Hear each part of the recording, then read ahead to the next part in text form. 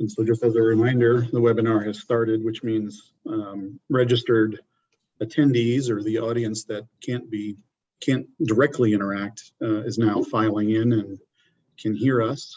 Ed, we're ready for your... Great. Good morning. This is Ed Hamrick, Assistant Attorney General. Today is January 13th, and the board has just come back onto the record from being in executive session this morning to discuss the two property matters that were listed as executive session topics on the board's agenda.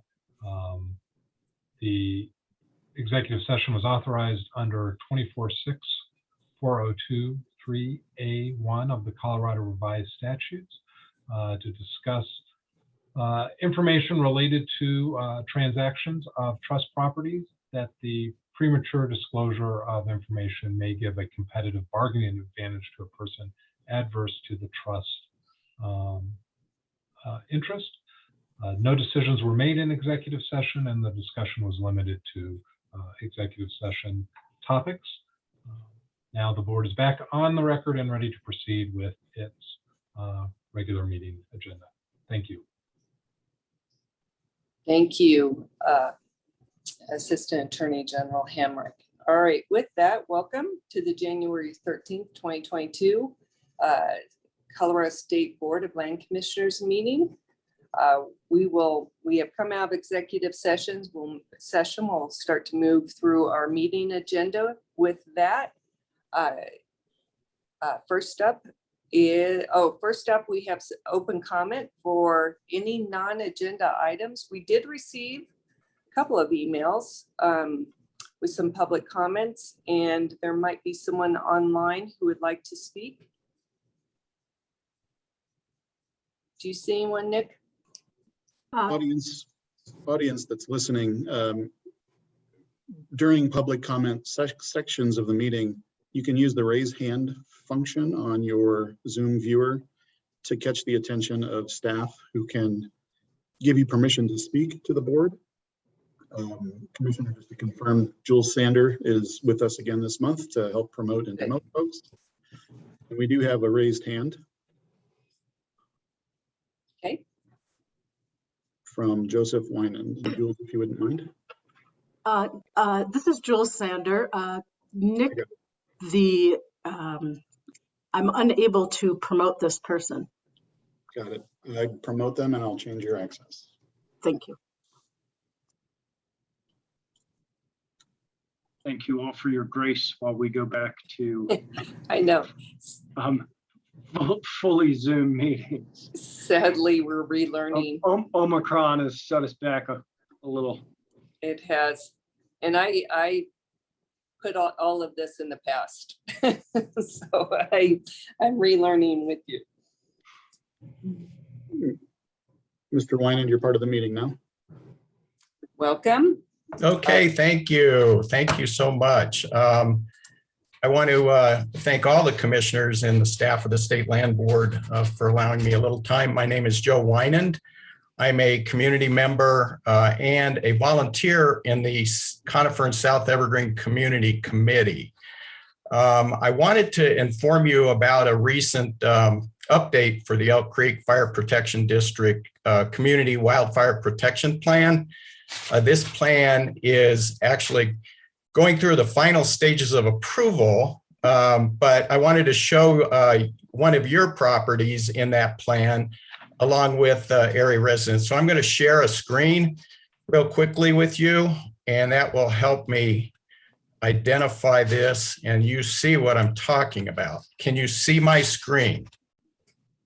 No. Yes. Well, we Yes. can see you. Oh, but you can't see the screen that I shared. Correct. Okay, I don't know if there's another, that's not allowed. I tried to share it. You have permission as a panelist to do that. Okay. You have to click a second confirmation window somewhere. Yeah, I shared the screen. Should be a big red thing. No? Oh, Share screen. Does it ask if you want to share a window or a tab? Window.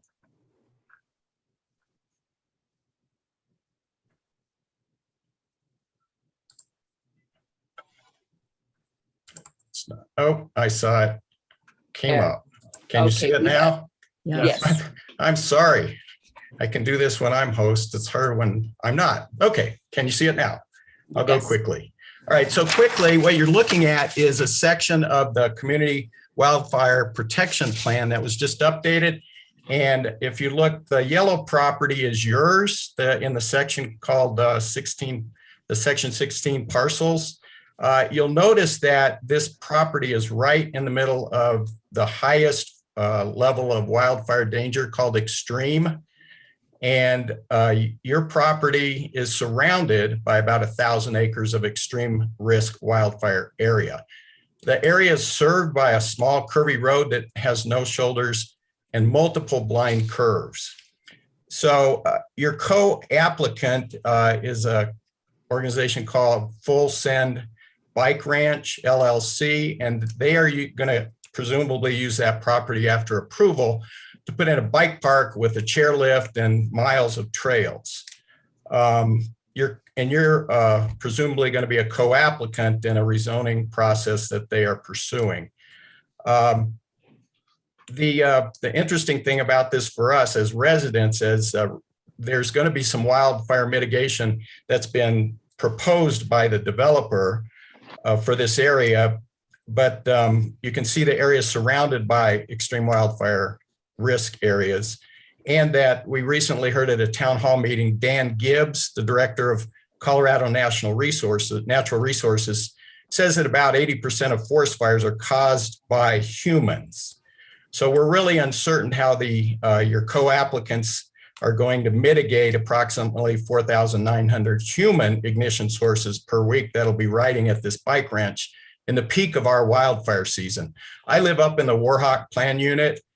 We do a lot of mitigation on our own in that residential area. I spent $9,000 last year on wildfire mitigation for 4 acres.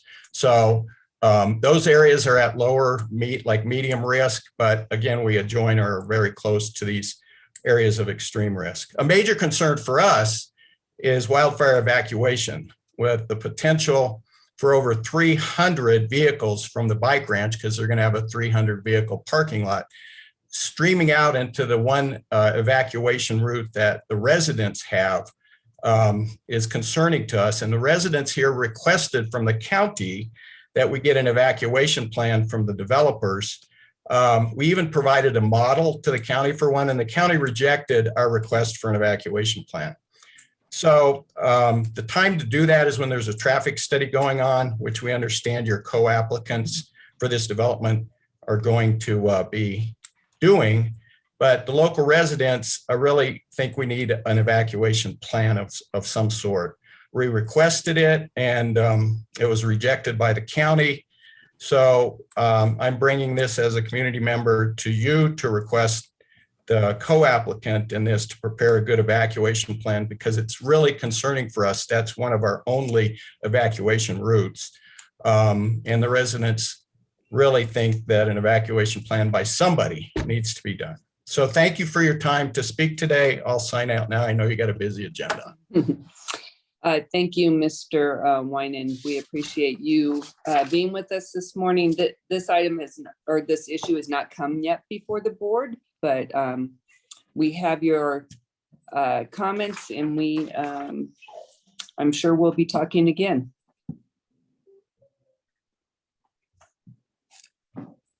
All right, I am back to our agenda. Do we have any other public comment on anything related to that is a non-agenda item?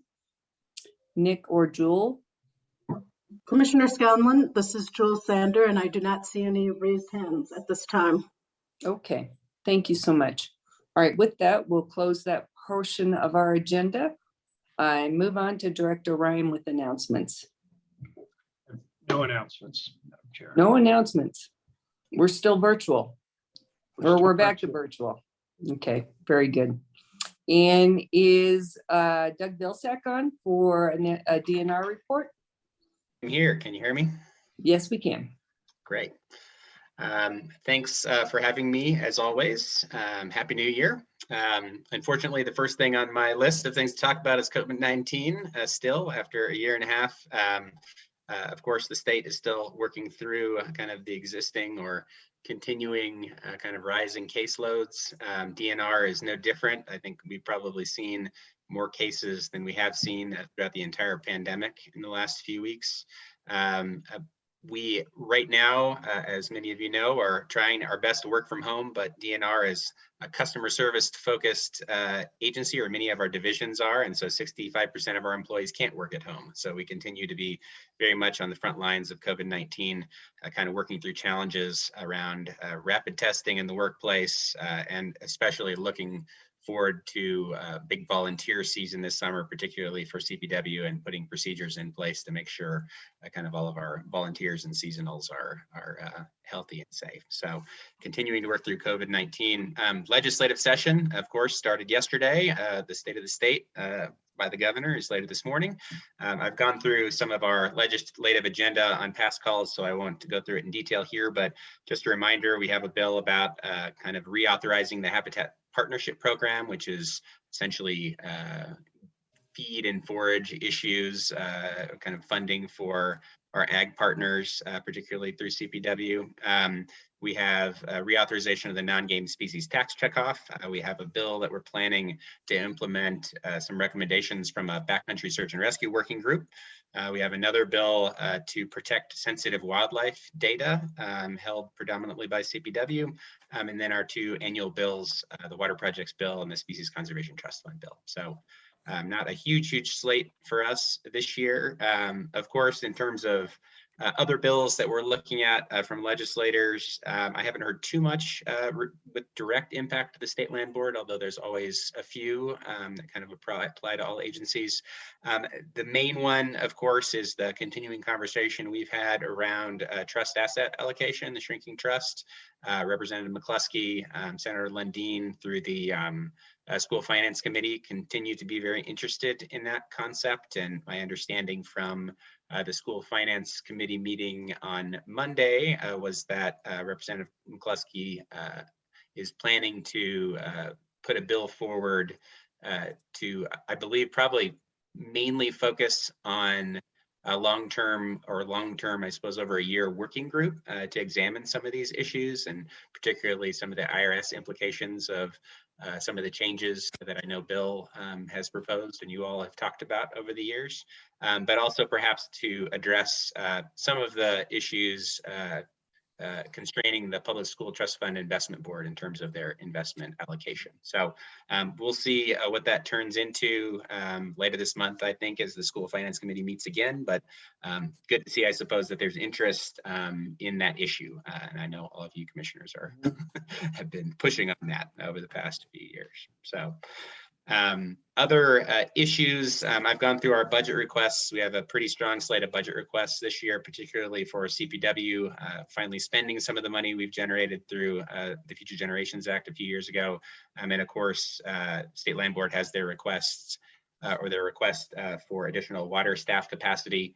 But we also added a few additional pieces to our budget on January 3rd through the budget amendment process. We have requested spending authority through DNR to hire some staff focused on tribal engagement, which certainly could impact the State Land Board a bit and hopefully provide us some more capacity there. It's 1 FTE to really take the lead on tribal engagement for DNR and assist all of our divisions, and then 0.5 FTE as an apprenticeship position to try to get folks kind of engaged at DNR on tribal issues. So very excited about that one, and that will hopefully help the land board as it deals with consultations and just working with tribes throughout the country, frankly. And then as well, we have CPW budget requests focused on the big game policy report we issued in the fall. So 8 new FTE to implement that report, regional staff around the state focused on sensitive habitat and movement routes for big game. So that's exciting and a big initiative of the governor from his executive order a few years ago. So that's all happening. As Bill well knows, we have our SMART Act hearing next week, so I'm sure we'll hear a lot more from various legislators about the initiatives they're pushing, but that's how we're set up right now. Other than that, at DNR, we are hiring a new HR director. So any of you that know good folks in the HR space, obviously a very challenging job in this day and age. But I believe if it's not out now, it'll be out very soon, a new HR director position on the state jobs website.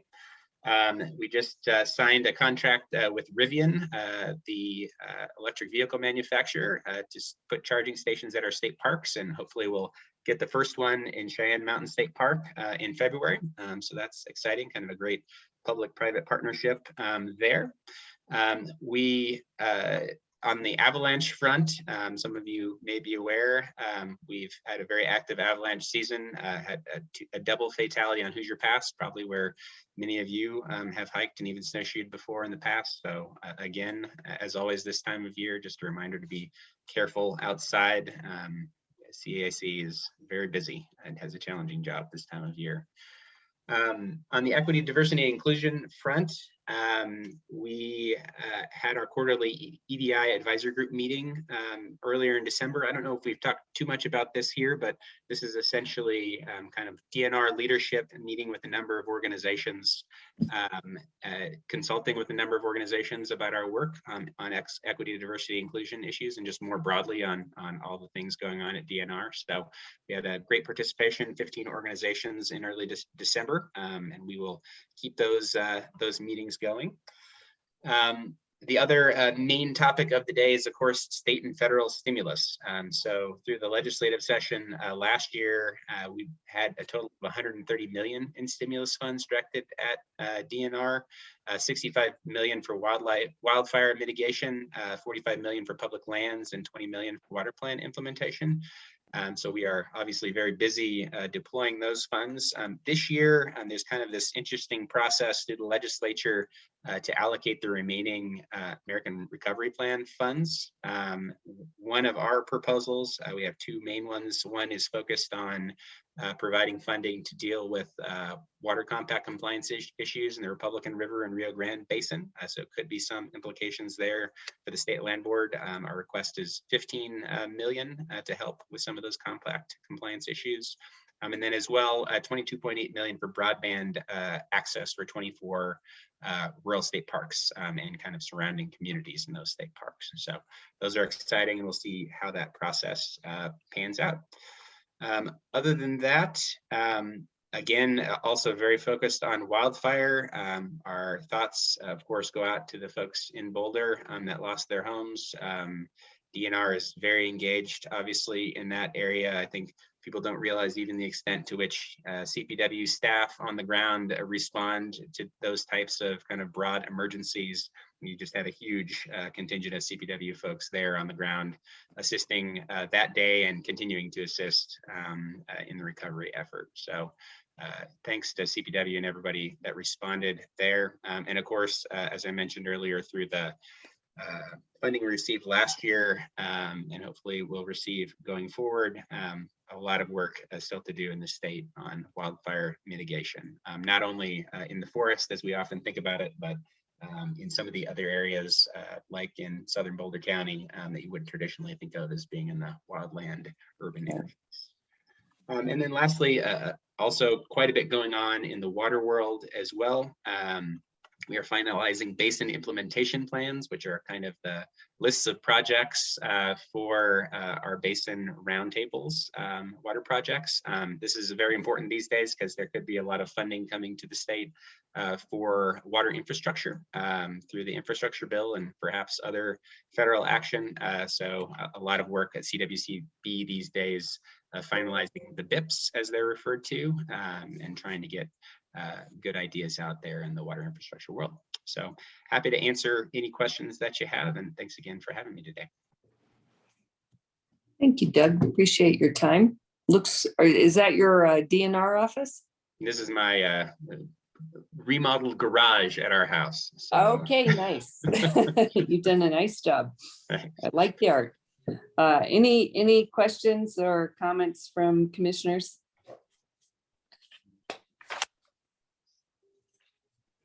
Commissioner Heath has her hand up. Commissioner Heath? Good morning, Doug. Doug, when you mentioned that you meet with like 15 organizations to I guess, look at pathways for folks to be involved with DNR. Are the youth corps involved with that? Because they're a great source of minority representation and folks who've been working outdoors. And I'm hoping that you could include the youth corps, or a number of them. I'll go back and look at my list, Commissioner.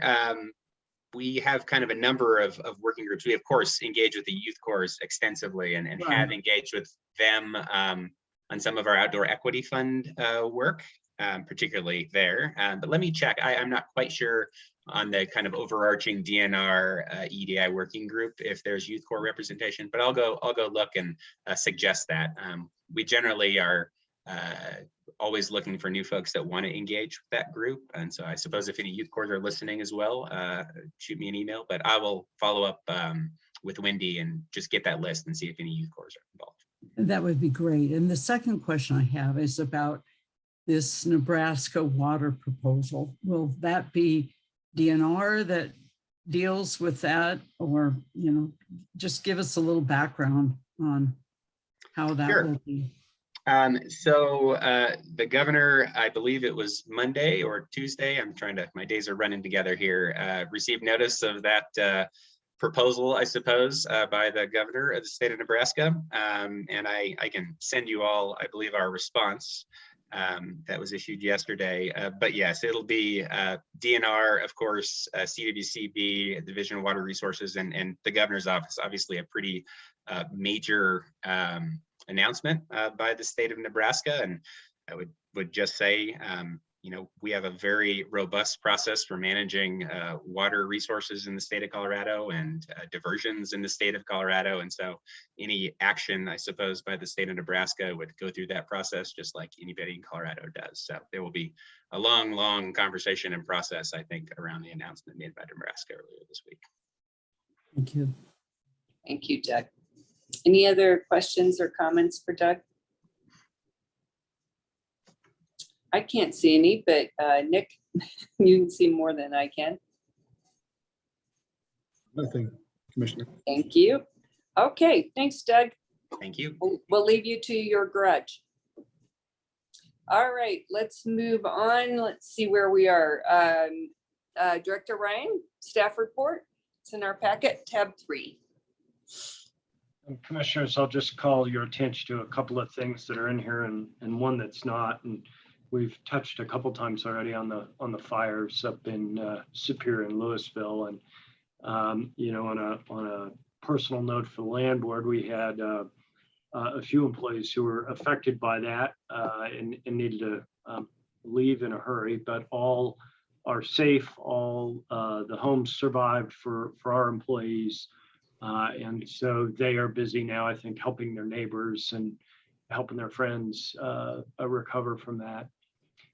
And then, of course, professionally, we own an office building up there as well. That and the fire came right up to the edge of that building and charred a lot of the landscaping right around it. But the building appears to be undamaged. There's a roof leak, and we can't tell if that's related to an ember or was pre-existing. But you know, again, we were lucky we dodged a bullet in all of that, and just wanted to let you all know about that. A couple things that are in your staff report that I just want to make sure I highlight on the record. One is the great work that our team did, in particular William Woolston. As you all know, we've got a commitment to trying to provide educational forums for our lessees. Partly it benefits them, partly it benefits our ground that they are stewards of, and partly it benefits the entire state where they've got fee ground. And so William ran point on putting together an education seminar that unfortunately had to occur virtually, but we had 59 lessees attend, represented over 200,000 acres, and Kristen got great feedback. She did a Google form after the fact for feedback, or a survey, and so we're going to continue to do those sorts of things, and we hope soon that they will be back to a full day and in person. But thanks to our folks and to our lessees who took the time to attend. I'd be remiss if I didn't mention some of the behind the scenes work. Sharon and Nick in particular have done great work improving the functionality of our customer portal. So we've now got this set up so that the vast majority of our customers have the ability to pay online. That really adds to our efficiency and hopefully simplifies their lives. And so again, kind of behind the scenes stuff, but really continuing to evolve us into a 2022 organization. So thank you all for that work. And then lastly, just a shout out from last December, from last month's meeting where we did some annual awards. And I want to highlight again on our record our great partners who won awards: Edmondson Ranch, Emmett Jordan, the Cavender family, and Trout Unlimited, who were all recipients of awards from the Land Board for being great partners. Kristen managed to get that picked up in a number of publications. And so again, thank you to our great partners and to our staff who organized that. That's all I wanted to call attention to, and I'm happy to answer any questions. Thank you, Director Ryan. And before we all joined the public part of this meeting, we did want to recognize, or I wanted to recognize, Commissioner Heath, her work in her community with the Marshall Fire, and we were able to talk through with some of the staff how they fared through all of that. Such a devastating event, and it's been amazing to see people pull together. So thanks for drawing our attention to that. And the awards celebrations were terrific, although not in person, which was really unfortunate. Hopefully next year, but still really amazing. And I know a lot of work went into that, and then had to shift gears from in-person to virtual. And I so appreciated it. It was really a wonderful gathering. Thank you. All right, any questions or comments from any of the commissioners? I don't see any. We're going to spend a little bit of time this morning talking with Lindsay Brandt about the Stewardship Trust. And I think this will be time well spent, kind of grounding us in the trust, how it works, all of the work that goes into that, and some of the rules that govern how the Stewardship Trust is done here, housed under the Land Board. With that, Lindsay, are you ready? I believe so. Good morning. Can you all see my presentation? Yes. Thank Okay. you. All right. I just am rejiggering my windows here so that I can stop looking at myself and look at the slideshow. All right. Good morning, commissioners. For the record, this is Lindsay Brandt, Stewardship Trust Manager. And as Commissioner Scanlon mentioned, we're going to take a little bit of a deep dive into the Stewardship Trust today. Stewardship Trust is really one of our oldest stewardship tools at the Land Board, and it's kind of considered our flagship tool. It affects about 10% of our surface lands. And it assigns some responsibilities that are a significant part of our mission. And at the same time, it's not always totally clear cut. So we thought, for the benefit of our new commissioners and our veteran commissioners, as well as the general public, it would be good to provide some background of the Stewardship Trust, kind of talk about where we are today. Specifically, what the heck is the Stewardship Trust? Why is there a Stewardship Trust? Where are these lands? And what the heck are we doing with them? Or really, how does something get into the Stewardship Trust, and how do we manage it? So I think it's best to start with the why. Why is there a Stewardship Trust? And to know that, we really need to know a little bit of our history. As you all already know, the Land Board was created in 1876 as part of the state constitution, or Krista might say the Enabling Act. And we sort of chugged along for 120 years or so until 1996, when the Colorado voters approved Amendment 16 to our state constitution. And why did Amendment 16 come about? Basically, there were a group of Coloradans who were somewhat unhappy with decisions the land board was making and also the process by which they were made. And you can really read that history in the article by Charles Bedford that was included in your board packet. So Amendment 16 did three significant things. The first thing it did is it changed the governance structure of the land board from 3 sort of paid manager commissioners to 5 governor-appointed volunteer commissioners as we are today. And it also changed the fiduciary duty of this board from a revenue focus to the concept of producing reasonable and consistent income over time while stewarding our assets for future generations. So this is kind of a big shift.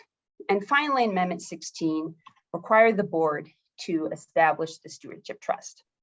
And when I say Amendment 16, I want to stress that what I really mean is this part of the state constitution that was changed or amended by Amendment 16, but we tend to use Amendment 16 as kind of shorthand for that.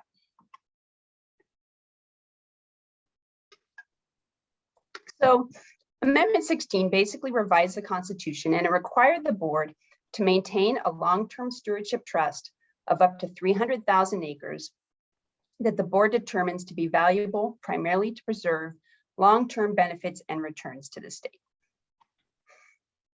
And these lands that are in the Stewardship Trust shall be managed to maximize options for continued stewardship, public use, or future disposition by permitting only those uses that will protect and enhance the beauty, natural values, open space, and wildlife habitat thereof. So there's some additional phrases in there that provide some additional detail, but this is really the heart of what the Stewardship Trust is. It's the mission that was set forth for the Land Board by Amendment 16, one of the missions. Any questions sort of about that piece of history or about Amendment 16 itself? And please do shout out because I can't see all of you. So now that we have some understanding of the history, let's go back to the question of what exactly is the Stewardship Trust. And as the commissioners may know, the State Land Board actually has 9 trusts that direct revenue to various beneficiaries. We tend to mostly talk about the school trust, and it's true that about 99% of our revenue does go to public schools. But we also have these 8 other trusts that sort of share that last 1%, and these funds go to various beneficiaries. So the Stewardship Trust is not one of these trusts. It does not direct revenue to a specific beneficiary. In fact, all of the Stewardship Trust lands are also in one of these other trusts, generating revenue for a beneficiary. Some basic principles of the Stewardship Trust, things that the Stewardship Trust is. So it is primarily a management program or a management designation. It mostly affects how we use and manage the land, and it assigns specific responsibilities to us and to the board. The Stewardship Trust is size limited. Amendment 16 sets the maximum size at 300,000 acres, and it also can't shrink because we are required to replace any land that we take out of the Stewardship Trust. The Stewardship Trust is dynamic. The board can add or remove land at any time. The properties in the Stewardship Trust can change as long as we maintain the amount of acreage that is in the Stewardship Trust. And finally, the Stewardship Trust is revenue generating. Nearly all Stewardship Trust lands have at least one lease. Many have more than one. Some things that the Stewardship Trust isn't, or I should say does not, it does not end existing uses. So there is nothing in Amendment 16 that requires us to eliminate existing uses on a property that is enrolled into the Stewardship Trust. Those uses are sort of grandfathered in. However, it does give us the authority to terminate a use if we feel like it's important to maintain the natural values on the property. At the same time, the Stewardship Trust does not prohibit new uses as long as we feel like those uses protect and enhance the natural values on the property. And I will talk a little bit more about that later. The Stewardship Trust is not a permanent protection mechanism. It's not a conservation easement, and it doesn't preclude disposal. Amendment 16 specifically references future disposition as a potential outcome. So we're not required to hold the lands in Stewardship Trust in perpetuity. So we have 3 guidance documents that sort of inform us in how we implement and manage the Stewardship Trust. The first is the Constitution, or Amendment 16, which I've described to you. The second is statute. So the legislature created some operational parameters, and they added some additional process and clarification around the Stewardship Trust. And they also created some notification requirements to lessees and local governments for addition. And they also required that we make sure we comply with local zoning laws. So it gives a little bit of clout to kind of local governing agencies. We also have a board policy. The board policy was first created in 2001, and it really combines kind of what's laid out in both Amendment 16 and statute. And it also sets out some criteria for designation. I'm going to just pause for any questions about these documents or these principles. So a bit easier question to answer, where the heck is the Stewardship Trust? So today, we actually have 109 properties in the Stewardship Trust. And on this map, the Stewardship Trust properties are highlighted in that kind of orangey gold color. These properties occupy 296,426 acres, and they're spread across 38 counties in the state. They also happen to fall into the 6 major ecoregions in Colorado. So we have a nice distribution of ecosystems and ecotypes sort of represented in the Stewardship Trust. So how the heck do we manage the Stewardship Trust? Or really, this is kind of a two-part question. How does something get into or out of the Stewardship Trust?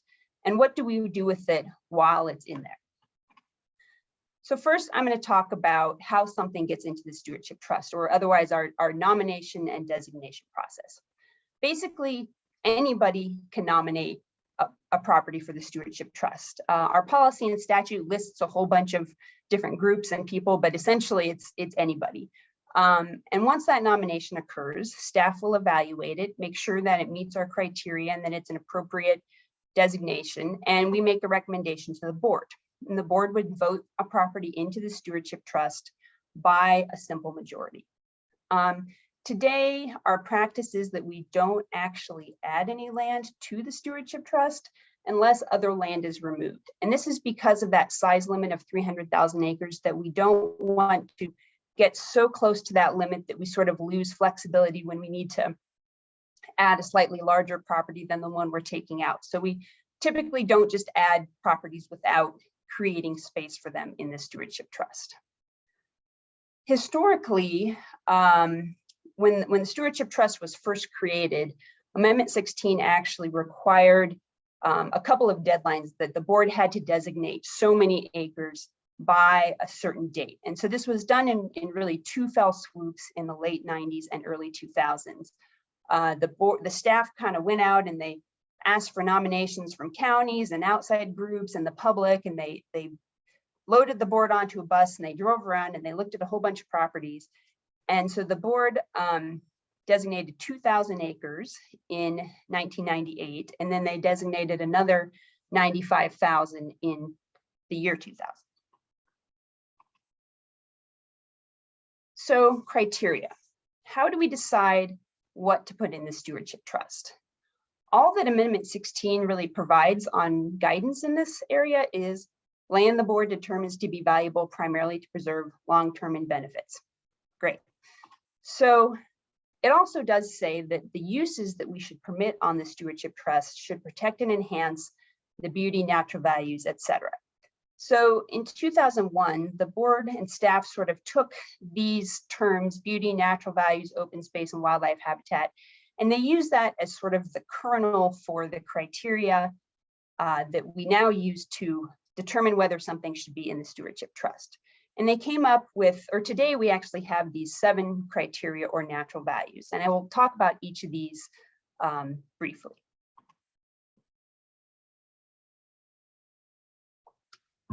The first of these is properties containing plants or rare plant communities. So the Colorado Natural Heritage Program ranks species on a scale of 1 to 5, 1 being critically imperiled and 5 being abundant and widespread. So any species that has a ranking of 1 to 3, meaning critically imperiled up to vulnerable, is merited for designation. So these would be properties containing these plants. This also would catch all threatened and endangered species, things like that, as well as plant communities. The second criteria is wildlife or wildlife habitat. So properties containing wildlife or their habitat for rare, threatened, endangered, or species that are determined by CPW to be of statewide importance. Next is beauty, properties containing or providing views of or being near lands of exceptional or unspoiled beauty. I think we all know that beauty is a bit of a subjective measure, but we do have some properties in the Stewardship Trust that were designated primarily for their scenic beauty. The fourth is open space, properties containing undeveloped land of statewide significance. I do want to clarify here that a lot of us, when we think about open space, we think about maybe our local parks or regional areas where we can go out and use the hiking trails or go birding. And while we all love that, we're really not talking about that sort of open space in this context. We're talking about lands that are undeveloped that connect or make up large swaths of undeveloped land. Maybe we have perhaps Forest Service on one side and a large private ranch on the other, and we're connecting these areas, these large areas, kind of a landscape scale, undeveloped swath. The fifth criteria is land containing important archaeological, geologic, or historic sites. This would also include paleontological sites. We have found some fossilized vertebrae from a mosasaur on one of our properties in Southwest Colorado. The mosasaur was an ocean-dwelling dinosaur. If you've seen Jurassic World, they suggest it looks like this, but some of the modern scientific literature indicates it might look like this. This is a sea-dwelling dinosaur. So paleontological resources are also important to the Stewardship Trust. The second to last criteria is hydrology or water-associated habitat. So any property that contains wetlands, riparian areas, springs, ponds, lakes, things like that. As you all know, these resources are so rare in Colorado, and they're very important for both wildlife and the diversity of plant communities in our state. And the last criteria is properties located within or containing potential conservation areas with high biodiversity significance. And we also call these PCAs, potential conservation areas. And what PCAs are is basically the Colorado Natural Heritage Program has taken a bunch of data on occurrence and landscape factors, and they've identified these areas that they think on their kind of best scientific guess of where we can ensure long-term persistence of important species and ecosystems. And so they've mapped these out across the state, and they've ranked them kind of, again, on a scale of 1 to 5 as areas that we should really focus on for managing these landscapes. Any questions about the criteria or the natural values for the Stewardship Trust?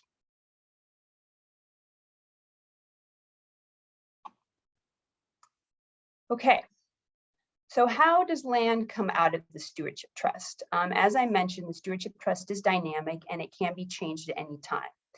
Removing a property from the Stewardship Trust requires a supermajority vote or a vote of 4 of the commissioners, and it also must immediately be replaced with an equal or greater amount of land. And this is laid out in Amendment 16. So in essence, the Stewardship Trust can never decrease in size. Amendment 16 is silent on why a property can be removed. The reasons for removal are up to staff and the board. All it really says, again, is to maximize options for continued stewardship, public use, or future disposition. Over the years, basically since that second big designation in 2000, the board has removed and replaced about 77,000 acres in the Stewardship Trust. So there have been many adjustments in the last 22 years. So our management approach, as I mentioned before, the Stewardship Trust is primarily a management designation. So how are these lands managed, or how are they sort of different from other state trust lands? And for our management approach with the Stewardship Trust, we do 5 things. And I don't want to imply that we never do these on other state trust lands. We often do, but we generally make sure to do these 5 things on all Stewardship Trust properties. The first of these is baseline inventories. So we usually hire a contractor and they go out and they evaluate a property. They look at the general condition of the property, how it's being used, what's the topography, the soils, the geology, the vegetation type and condition. Are there wetland or riparian resources? What's the wildlife habitat like? Are there any species using the property, looking for rare plants, things like that. And they also make management recommendations and they identify any resources we should be particularly concerned with.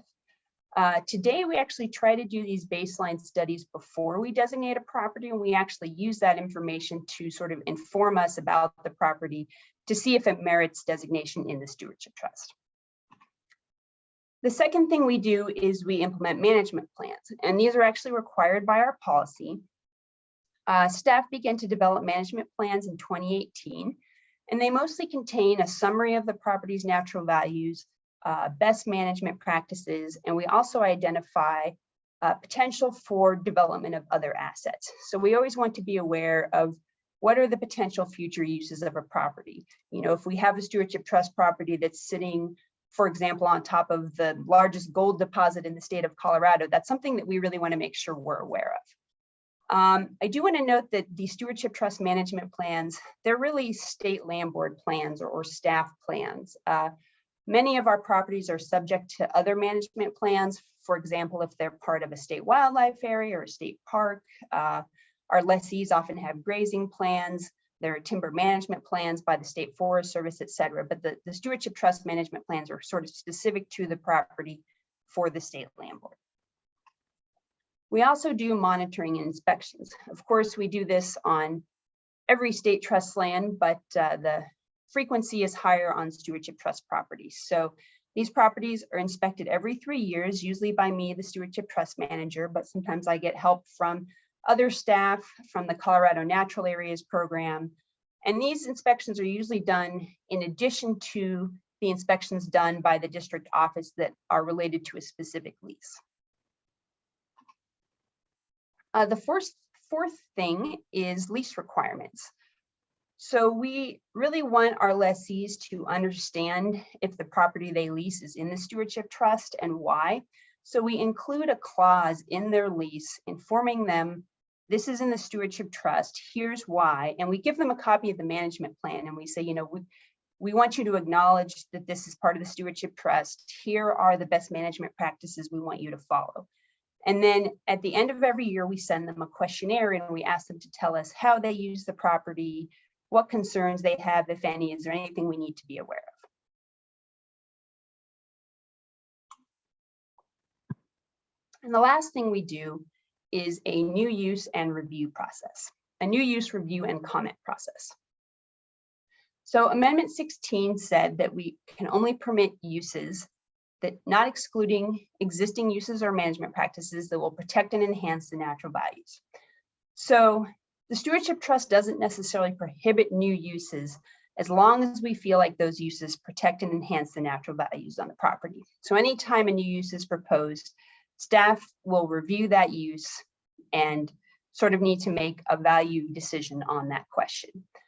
Some examples of new uses that we have allowed on Stewardship Trust properties, a very easy one is ecosystem services leases. So if we have an applicant come in and they say, hey, we want to enhance a wetland and do a mitigation bank on this property, clearly that is going to enhance the natural value of the property by improving the wetland. So that one is a bit of a no-brainer. Even a grazing lease could also often be considered to enhance the natural values of a property. As we know, our grasslands are dependent on large herbivores, and if they go ungrazed, they will not really stay in very good condition. Another example would be at Lowry. The board was out there this past summer, and the oil and gas lease at Lowry, when that was brought to the board, they thought, you know, is there a way that we can turn this into a benefit to the ranch? And so they worked very carefully to identify areas where they felt it would be appropriate to site oil and gas infrastructure. And then they required the bonus payment. They took a large piece of that bonus payment and put it into a fund that is used specifically for stewardship projects at Lowry. So that money goes for weed management, enhancement projects, things like that.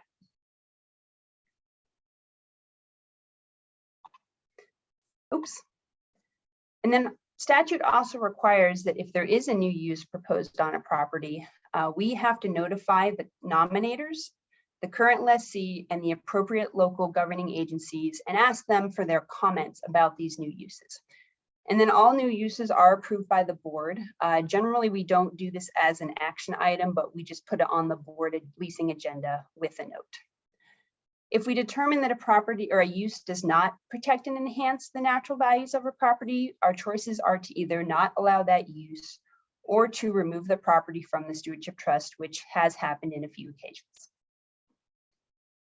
In some cases, the board may also determine that they want to discontinue a current use of stewardship trust property if they think it's incompatible with the identified natural values. So this doesn't happen very often, but this has happened. If you recall from the Lowry tour this summer, you visited the sand and gravel mine, and that was a lease that they discontinued, or they decided not to renew it because of the concern that they were mining into the Piedmont grassland community, which is considered to be rare and special. Any questions about new or existing uses on stewardship trust properties? You all are so quiet. All right, so on the ground management, as with all state trust lands, most of the day-to-day operation of the property is really the responsibility of the lessee. This usually falls to the ag lessee, sometimes the rec lessee, but they're the folks that are out, on a daily or weekly basis, managing their grazing programs, doing the weed management, maintaining the property, taking care of any problems that occur, addressing any issues. Occasionally, staff will do a management or an enhancement project, sometimes in conjunction with outside partners, but most of this work really does fall to our lessees. And we're lucky to have some really outstanding lessees on our stewardship trust properties. Last month, you saw our Lessee Awards. I'm going to highlight some of the other lessees and partners that are doing great things on stewardship trust lands. One of these is Dennis Weiser, and Dennis leases the Archaeological River property out in Yuma County on the Eastern Plains.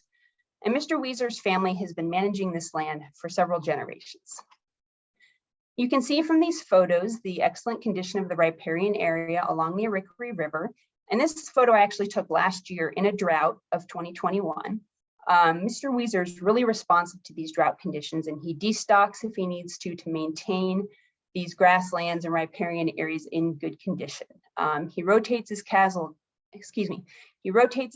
across the lease to vary the timing, intensity, and duration of grazing. And he also shares the ranch and works in harmony with some extremely ambitious beavers who are their activity is actually helping to slow down the flow of the river.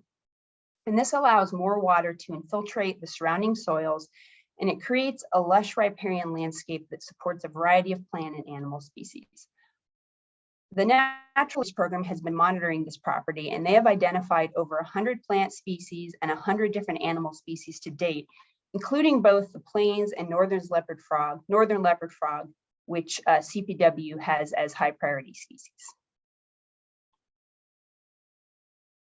Another example of a group that we work with is in the Badger Creek area. So this area straddles the Park and Fremont County line, sort of south of South Park.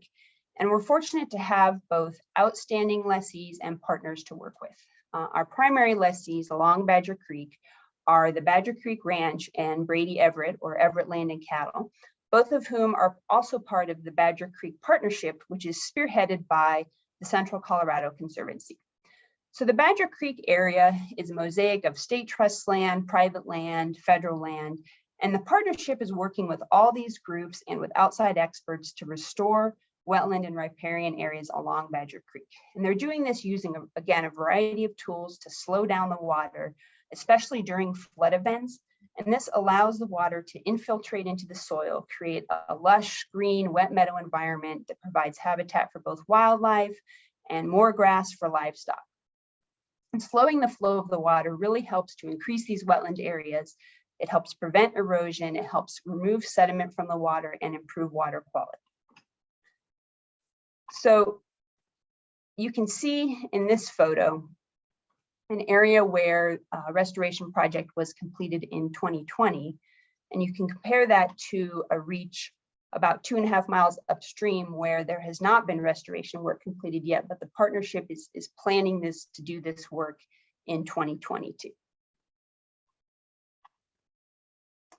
So in addition to their efforts in support of the Badger Creek Partnership, Brady Everett and Badger Creek Ranch both work to manage their grazing programs using best practices, including installing alternative water points to distribute their herds away from riparian areas, installing fencing when necessary, dealing with trespass issues, and working to help to protect both rare plants, cultural resources, and rare minerals that are present in this area. Any questions about our lessees or partners?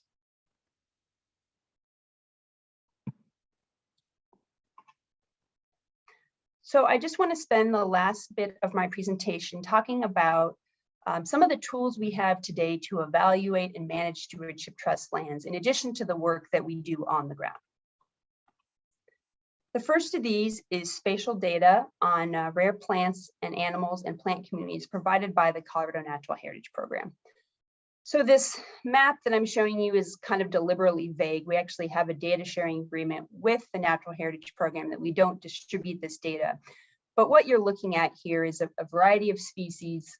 And I can actually kind of click into this data and see exactly what species are represented, when they were last documented, and what their condition or their population or group size was at the time. So this really helps us know what's occurring on the ground on state trust lands. They have also launched a public version of this data set, so anybody can actually go online and learn about the various natural resources at a given site. The public-facing website has some kind of levels of protection to protect some of the more sensitive information so people aren't running out and digging up rare cacti or whatnot, but it is a really great tool for learning about what's present within our state. And the Natural Heritage Program also provides us information on the potential conservation areas, or PCAs, that I mentioned before. And again, this is their best scientific estimate of where we can best maintain important plant and animal communities in the long term. We also have resources from the Nature Conservancy.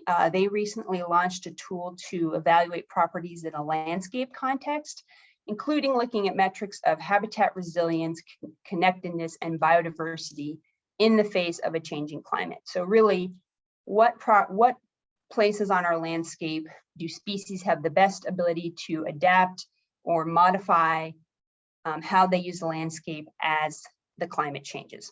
So in this example at Lowry Ranch, you can see these dark green areas represent the most highly resilient areas, and the brown areas indicate areas that are more vulnerable to climate change. And this is a public website. Anybody can go on this website and look at this data. We also have information from the Colorado Office of Archaeology and Historic Preservation, otherwise known as SHPO or History Colorado, about cultural and paleontological resources throughout the state. Next, we have spatial data on wetlands and riparian areas. So this is our Crystal Lakes property south of Leadville, and we have very detailed mapping available that can tell us exactly what types of wetlands we have in specific areas. And this is really useful for knowing what's out there, how we want to manage it, and then also looking at potential enhancement projects or mitigation banks. And then the last tool I'll touch on is wildlife data from CPW. So they have data for both general and sensitive species habitats. And I just put elk up here as an example. This is our Antero Salt Creek property, Stewardship Trust property, and our Chubb Park Stewardship Trust property. And here they've mapped migration corridors, calving areas, winter range, things like that. And we have this data available for a variety of species. And all of these tools really help us understand what's going on and how to set priorities for our Stewardship Trust properties. So this concludes what I've prepared for you. We have some time for questions and comments from the board. I did want to just put a couple questions up here for the commissioners. First, did I miss anything you want to know about? Later today, we will have a board action related to the Stewardship Trust, and I want to make sure I've given you enough background to make a decision, or if there's anything else you'd like to know about, hopefully we can answer that question this morning. And then, what challenges or problems do you see, or what benefits or opportunities do you see with the Stewardship Trust? And thank you for your time and attention. All right, thank you so much, Lindsay. That was a terrific presentation. Beautiful photos. Oh my Thank you. gosh. We have some amazing properties.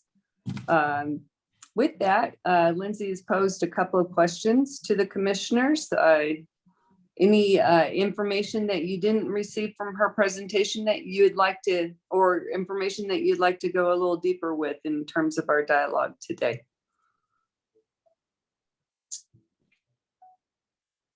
This is Commissioner Braden. I'm not sure I really have a question, but I did want to compliment Lindsay on the presentation. It was very informative, as well as the materials in our board packet. You know, one thing that I would say, and I'd be curious if Lindsay agrees that this is true, is that the Stewardship Trust also is a bit of a laboratory of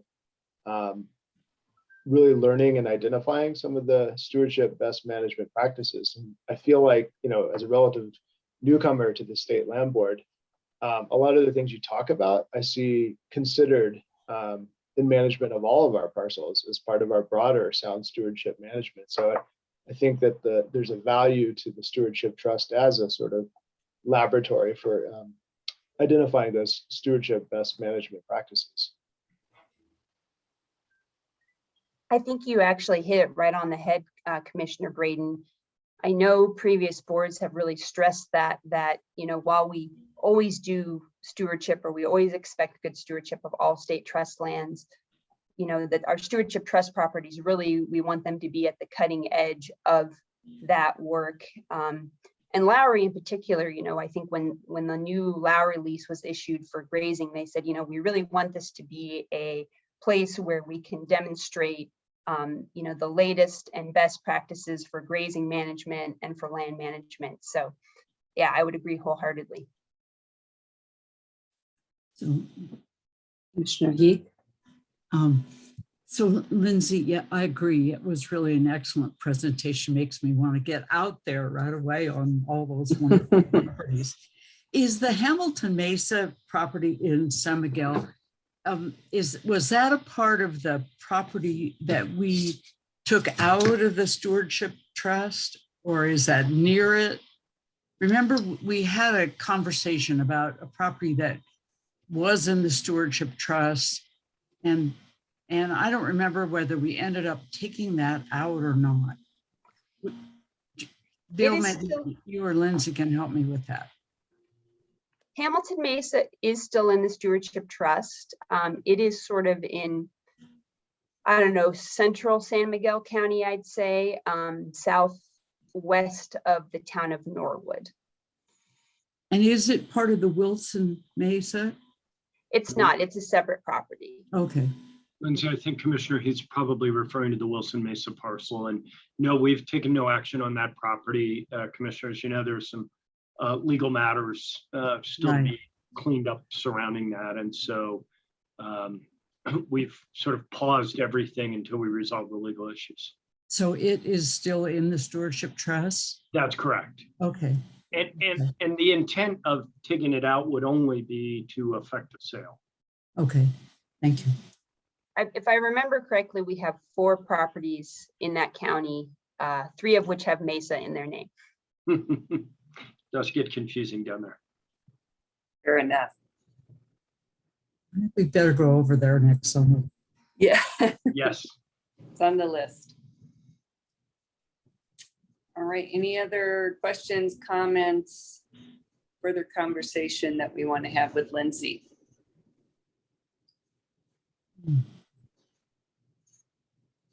I don't see any. I just want to echo Lindsay, the presentation was great. I think it's good for us to occasionally review this, and it's, I think, important to have as part of an agenda so that we can also share this information with the public. So thank you so much for the work that went into putting together your presentation today. Thank you. My secondary mission was to show as many photos as possible, knowing that the board does not get to go to very many of these properties. So hopefully I achieved that as well. That's good. I think you did, but it makes us want to go. All right, very good. I think we'll take a brief break before we move forward with our agenda. It is about 10:11. How about if we come back at 10:20? Does that work for folks? Okay, thank you. Thanks. My video is a little slow on seeing the little boxes of people, but I think we're all here. We are. Okay, terrific. Are we ready to go, Nick? You bet. Okay, we are going to move on to our next item, which is a request for review of a cancellation of an agricultural lease with Courtney Hurst. Courtney, why don't you get us started? Okay, let me get my presentation put up here. I'll share my screen with you guys. Are you able to see my presentation? Yes. It's in there. There you go. All right. Well, good morning, commissioners. My name is Courtney Hurst, and I'm the Southwest District Manager for the Colorado State Land Board. Today, I will be presenting to you the events that led up to the lease cancellation and subsequent request for review by the Ag Lessee for Ag Lease 102154. With us today is our Ag Lessee, Mr. Jerry Brown, who later in this presentation will be providing comments with regard to this lease cancellation action. My presentation will include a summary of the animal cruelty citation and the eventual lessee's admitted violation of state law, as well as outlining for you the severe lease overstocking and overgrazing that occurred on Mr. Brown's state lease. Mr. Brown's state lease is in southern Saguache County and consists of approximately 2,700 acres. This lease is rated for 100 AUM. And you might recall from other presentations that an animal unit month is essentially a measure of forage production, and 1 AUM is equivalent to the amount of forage needed to feed a cow-calf pair or a cow and her calf for 1 month. I'll start with a brief overview and timeline of the animal cruelty citation and the events that led up to that. In mid-January last year, the State Land Board received a phone call from a concerned citizen stating that the cattle on Jerry Brown's state lease were in very poor condition. On January 25th, then District Manager Ron Rivley is able to visit the lease and document the condition of the herd. During this visit, Mr. Rivley observed approximately 200 animals on the state lease in very poor body condition, and he even observed some dead and dying animals. As a result of this visit, Mr. Rivley sends out a livestock removal letter to Mr. Brown stating that all of the livestock needed to be removed from the state lease by February 5th. He also states in that letter that restocking of this state lease requires prior approval from the district manager. In addition to this, District Manager Rivley does call the Saguache County Sheriff, Dan Warwick, to discuss the severity of the situation. After this phone call, the sheriff contacts the Colorado Bureau of Animal Protection to alert them to this situation. Agents from the Colorado Bureau of Animal Protection then reach out to the Colorado Department of Agriculture to visit with the state veterinarian and alert them as well to this situation. On February 1st, the Colorado Department of Agriculture sends a veterinarian to Mr. Brown's state lease to review the condition of the herd and assess their state. This state veterinarian assesses what is called the body condition score of the herd, which ranges from 1 to 9, 1 being emaciated, 9 being obese, and he assesses the condition of the herd mostly as 1s and 2s. And based on this assessment and the condition of the herd, the Saguache County Sheriff impounds the herd that same day. So this is a photo of a number of the animals from the herd taken on the property. And as you can see in this photograph, and I'm not sure if you can see my arrow, but what I'm indicating is the thin nature of most of the animals as you can see them here in this photograph. The spine is visible, the hip bone is very visible, as well as the ribs on these animals. And during the visit to the property, the state vet made several observations in his site report, and I'd like to go through a couple of those with you here now. The state vet stated in his report, there was almost no feed at all for the cattle. All foliage on the sagebrush was completely stripped, leaving only woody spines of the plant. He also says there were 2 or 3 tubs of non-protein nitrogen sources. Unless these were straight protein, the cattle would be unable to have the full effect of the supplement as their energy levels were so low. And he summarizes the entire visit by saying, in my opinion, if these cows were left to exist without the feed that the sheriff was providing, there would be a tremendous number of cows that would die this winter. These cows cannot survive the rest of the winter with the obvious lack of management and feed. So I mentioned the body condition score that the state vet gave to most of Mr. Brown's herd, which was a 1 or a 2. And I just wanted to give you an example or a visual diagram of what this actually looks like. And so here you can see what a body condition score 1 looks like as compared to a body condition score of 9. With on this scale, with a 5 or a 6 being a normal, healthy animal. This photograph is an example of a body condition score 1, and this photo was taken of one of the animals in Mr. Brown's herd and was taken by the Saguache County Sheriff. And as you can see, there's almost no fat reserves along the spine, the hip, or the tail. So once the sheriff impounds the herd, he very quickly then moves on the 3rd of February to file a cost of care case to recover the costs for caring and feeding Mr. Brown's animals during their impoundment. Approximately a week later, the sheriff then files a misdemeanor complaint against Mr. Brown for violation of state statute, which prohibits cruelty to animals. By mid-March, a plea agreement is reached in the cost of care case, and Mr. Brown is required to pay the sheriff's office nearly $27,000, and Mr. Brown is able to retain ownership of his livestock. One thing I would like to point out that is not here on the timeline, but between the 25th of January and March 1st, there are 14 documented deaths in this herd during that time span.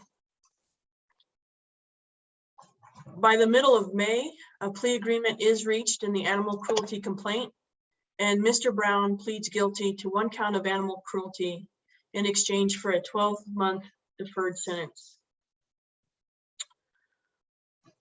In late summer and early fall, I would periodically inspect the state lease to make sure that no livestock were introduced or reintroduced without the district's knowledge or permission. And on October 25th, I was performing one of these inspections and I found 10 horses on the state property. A follow-up phone call to Mr. Brown did confirm that these were his horses, and I asked him to remove the horses by that Friday, October 25th.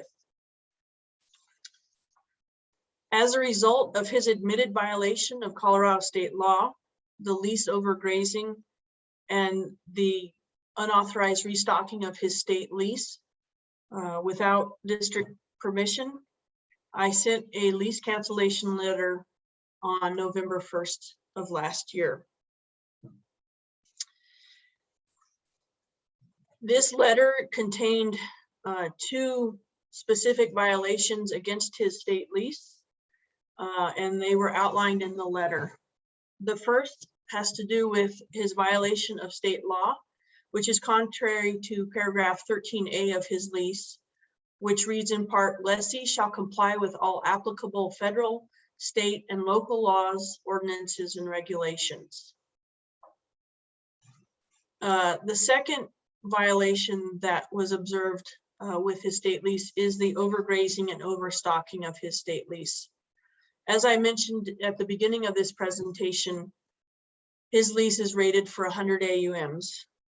Given that he had 200 animals on the state lease, that is equivalent to approximately 2 weeks of grazing or forage available for those animals. And based on the forage condition and the animal condition at the time of their impoundment, I think it's fairly clear that the lease was severely overstocked for the given forage resources. This overstocking in turn leads to the overgrazing of the lease. And this fall, I did several inspections to evaluate the condition of the forage, and it's my evaluation that this forage needs at least 2 years of rest before even limited restocking can occur. And this is important to allow the limited forage that is out there to recover.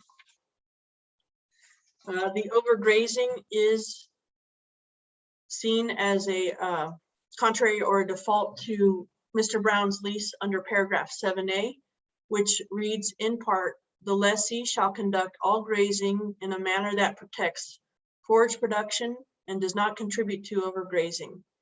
Failure to do so shall be grounds for the immediate cancellation of this lease at the election of the board. So it's staff's recommendation that based on the information provided to the board at the January 13th, 2022 board meeting, we recommend the board uphold the staff decision to immediately cancel the lease and to take all steps necessary to reclaim possession of the premises. And so at this time, if there's any questions or comments, I'll be happy to field those. Thank you. I appreciate the presentation, although those pictures are disturbing. I want to open it first to the commissioners for any questions, any comments to Courtney's presentation. My understanding was Mr. Brown might get on with us today to offer his public opinion on this issue. But first, let's talk with our commissioners.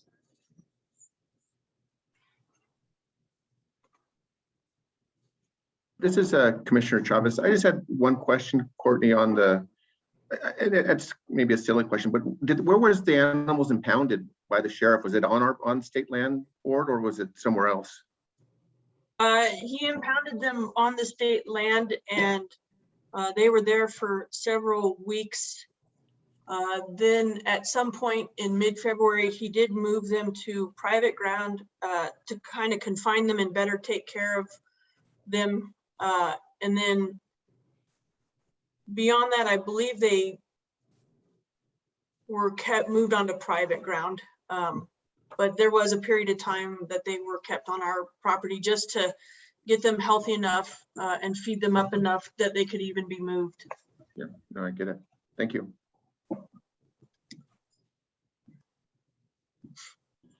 This is Commissioner Clark. Thank you for the presentation, Courtney. And yeah, these images are incredibly disturbing, and just having read through the report, certainly want to hear what Mr. Brown has to say as well, but I'm just trying to understand. So this is something that it came to our attention because of others in the area that then made phone calls to our district office, correct? That's right. And so I'm just curious about, and I know, and being newer here, you know, we have so much land and all the, I'm just kind of curious as to, do we have any sense of kind of how long this had been going on, or how, you know, to get to this point, both from the perspective of the condition of the cattle and of the grazing land itself, and understanding that it was not being stewarded in the way that we would typically require. Well, I guess I'll answer it in this way, and I don't have it written down specifically, but I think there was maybe some conversations which might have indicated that the cattle moved on to the state trust land in the fall. I don't know what their condition was at that point. Mr. Brown has other, I don't know if he has private ground leases, but I am aware that I believe he has some forest allotment leases and other areas that he grazes from. So it would, depending on their condition when they were brought to the state land, if they were in good condition and it went downhill from there, or based on their condition, and if they were brought in the fall, I would suspect that they were in maybe not ideal condition when they came onto the state trust land to begin with. Thank you. Does that answer? Yeah, I just wanted some context around what came before, and also just, you know, how we certainly need to rely on others to report things to us, and just kind of how we keep an eye on to identify these types of conditions as soon as possible. Thank you. Any other questions, comments, discussion with the commissioners? I don't see or hear any. Nick, I guess, well, I don't know if Mr. Brown will be with us, but he said it was due to conditions beyond his control. I guess I would like to know more about what that was. Right, I saw that note, that point as well. Nick, is Mr. Brown joining us today? Commissioner Scanlon, this is Jewel Sander, and Mr. Brown is not in attendance. Okay, I don't know then that we Any will. other representatives for Mr. Brown? Yeah. We don't know all of the names. Attendees, if you're here to represent Mr. Brown in this matter, please use the raise hand feature and we can bring you to the. I'm not seeing any action on that. Commissioner Scanlon. Okay. Do we have any other public comment related to this agenda item? Commissioner Scanlon, I would just add that Mr. Brown did ship to our office here some samples of forage. There was not a note of explanation or anything other than to label each of the grasses and some photos of the landscape there. And so rather than FedEx those around the state, we photographed that and sent it to all 5 commissioners. So I want the record to reflect that Mr. Brown's materials were photographically shared with our commissioners. Yeah, thank you, Director Ryan. I certainly saw those. All right, Nick or Jewel, do you see any raised hands at all related to this? Commissioner Scanlon, this is Jewel Sander, and there are no raised hands at this time. Okay, I'm going to close out the public comment portion for this agenda item, and we will, staff is asking for a motion to support their determination, which was to terminate or cancel the agricultural lease related to this issue, these issues. And a quick question. Yes. About that. So, but it's this lease, but it's my understanding that there's another one. Right, a default under one would that come to us separately, or would a vote on this mean that it is then authorizing staff to cancel all leases with this? That's a terrific question. Well, I would like to defer to Corey and Ed to explain, but it does mean that from my understanding, and they can correct me, if you uphold my decision to cancel his lease, the actions I will take at a minimum would be to remove his 118 rights on his second lease. Or it is also my understanding that if you wanted to take action on both leases today, that is, I believe, a possibility. So that's not, sorry, Courtney, that's the only thing that was noticed for today's meeting was the lease that's at issue. Okay. Although that could, so short answer, yes, Commissioner Clark, it would come to you as a separate item, and staff will explore those options once they've gotten clear direction from you regarding cancellation of this lease. Okay, thank you. Commissioner Heath has her hand up. Commissioner Heath? Yes, you noted, Courtney, that it would be about 2 years to restore the land so that it's productive. Is there any penalty for this loss of revenue for 2 years that would come with this? Well, that's a very good question. I can speak to that a little bit, Courtney. Okay. Commissioner Heath, we need to obviously review the terms of our lease. They're all usually pretty standard, but that's not something that we've yet reviewed this lease for. Assuming you do approve cancellation of the lease today, we will then go to court for a forcible entry and detainer proceeding to actually restore the landlord's possession. And as part of that proceeding, we may be able to seek damages relating to the resource losses, but I can't necessarily answer that affirmatively today, but that's something we'll consider. Thank you. No, that's helpful information. This is Commissioner Clark with one other question related to that. Then I'm just, is that something that's possible in the future in terms of if someone as a remedy, that if there's a default, but still having, it's a non-monetary default, there's a performance default happening, but that the payment would still, lease payments would still be required, to the end of the otherwise lease term, but this is when we're just canceling the entire lease. And so our only option is as you're saying, through the courts, but just, would definitely want to put a pin in that for future consideration in lease terms for. And I will note, Commissioner Clark, that here, that's what staff, I think, maybe tried to do by ordering Mr. Brown to remove his cattle and other livestock from the lease and leave it fallow. Mm-hmm. Obviously, he didn't do that. He returned horses to the property and then didn't remove them when ordered to do so. So he kind of forced staff's hand, I think, a little bit on that issue. Understood. Thank you. All right. Any other questions or comments from the commissioners? I guess none, except that the sheriff certainly has gone into considerable effort to try to make this work. Right.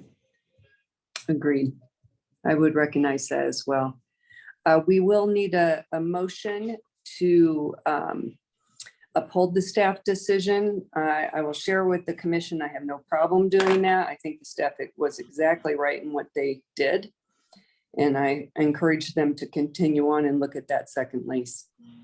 This is Commissioner Clark. I'd be happy to make a motion, and first want to note as well that in agreement with staff and in particular that even after all of this, to have there be additional animals brought on and that not followed as well is I think an aggravating factor. So I would move to approve or to support staff and their request for review with respect to a ag lease or AG 102154 as presented in our packets. We have a motion from Commissioner Clark. Is there a second? Second. Second, Commissioner Heath. We will call a vote. Commissioner Braden. Aye. Commissioner Heath. Aye. Commissioner Chavez. Yes.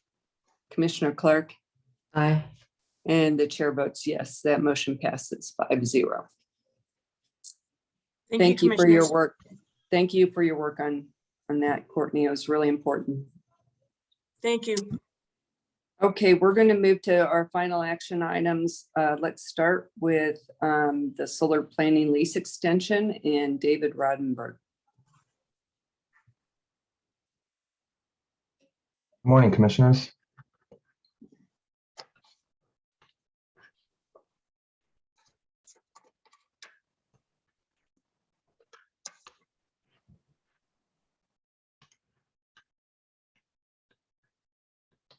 Can you all see my screen okay? Yes. Great.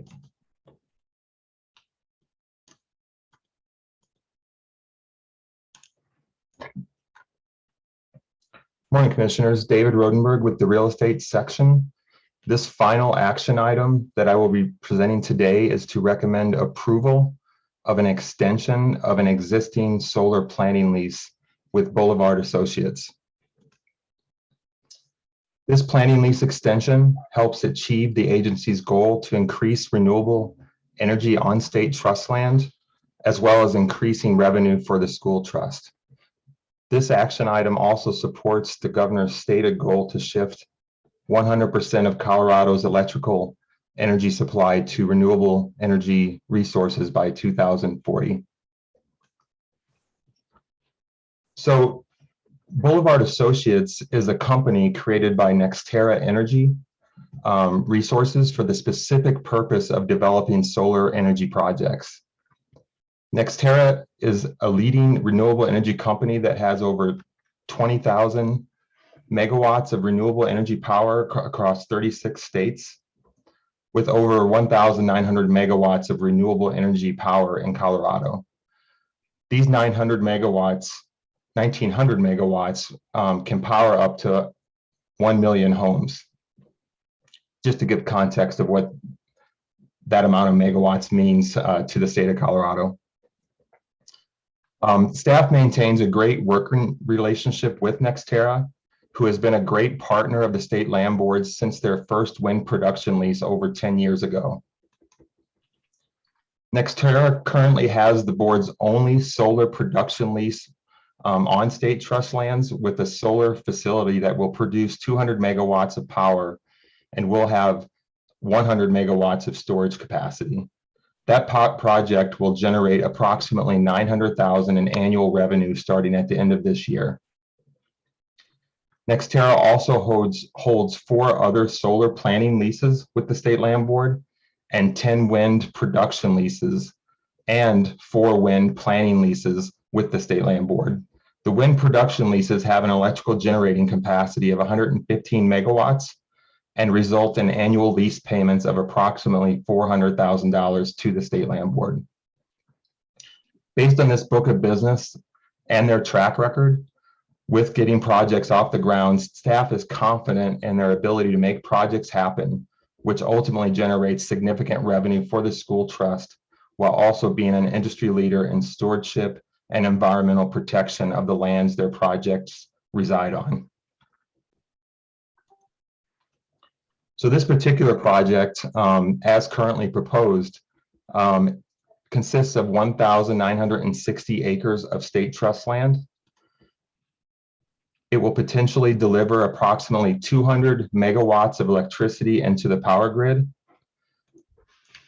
And the entire proposed project will be on state trust land. So the project is located here in the southern part of El Paso County. You can see this red circle right here. And to give the board some context, the board's solar production lease with NextEra that I mentioned earlier, the Thunderwolf Solar Project, is located here in Pueblo County. And then this is the solar utility scale planning lease that the board approved with in October of last year, 2021, with Rocky Mountain Solar. The board currently has an additional 13 utility scale solar planning leases that have been in place for some time.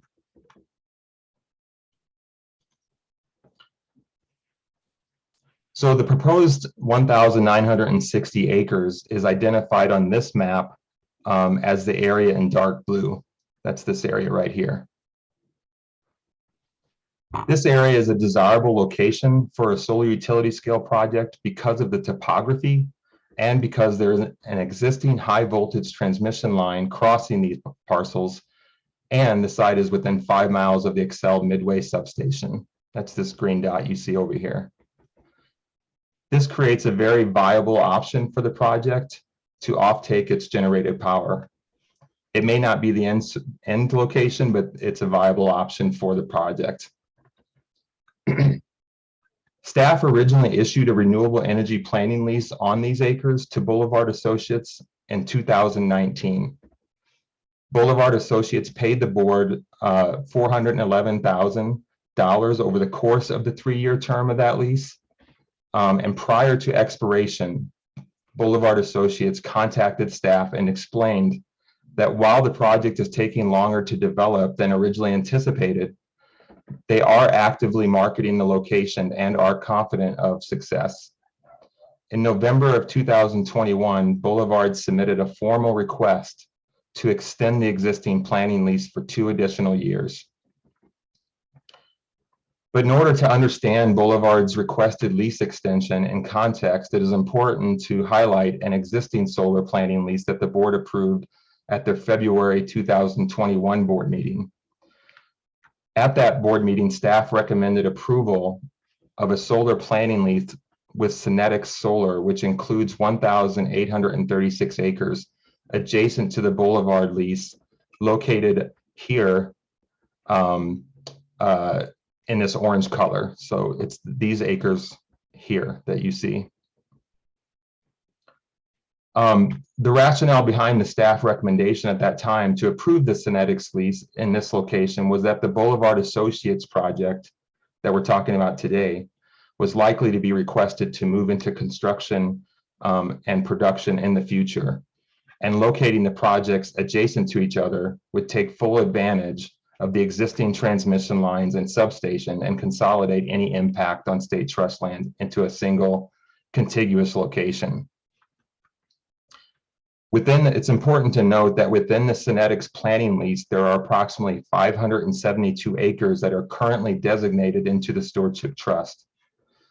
At the time that the Synetics lease was presented to the board, staff informed the board that future action would be required to remove those 572 acres from the Stewardship Trust. And that's these acres right here that are part of the Synetics lease.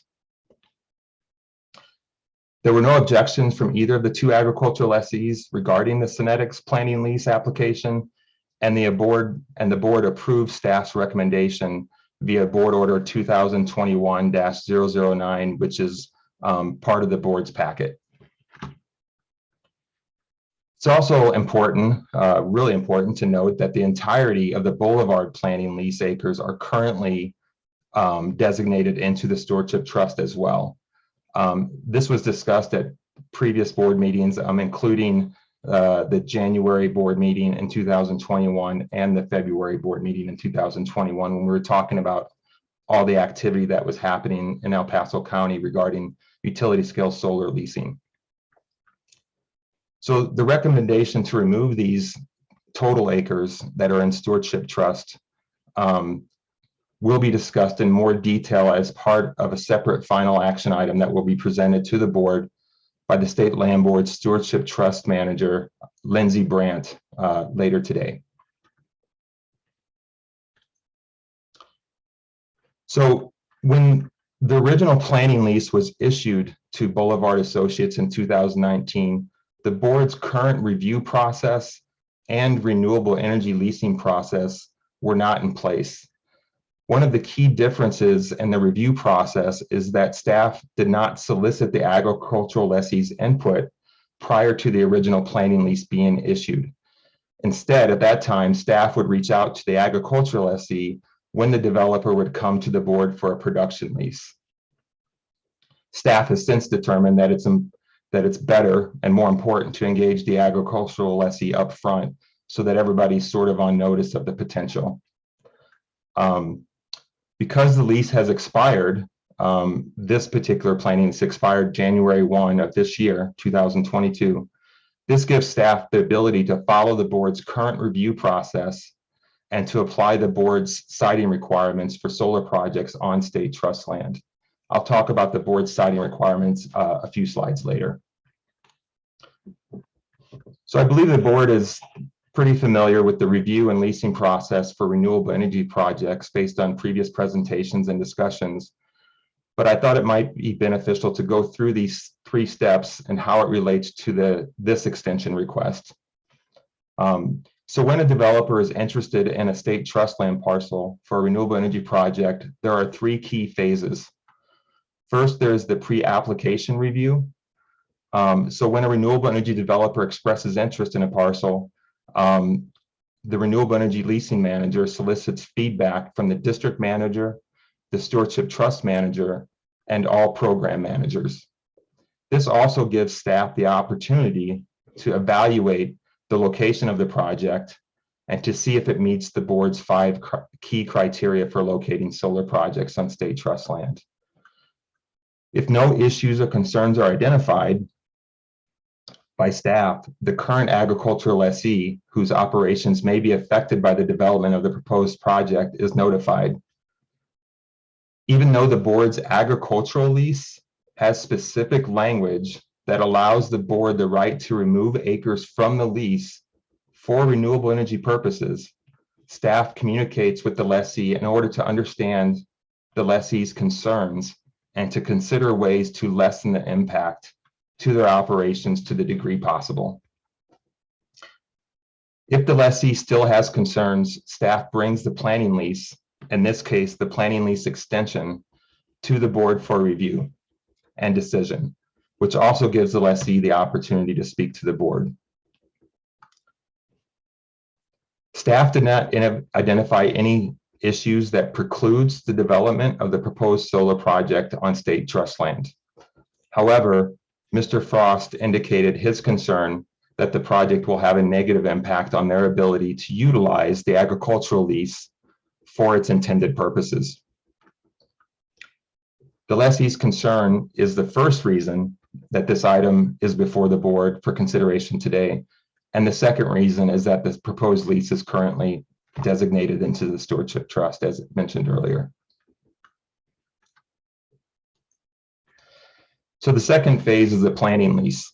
The planning lease allows the developer to complete any necessary due diligence and to determine whether the site is actually suitable for the project. If determined to be viable, the developer will use this time to obtain necessary project approvals from appropriate government agencies and local jurisdictions and work to obtain a power purchase agreement with the utility or power purchaser. The planning lease gives the developer the first right to negotiate a production lease. Planning leases are generally 1 to 3 years in length and under normal circumstances would be approved by staff.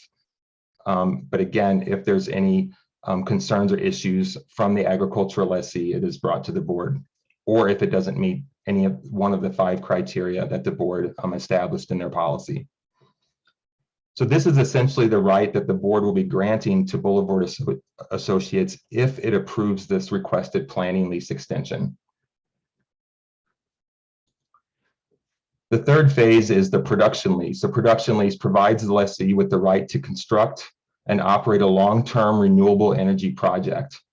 Production leases require board review and approval in all cases. The current request to extend the existing planning lease does not provide Boulevard with the production lease. It's just a planning lease.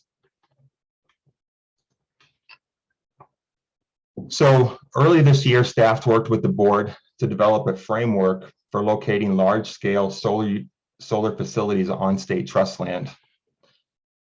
The approved methodology incorporates considerations related to the productivity of agricultural lands, the state's renewable energy goals, and the agency's fiduciary responsibility to trust beneficiaries and the long-term stewardship of this trust land. The board adopted revisions to the renewable energy leasing policy at the July board meeting in 2021 that specifically describes the 5 criteria that staff will consider when evaluating appropriate locations for utility scale solar leases. So this table lists those 5 criteria. Based on NREL data, the land has high value for solar resources.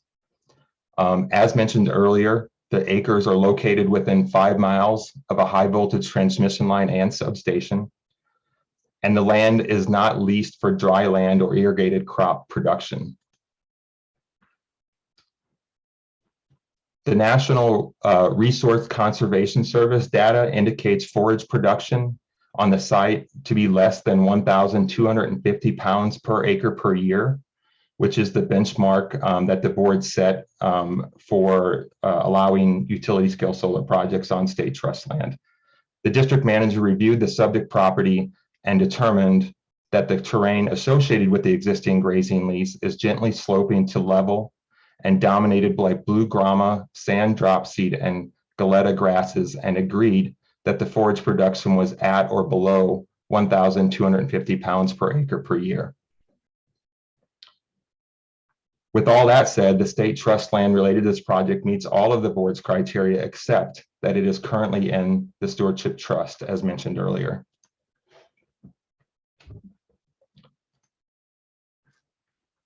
So to talk a little bit about the different things that are going on in this property, specifically the grazing lease that Mr. Frost has with the State Land Board. Mr. Frost grazes cattle on approximately 23,354 acres. That consists of 17,854 acres of leased state trust land, which is the color, the green color you see here. All of this. And then 5,500 acres of deeded land. And that's the red hatched acres that you see kind of spotted throughout here. And then all of this land adjacent and west to the 2 planning leases, solar planning leases. The proposed solar energy projects, Boulevard and Synetics leases combined, have the potential to impact approximately 14% of the land that Mr. Frost leases from the State Land Board, or about 11% of the total Frost operation. Staff contacted Mr. J. Frost, who's president of the Frost Livestock Company, in December, just a month ago, to brief him on the proposed planning lease extension. And Mr. Frost voiced 2 specific concerns about the proposed project at that time. First, the negative effect of that the removal of the portion of state trust land from his grazing lease will have on his operation. And second, that there are authorized agricultural improvements located on the state trust land parcels within the proposed solar planning lease area. Mr. Frost owns livestock water storage tanks and water pipelines that are located on the leased land. The improvements supply water to Mr. Frost's adjacent private land that is part of the total ranching operation. Staff communicated with Mr. Frost to understand his concerns and made him aware that the State Land Board requires solar project developers to relocate authorized agricultural improvements in order to maintain the integrity of the affected agricultural operations when developing renewable energy projects on state trust land.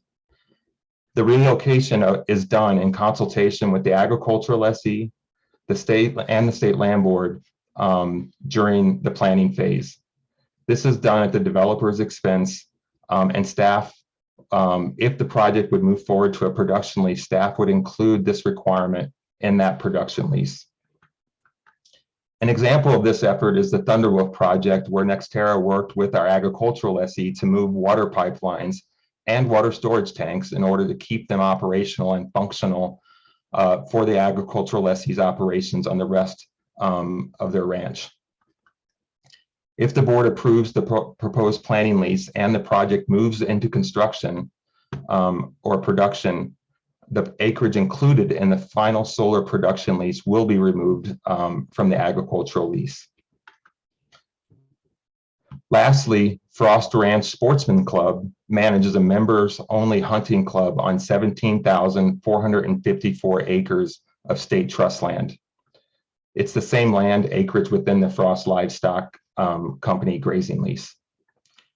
Again, if the board approves the proposed planning lease and the project moves into a construction production phase, the acreage included in the final solar production lease will need to be removed from the recreational lease. Mr. Frost is also concerned about the loss of this acreage for his recreational use. I'd like to just pause for a moment here and see if the board has any questions or if they have any questions regarding what I've presented so far. Thank you, David. Any questions for David before we continue? Yeah, this is Commissioner Chavez. I just had one question at the moment.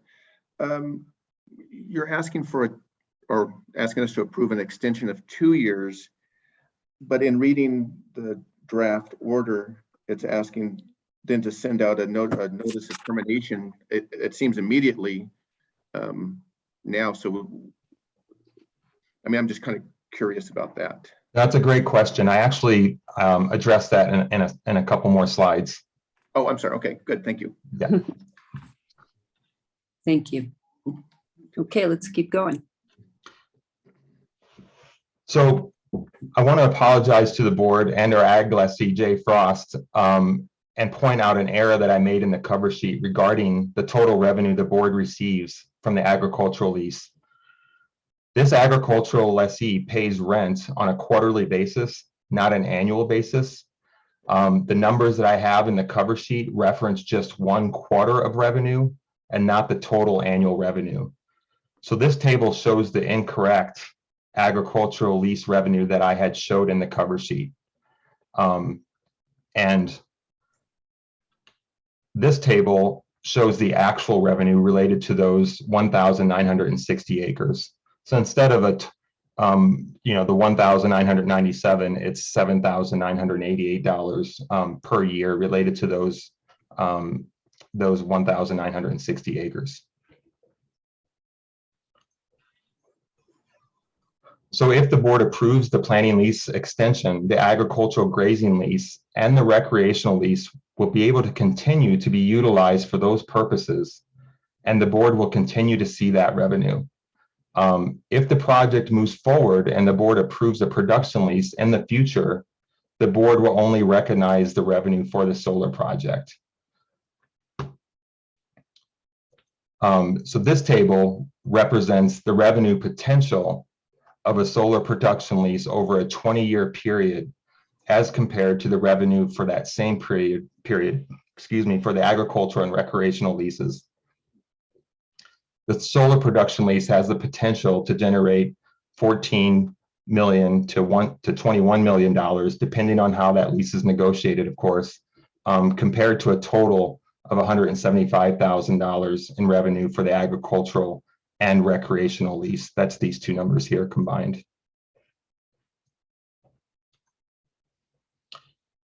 So in summary, this planning lease supports the board's goals and the state of Colorado's renewable energy goals.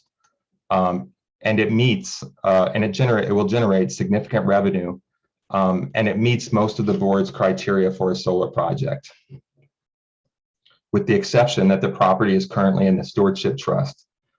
Again, if the board approves the extension of this planning lease, Lindsay Brandt will be presenting a recommendation to remove the 1,960 acres along with 572 acres associated to the Synetics solar planning lease from the stewardship trust.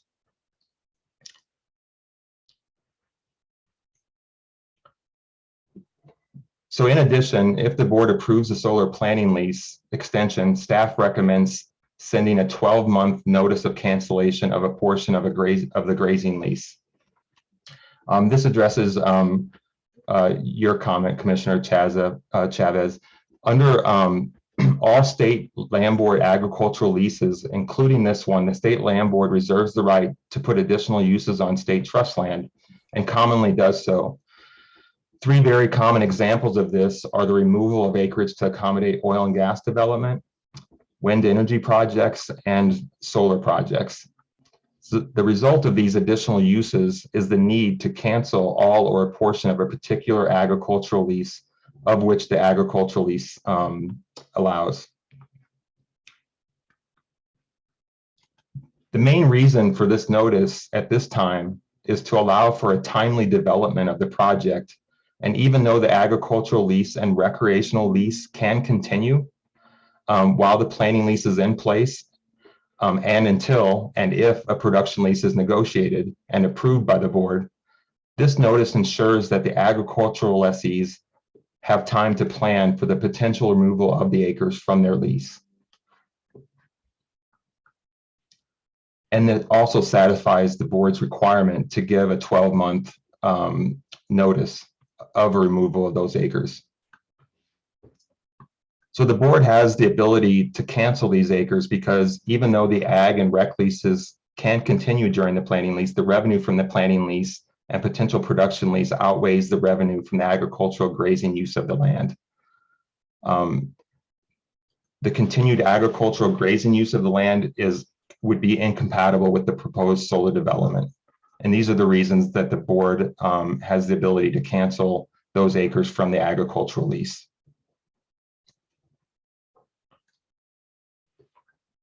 So with that, staff recommends that the board approve a solar planning lease extension with Boulevard Associates on 1,960 acres of school trust land in El Paso County as identified in this cover sheet, and to provide the agricultural lessee with a 1-year notice to cancel 1,960 acres of their lease if the project moves forward. This slide has the board order verbatim as it should read. I do want to point out another minor correction on the second paragraph of the board order that is in your packet. It states that staff recommends the board delegate authority to the director rather than stating that the board further delegates authority to the director. So that has been corrected. But what you see here on this screen is the board order as it should read. With that, I will be happy to answer any questions the board may have. And in addition, I believe our agricultural lessee, Mr. Frost, is here and would like to speak with the board regarding their concerns and issues. And also representatives from NextEra are here. NextEra, which is Boulevard Associates, are here to answer any questions the board may have regarding their proposed project. Great, thank you, David. With that, let's first hear from commissioners. Any questions or comments? This is Commissioner Braden. I have a couple of questions. Okay, thank you, Commissioner Braden. Thank you, Madam Chairwoman.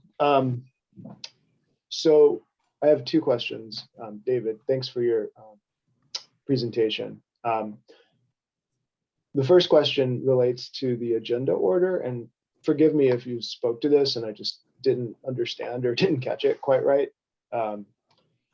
So we're being asked to decide as a board on this question of a lease extension, and it's related to the next agenda item related to the disenrollment of acres in the stewardship trust for the same land.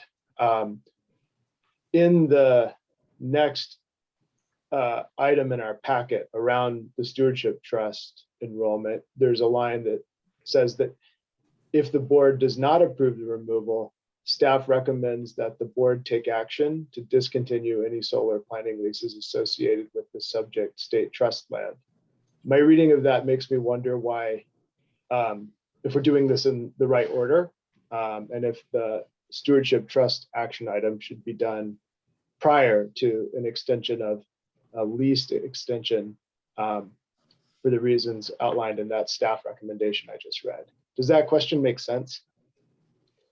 Yeah, I believe so. I think the idea is that if the board does not approve this planning lease, then we would not move forward with the stewardship trust removal recommendation. Does that answer your question? It does, maybe unexpectedly, but it does. Okay. Yeah, they're tied together in today's agenda, I would say. Yeah. A bit. The other question I had was related to the cancellation notice. And again, forgive me if I was just passed over me. You would automatically, with the lease extension, send out a cancellation notice, but not necessarily act on it until a production lease was considered. Or if you send out the notice, you would definitely cancel in 12 months. Could you clarify that for me, please? Yeah, we would send out a notice that we would potentially remove the acres within 12 months. And that way they're on notice, the agricultural lessee's on notice. But if the production lease doesn't move forward or the project doesn't move forward, then we would not remove those acres from their lease. Great, that's what I suspected, but I wanted to make sure I understood it correctly. Sure. Thanks. Yeah, no, good clarification. Any other questions or comments from commissioners before I go to public comment? Mr. Scanlon, if you have any preference as to hearing from NextEra folks first or anything, just say so. I think we would like to hear from our lessee first. Okay. If we can move to public comment, if folks are comfortable with that, let's bring people forward.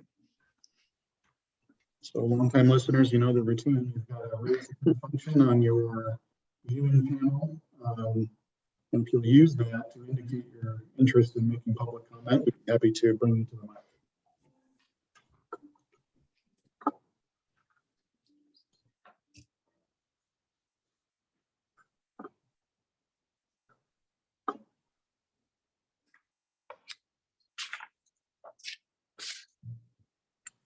And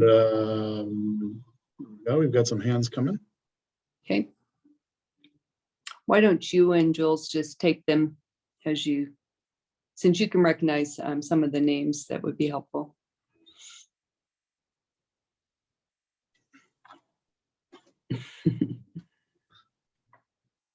So we've got Sam and Jay Frost coming to the mic. We've got Maggie Hanna available, and who else did I miss, Jules? I just promoted Will Frost. Okay.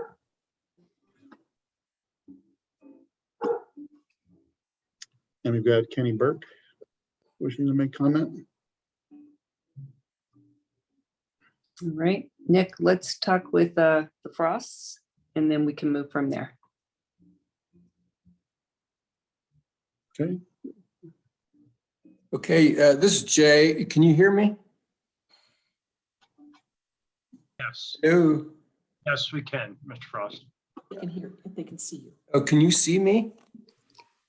No. Well, I'm not very attractive anyway, but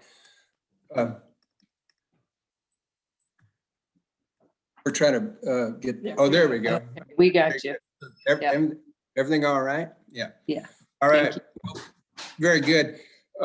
Thanks for the opportunity to weigh in. I'm Jay Frost. I'm the, well, I'm not the main cat in our group, but we are work together. We're gonna, there's about 5 of us are gonna speak, hopefully briefly. And firstly, I would like to welcome our new commissioners. We are in the soup often, so we get used to it, each other. I would like to give that mic to my son, Will, right now, because there is some inconsistencies in, this last presentation. And then after that, I'm going to speak a little bit more, and then Kenny's going to call or speak, and Maggie might speak in, put in, and Julie Frost also, who is not related to us, but we're good friends. And then Sam's going to wrapping it up. So I'll give it to Will. Thanks. Hello, I'm Will Frost. I'm Jay's son. I think David kind of addressed half of the inconsistencies that we saw by fixing the income that those 1,960 acres will generate that we pay for. The only other inconsistency was that he was correct, David's correct in correcting it. We pay quarterly. So on an annual basis for that grazing lease, we pay $72,760. Clearly, that's nowhere near what the planning lease will bring. But it is, for us, that's quite a bit of money. And, if we lose those 1,960 acres, we will also, at least see a yearly loss of $50,000 just on grazing and the rec and hunting that we do there. But I appreciate David catching, the kind of the big part of those numbers. And thank you for correcting that during your presentation. The other kind of thing I wanted to bring up was just the possible ecological impact that, given that that the board approves this planning lease and then it goes into a production lease and then eventually the project does go on. I'm concerned with just the effect that will have in that ecosystem itself. Those 1,960 acres in question comprise the heart of the pronghorn grazing pattern, as well as provide habitat for at least 100 of these native shortgrass prairie animals. And other than domesticated cattle, the pronghorn and the mule deer are the largest numbers of grazing animals in our area.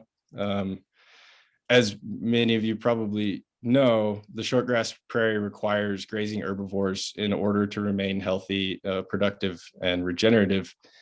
And I think my biggest concern is that not only will it disrupt the migratory grazing movement of the pronghorn, the imposition and the outfencing of the project itself would set back those acres of yearly collection of manure that promotes the grama grass, the guyetta grass, and the cholla growth, the natural ecosystem there. And over a 20-year period, the disruption of that flow of animals and the removal of that natural symbiosis can lead to a generally less healthy and balanced ecosystem. In a letter that we received from Cheryl Cuffrey, who is the director of land stewardship at Colorado Open Lands, she commented that Colorado right now has lost approximately 50% of its shortgrass prairie. And as stewards of these prairies, I believe that developing any type of commercial operation on the land that is best suitable for conservation and ag just kind of adds to that staggering number of lost acreage already.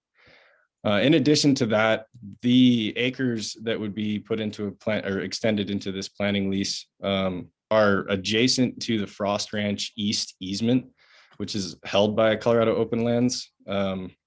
These parcels of land share the same forage, the same habitat, and the same ecological importance.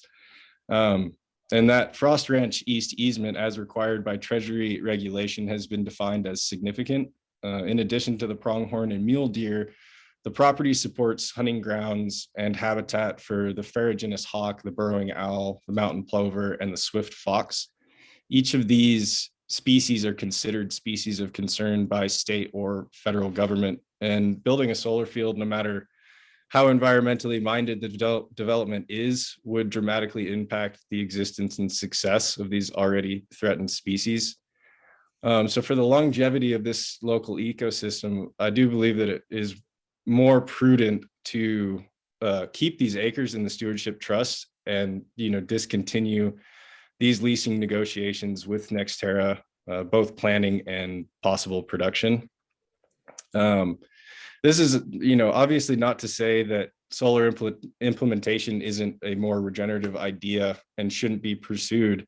This is just simply saying that this land, this ecosystem, this community, and those alike should stay as they are, protected and managed by the people that devote their lives to its longevity. With the development pressures we have coming from every direction all over the West, I do believe that the State Land Board should set a precedent of preservation over, the financial gain that these leases could provide. That is, basically my biggest concern right now with that. And yeah, I appreciate you listening.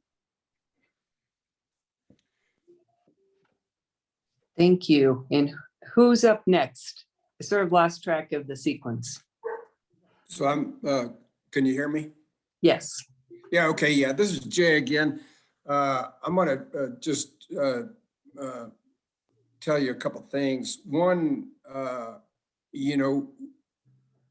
overall, we, as a branch, we would want to be kept whole at any in any sense. Either if a production lease happens, we need some more ground adjacent to our place. It costs, that acreage will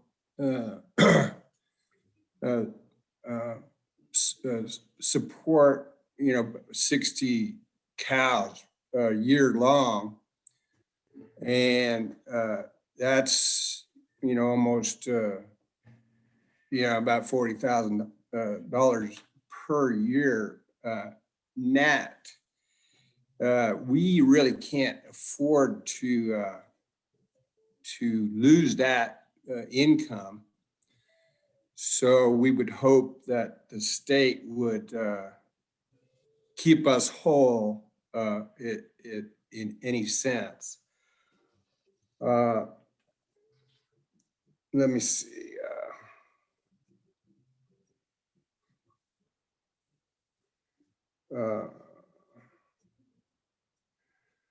So if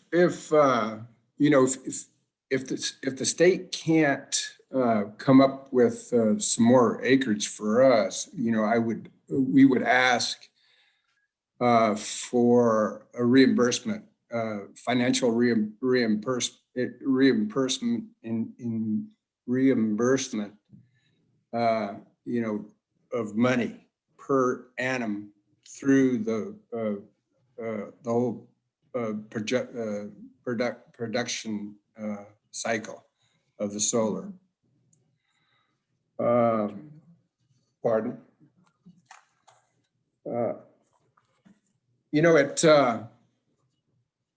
Just in an aside, You know, we've been flirting with the solar outfits for about 10 years. We thought it was going to be a pretty interesting, economic kind of windfall. We've gone through 4 separate companies, through in 10 years. Nothing has really ever happened. We got pretty excited, several times, and it just never gelled. So I caution the board with the luster of solar field. I just don't trust, that industry right now, and long-term, viability of the industry. I guess that's pretty much I'm done. I want to give this map or mic to Kenny now. He wants to talk about the infrastructure issues. Kenny, you there? Yes, can you hear me? Yes. Yeah. Okay. Thank you. Good morning, Commissioners. Kenny Burke with Frost Livestock. I just want to note that this land has been in a stewardship trust for 22 years. And that being said, we have chose to put improvements on this land because we felt it would remain protected from any disruptions. And currently there is a 50,000 gallons of water storage that feeds over 20 miles of pipeline and 30 livestock tanks on the Frost Ranch. This location was chosen not only because of stewardship trust, but it also is a high point on the ranch. We are able to gravity feed water to the entire Frost Ranch and 2 other neighboring ranches from this water system. This pasture is right in the heart of Frost Livestock.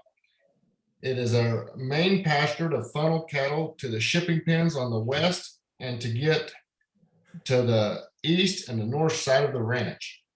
We are in this pasture and through this pasture daily to access the rest of the ranch. And disruption to this 1,960 acres will definitely affect the management. And it may only be 11 to 14% of Frost lease, but I assure you it will affect us 100%. And then lastly, it will affect our community and money that leaves this area, and it will have a great impact on our community. That's all I have. Thank you. Thank you. And Mr. Frost, who else would you like to hear from? Julie, you want to pipe up?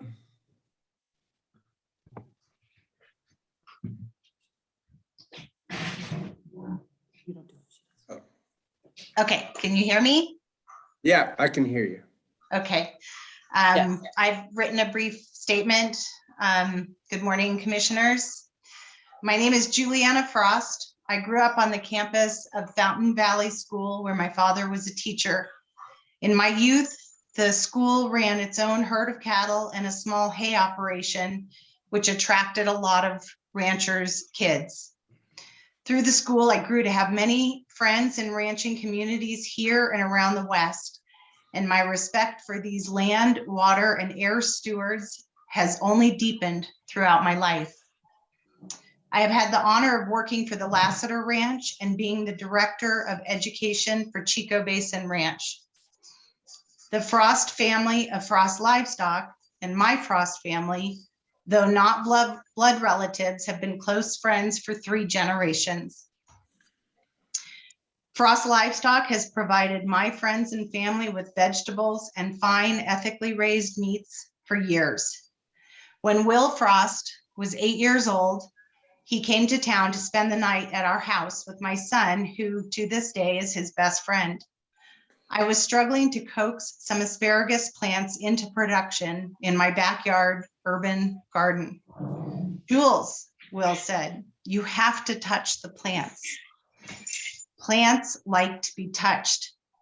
Did you know that, commissioners? I learned it from an 8-year-old farmer, and he was right. Our agrarian community that includes the Frosts, the Burkes, the Hannahs, the Phillips, and the Tanners are the fabric of this country and land. No one cares more about the health of the environment and the wildlife of this region than these people. And thanks to their incredible hope, vision, love of what they do, and dedication, they all support the education of children and adults in a way that is directly in line with the mission of the Land Board. The board has a responsibility to protect and enhance the value of the trust lands for future generations. The value of these lands lies in their careful management. The protectors of the value are these farmers and ranchers. The future generations who will benefit from these lands are the children of these farmers and ranchers, my children, and those of my friends, and your children too. Your children too.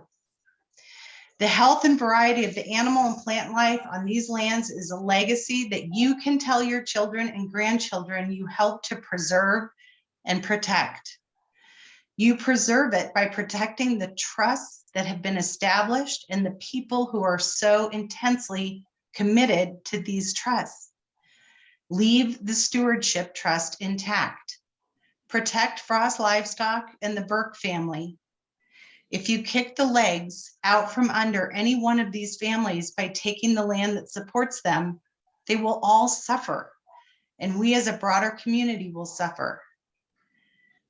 The next generation of farmers and ranchers is here. I can name a dozen of them under the age of 10, and each has or will teach me a lesson as valuable as plants like to be touched. Leave the land to the people who are touching it. Thank you. Thank you. We appreciate your comments. Mr. Frost, is there anyone else you wanted us to hear from that you are that you referred to when you started your comments today? Yes, please. Meg, you want to have a word, and then Sam after that. Maggie. Thanks. and then Sam. Okay, thank you. Well, commissioners, we meet again. Thank you, commissioners, for having the opportunity to share our thoughts on the issue. Thank you, Jay, for providing the mic. I am Maggie Hanna. I am a co-owner and manager of Hanna Ranches Incorporated. We border the Frost Livestock and Kenny Burke to the north and have since 1947. We have been long-term lessees of state trust lands, and we continue to be grateful for that partnership and opportunity. I do have a few follow-up questions, and I apologize. I think Commissioner Braden made this point, but this and the next agenda item do have some blurred lines. So a few of my comments do jump between both the Stewardship Trust and the Solar Planning Lease Extension. A rhetorical question, but what faith can the people of Colorado have in this Stewardship Trust if it can be so easily removed at the first sight of a bigger dollar sign? I deeply understand the inherent tension between generating revenue and stewarding this large landscape that you all have the duty to do. I want to also just paint a picture. I think one of the really important things about land management is that we stop looking at these parcels as individual parcels, but one of a community. We are each part of this larger landscape and larger community. And I think it's really important. I know that you all have just the duty of stewarding state trust lands, but I want to make note that directly north of the Hannah lease is the ongoing Pike project. They are working through their second installment of 1,350 acres of solar panels with a county commissioner meeting early February. Directly to the west of the Hannah Ranch state land lease is the Kane Ranch. Kane Ranch had been annexed into Fountain. It is 2,400 acres, and the developers that currently own the property are working on annexing that to the city of Colorado Springs. Directly to the west of this particular property is the T-Cross Ranch, which is pending sale of a large historic farm parcel.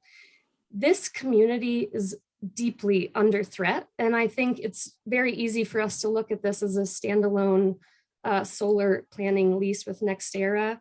But this is part of a larger degradation of this intact community. And one of the coolest parts of these El Paso County acres that you all hold in trust is that they are big and that they are still intact, and that private landowners in this community have a vested interest in private lands conservation and seeing this to the next generation. I think a couple other points that I just want to, well, I'm going to finish with a question. I'll ask the question and I'll sort of round it back to David. When you all saw us last, one of the comments and commitments from the commission was that there would be an investment in a comprehensive solar planning proposal so that we would have a better understanding of where these planning leases were to occur. I want to note that I'm deeply appreciative of the State Land Board going to the effort of creating a criteria for ranking these planning leases. But I still think as we look at these hodgepodge developments of solar in our communities, and though we have proximity to other developments, this just continues to eat at our functionability as a community. Obviously, on behalf of Hannah Ranches Incorporated, Hannah Ranch is opposed to the exchange of stewardship trust acres on the basis that none of the values that we recognized 22 years ago have changed on those acres. And in fact, today they are just more under pressure. What value does it have if we step away from our protection at the moment that there is actual offense to that protection? And I understand that the State Land Board is not a conservation easement. It is not a perpetual agreement. I, in fact, have a decade-long career in private lands conservation, so I'm intimately familiar with the difference. Let's see. I also, the other sort of development pressure that is looking at this community that has a direct impact on state lands, which I know you guys are all aware of, is the classic homes purchase of the former Ververs Ranch that borders Schriever Air Force Base. And then I also want to just add that Terry Fankhauser and the Colorado Cattlemen's Association and I have had discussions about this over the last 24 months, and we continue to come to the points that we recognize that this inherent obstacle of creating balance between stewardship and revenue exists, but I think our question is what other options might have been considered between the State Land Board and NextEra as you look at the siting of these proposals. I am not sure if any of you are familiar, but the American Farmland Trust releases a report annually about farms under threat nationally. And I just want to note that the acres in this community are ranked at extremely under threat. It is, and I would also point out that the conversion of acres from agriculture to other uses between 2001 and 2016, which is the data that they had for this year's report, rangeland exceeds, in the state of Colorado, the conversion of rangeland exceeds every other category of land type by 150,000 acres. This is our time to step to the plate and allow these landscapes to continue to function. I would encourage you all to look at the farms under threat mapping tool. It's pretty interesting. And I also would note that the American Farmland Trust is also working through development of smart solar siting proposal, as well as opportunities to explore other types of solar panels that are more friendly to agriculture, elevating the panels off the ground so that there is an opportunity potentially to graze. The current developments that we have seen in our community are so close to the ground, unless you are grazing miniature Herefords or goats, it's pretty out of the question. So I will conclude my comments there, and I appreciate the time and consideration that the commission puts into this. But I once again want you to know that we are here because we care really deeply about the future of this community. Thank you. Thank you, Maggie. We always appreciate your comments. David, I think there were maybe a couple of questions in Ms. Hannah's comments for you, if you have any response at the moment.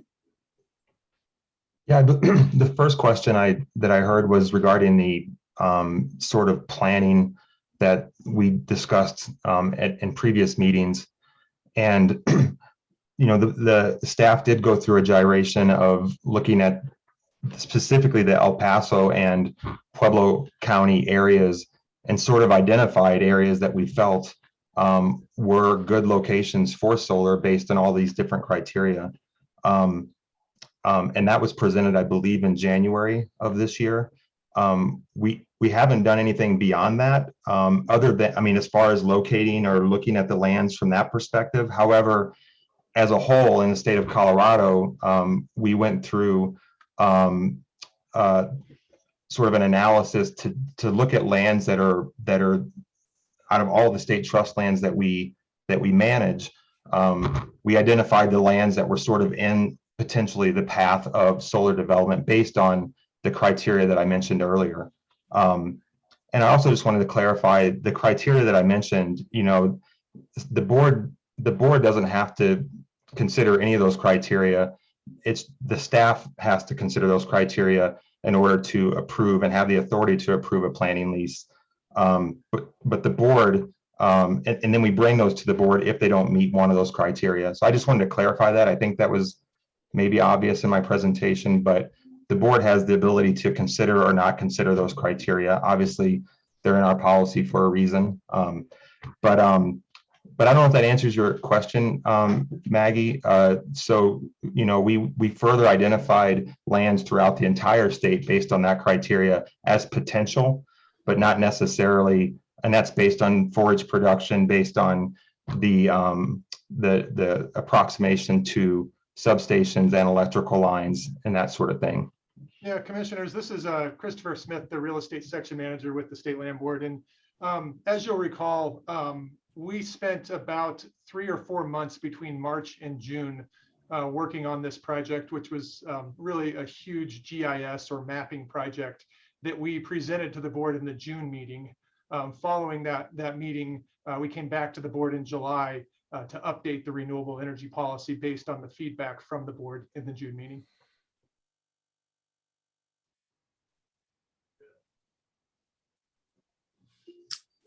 Thank you. I was present for all that. All right. Maggie, I hope that answered a couple of your questions to David. If not, let us know. Thank you, Commissioner Scanlon. If there's any opportunity for landowners to be involved in some of these discussions as in terms of planning on a region scale, I know that a few people would welcome the opportunity. Thank you. We will note that. Thanks, man. With that, I think Mr. Frost, you mentioned Sam. Yeah, Sam, take it over. Yeah. Okay. Thank you. Good morning, commissioners. My name is Sam Frost. I'm the vice president of Frost Livestock Company and the managing partner for the Frost Ranch Sportsman Club. Thanks for providing us the opportunity to speak today. These are heavy topics and they hit close to home. So we really appreciate the chance to get up and say something. With that, I'll kind of get right into it. So I think Commissioner Chavez and Braden touched on this a little bit. And the topic would be the lease cancellation notice. So within the recommendations, there's a recommendation to issue a 12-month notice. And let's see if I can share this screen here. So we received, can you see my screen here? Yes. Okay, so we received this letter from David December 9th, like you said, and basically it says everything that he covered within the agenda. And then it says, as a current agricultural lessee, you're entitled to 1-year notice if when the board expects to either cancel or remove significant acreage from this lease. This letter is intended to provide you with that notice. So I think with that, we're just kind of confused. We don't really know where we're at here. Have we received this notice? According to the agenda, it's a recommendation, so maybe not. I'm not really going anywhere with that other than to note that for the record. Moving on, our leased lands were designated into the Stewardship Trust in 2000. And that was, so in part, that was the impetus behind us pursuing 2 separate conservation easements. And so these are the, easements that Will referenced in his little discussion. And these easements took place in 2007 and 2010 in partnership with Colorado Open Lands, with funding coming from the Natural Resource Conservation Service, Department of Interior, and Great Outdoors Colorado. And let's see if I can pull up a map here. Okay. So just for a heads up and to show you where these easements lie, we have section 19 here. So this piece of section 19 is within the conservation easement, Frost Ranch Conservation Easement East. And that extends over into here, the transmission line corridor. And then over here, we have Frost Conservation Easement, the first one in 2007. So I think it's clear that the intended, transmission corridor is right through both of our conservation easements. So that's kind of where they are referencing or relative to the proposed projects. We have been going back and forth. Well, let me go back real quick. So I guess the main reason for these easements was to create a wildlife corridor from the Fountain Creek, to the Chico Basin. And that's only possible in partnership with the Land Board and the Stewardship Trust. So we are connected. We are connecting the Fountain Creek to the Chico Basin. And we think that's huge. And it's a great partnership. And it's a 60-year partnership. And that's something that we would like to keep together, keep intact. We have been talking to Colorado Open Lands. I have a letter here from Cheryl Cuffrey. She's a stewardship,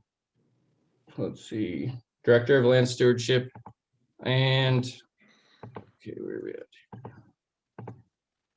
I think there's some meat in the letter that she sent us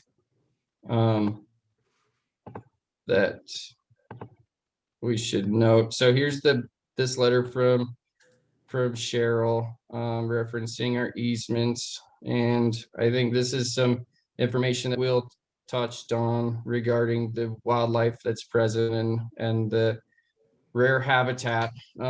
And then here is a section that I want to cover. It says, regarding the construction of new renewable energy facilities, specifically the construction of transmission lines across the property, both conservation easements prohibit this use of the property.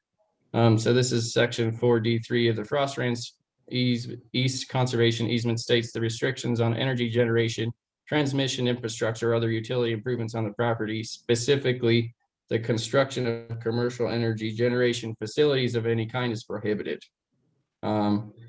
So basically, this says that, we can't build new transmission lines through our conservation easements. With that, I think I took an opportunity to reassess the criteria that were visited within the agenda. And so obviously, one of the criteria, this is referencing board policy 300-3, being met is that the land is still within the stewardship trust. And so we know this because of the vote that happened in June of 2021. And I think everybody knows that. The second that I want to visit is that I think removing this transmission corridor from a project from a feasibility standpoint would place the projects 7 to 10 miles away. And so I guess we'll just look at this map real quick one more time. Okay. So if you can't go through here, it's 7 miles around this way and about 10 miles around this way. Noting this is all mostly conservation easement through here, and mostly through here. So I guess that places the project more than 5 miles away from the substation. Now, one of the criteria also is 5 miles away from a transmission line that has 200 kilovolts of capacity. And it's my understanding that the transmission line that currently goes to there is only 230 kilovolts, which means there's currently capacity on there, but I wouldn't think it would be enough to support both of these projects, which means there would inevitably have to be a new transmission line at some point to reach the Midway substation. So with that, it's my interpretation that there potentially are not one, but two criteria not being met within this policy. Going from there, I think there are other business opportunities present. I think in the agenda, there's a little short section about not having any other business opportunities, and I think there definitely are. The one that stands out to me is a conservation easement on these, stewardship trust lands. And so in, section 19, where we touch the, solar projects, that land is directly or is in conservation, and it directly touches the stewardship trust, which to me would, one could infer that that land is identical in class, thusly, sharing the same conservation values. And we have realized a, monetary value for that action for conservation. And I think that then, shares that there could be an alternative business opportunity, which would be a conservation easement on these stewardship trust lands. It's exactly the same. It's not separated by a fence, not separated by a road. It's literally touching, and so with that, I would recommend a conservation easement in place of a solar, commercial solar facility. And I think that really fits well with the surrounding lands, with the people that are operating here, and our ideology and our morals. And I would really encourage that, and I would encourage the board to leave the land within the stewardship trust and continue to, serve as a wildlife corridor from the Fountain Creek to the Chico Basin. I think that's all I have today. But thank you for the opportunity to speak. And I do want to say thank you to everybody else also that has spoken on our behalf. It's a team effort, Kenny and Dad, Will and Maggie and Julie. Thank you for being here.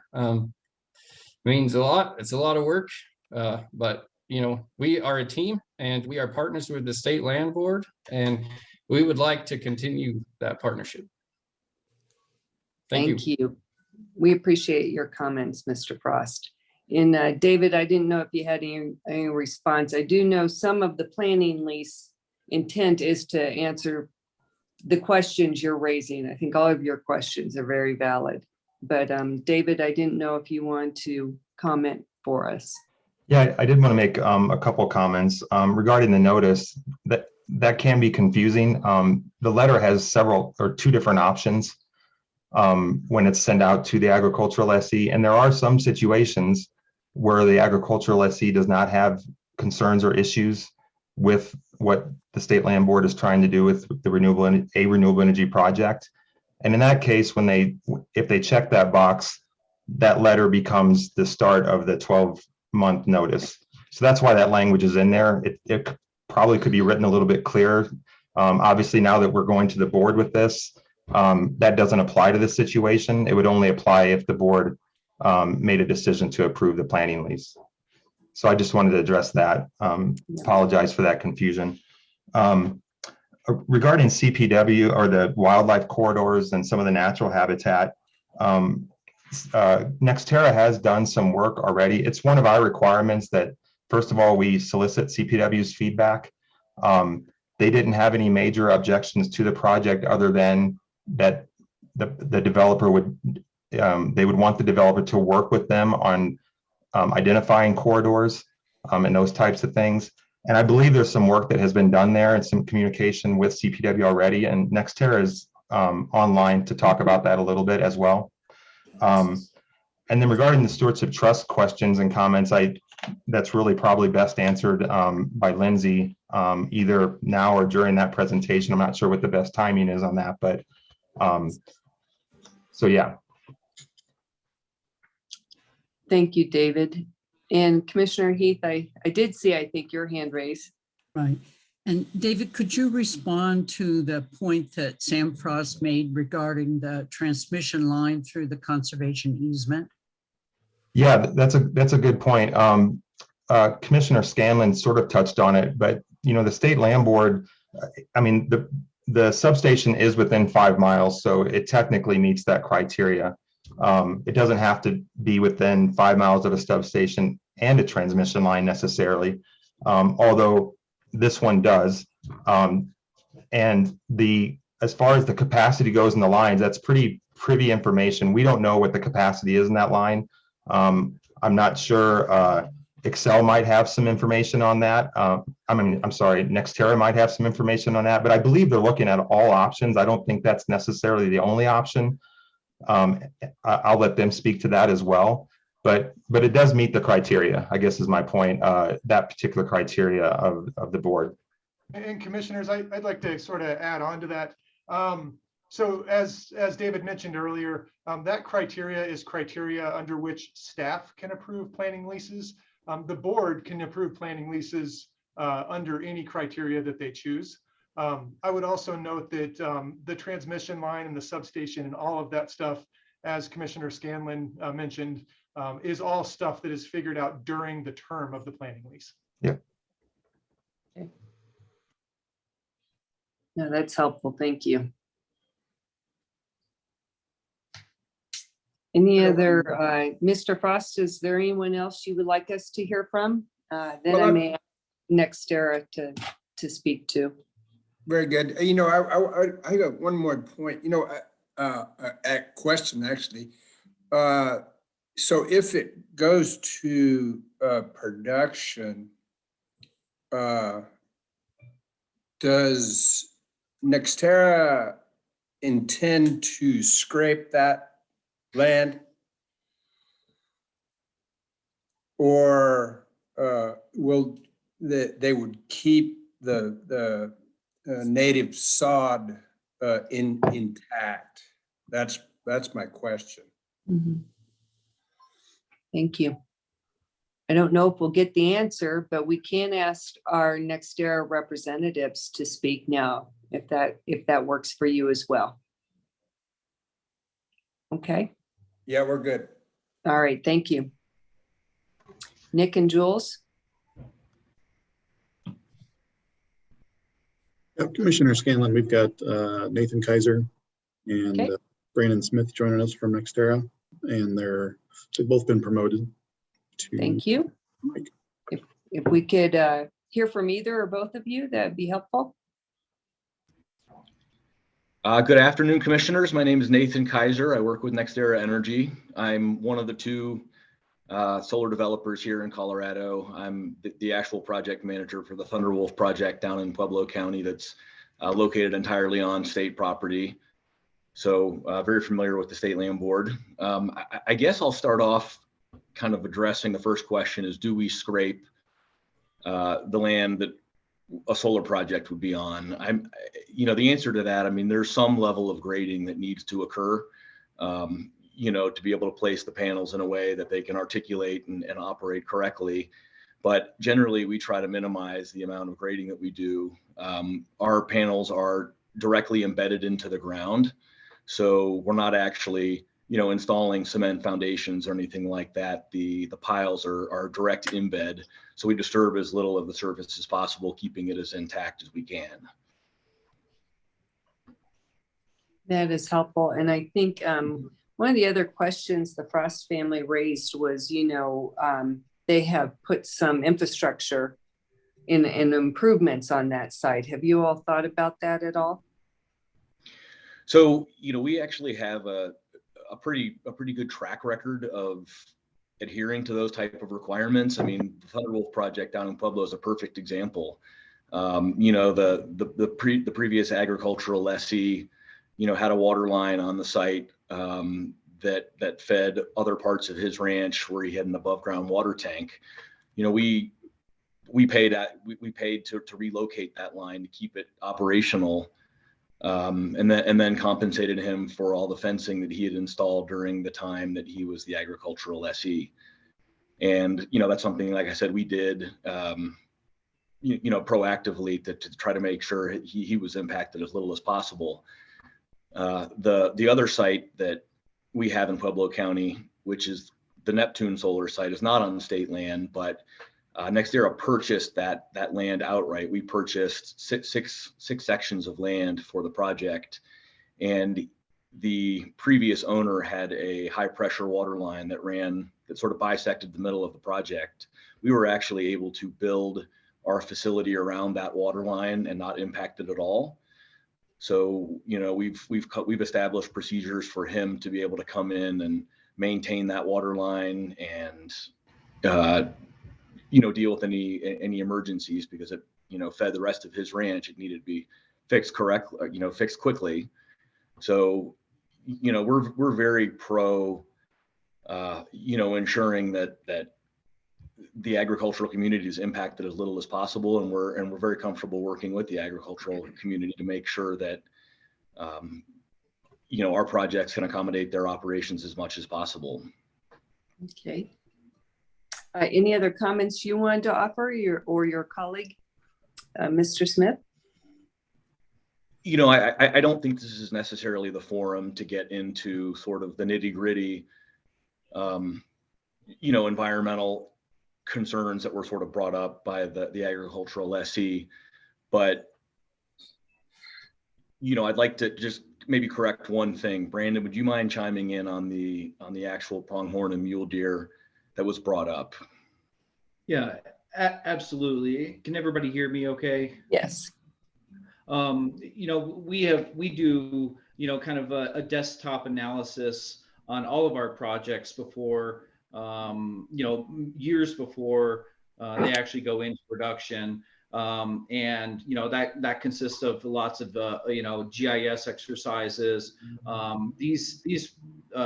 This particular site is located outside of all pronghorn and mule deer, seasonal, migration corridors.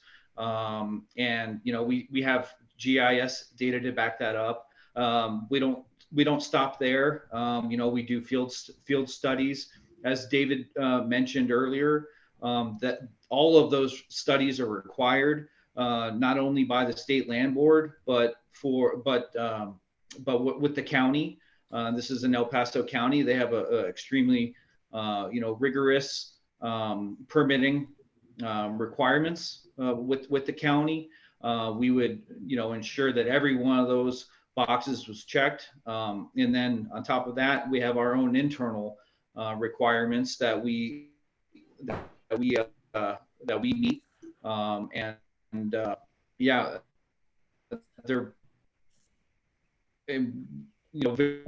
various agencies. Oh, I think we may have lost Mr. Smith, but I think where he was going is you all will work with the county, meet all those requirements. We've mentioned CMW's involved. Oh, are you still there? And I think, like I mentioned, I mean, I don't think we need to necessarily get in the weeds on the environmental issues. Sure. I think what we're actually seeking is the ability to go out there and do more in-depth environmental studies, beyond the kind of the initial ones that Brandon just mentioned. I mean, we're here to request the ability to go do those and make sure that this is a good location for a multitude of reasons, from an interconnection standpoint, from an environmental standpoint. We just want the ability to go and make sure that this is a good location for a solar project. Thank you. We appreciate your comments, Mr. Kaiser and Mr. Smith. With that, Nick or Jules, do we have any other public comment that you can see?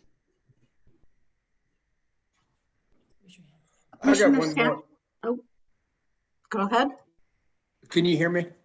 Yes, Mr. Frost, we have you. Okay,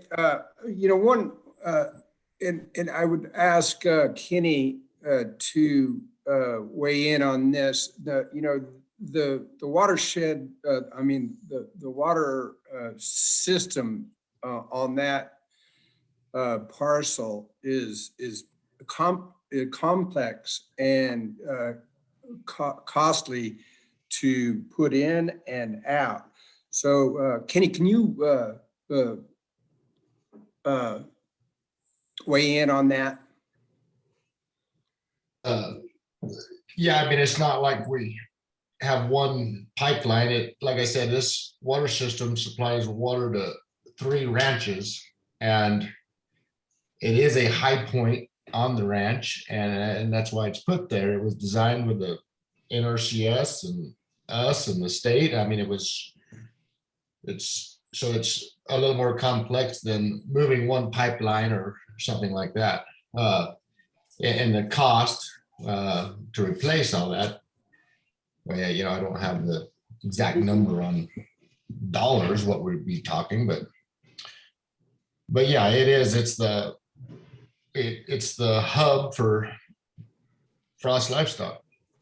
Well, as I remember it, this was in 2010. I think we finished it was a 3-phase kind of a deal, and it was $185,000, from the feds and the state, and then our labor.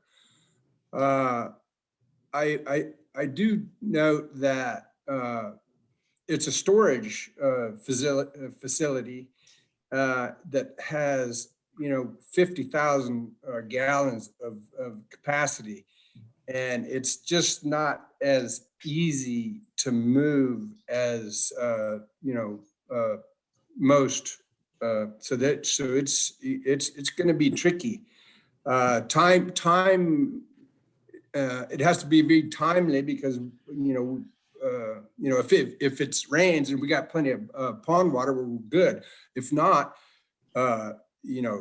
those cattle have to be watered. What else did we have?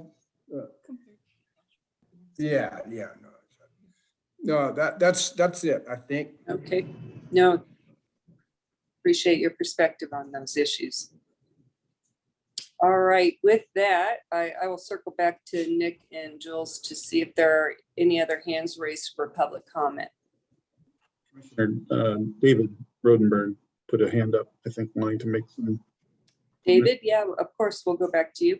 Yeah, I just wanted to clarify that, and apologize if I miscommunicated, moving the improvements isn't the only option. I mean, we want to consider whether it's, if a project were to move forward, that, NextEra would, if moving them wasn't an option, working around them would be the other option.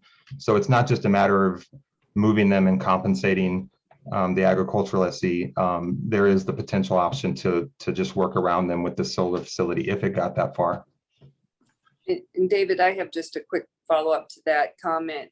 Would we, if we ever do see a real, if we move this project forward, if it really comes to that place, would we understand better how all of that would potentially be remedied, et cetera?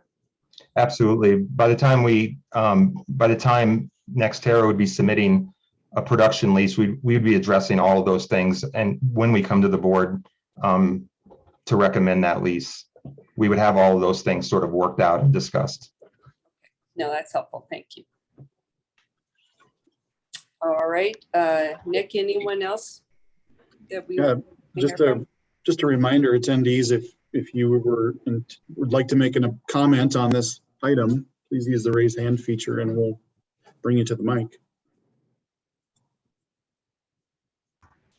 Give it just a couple more seconds.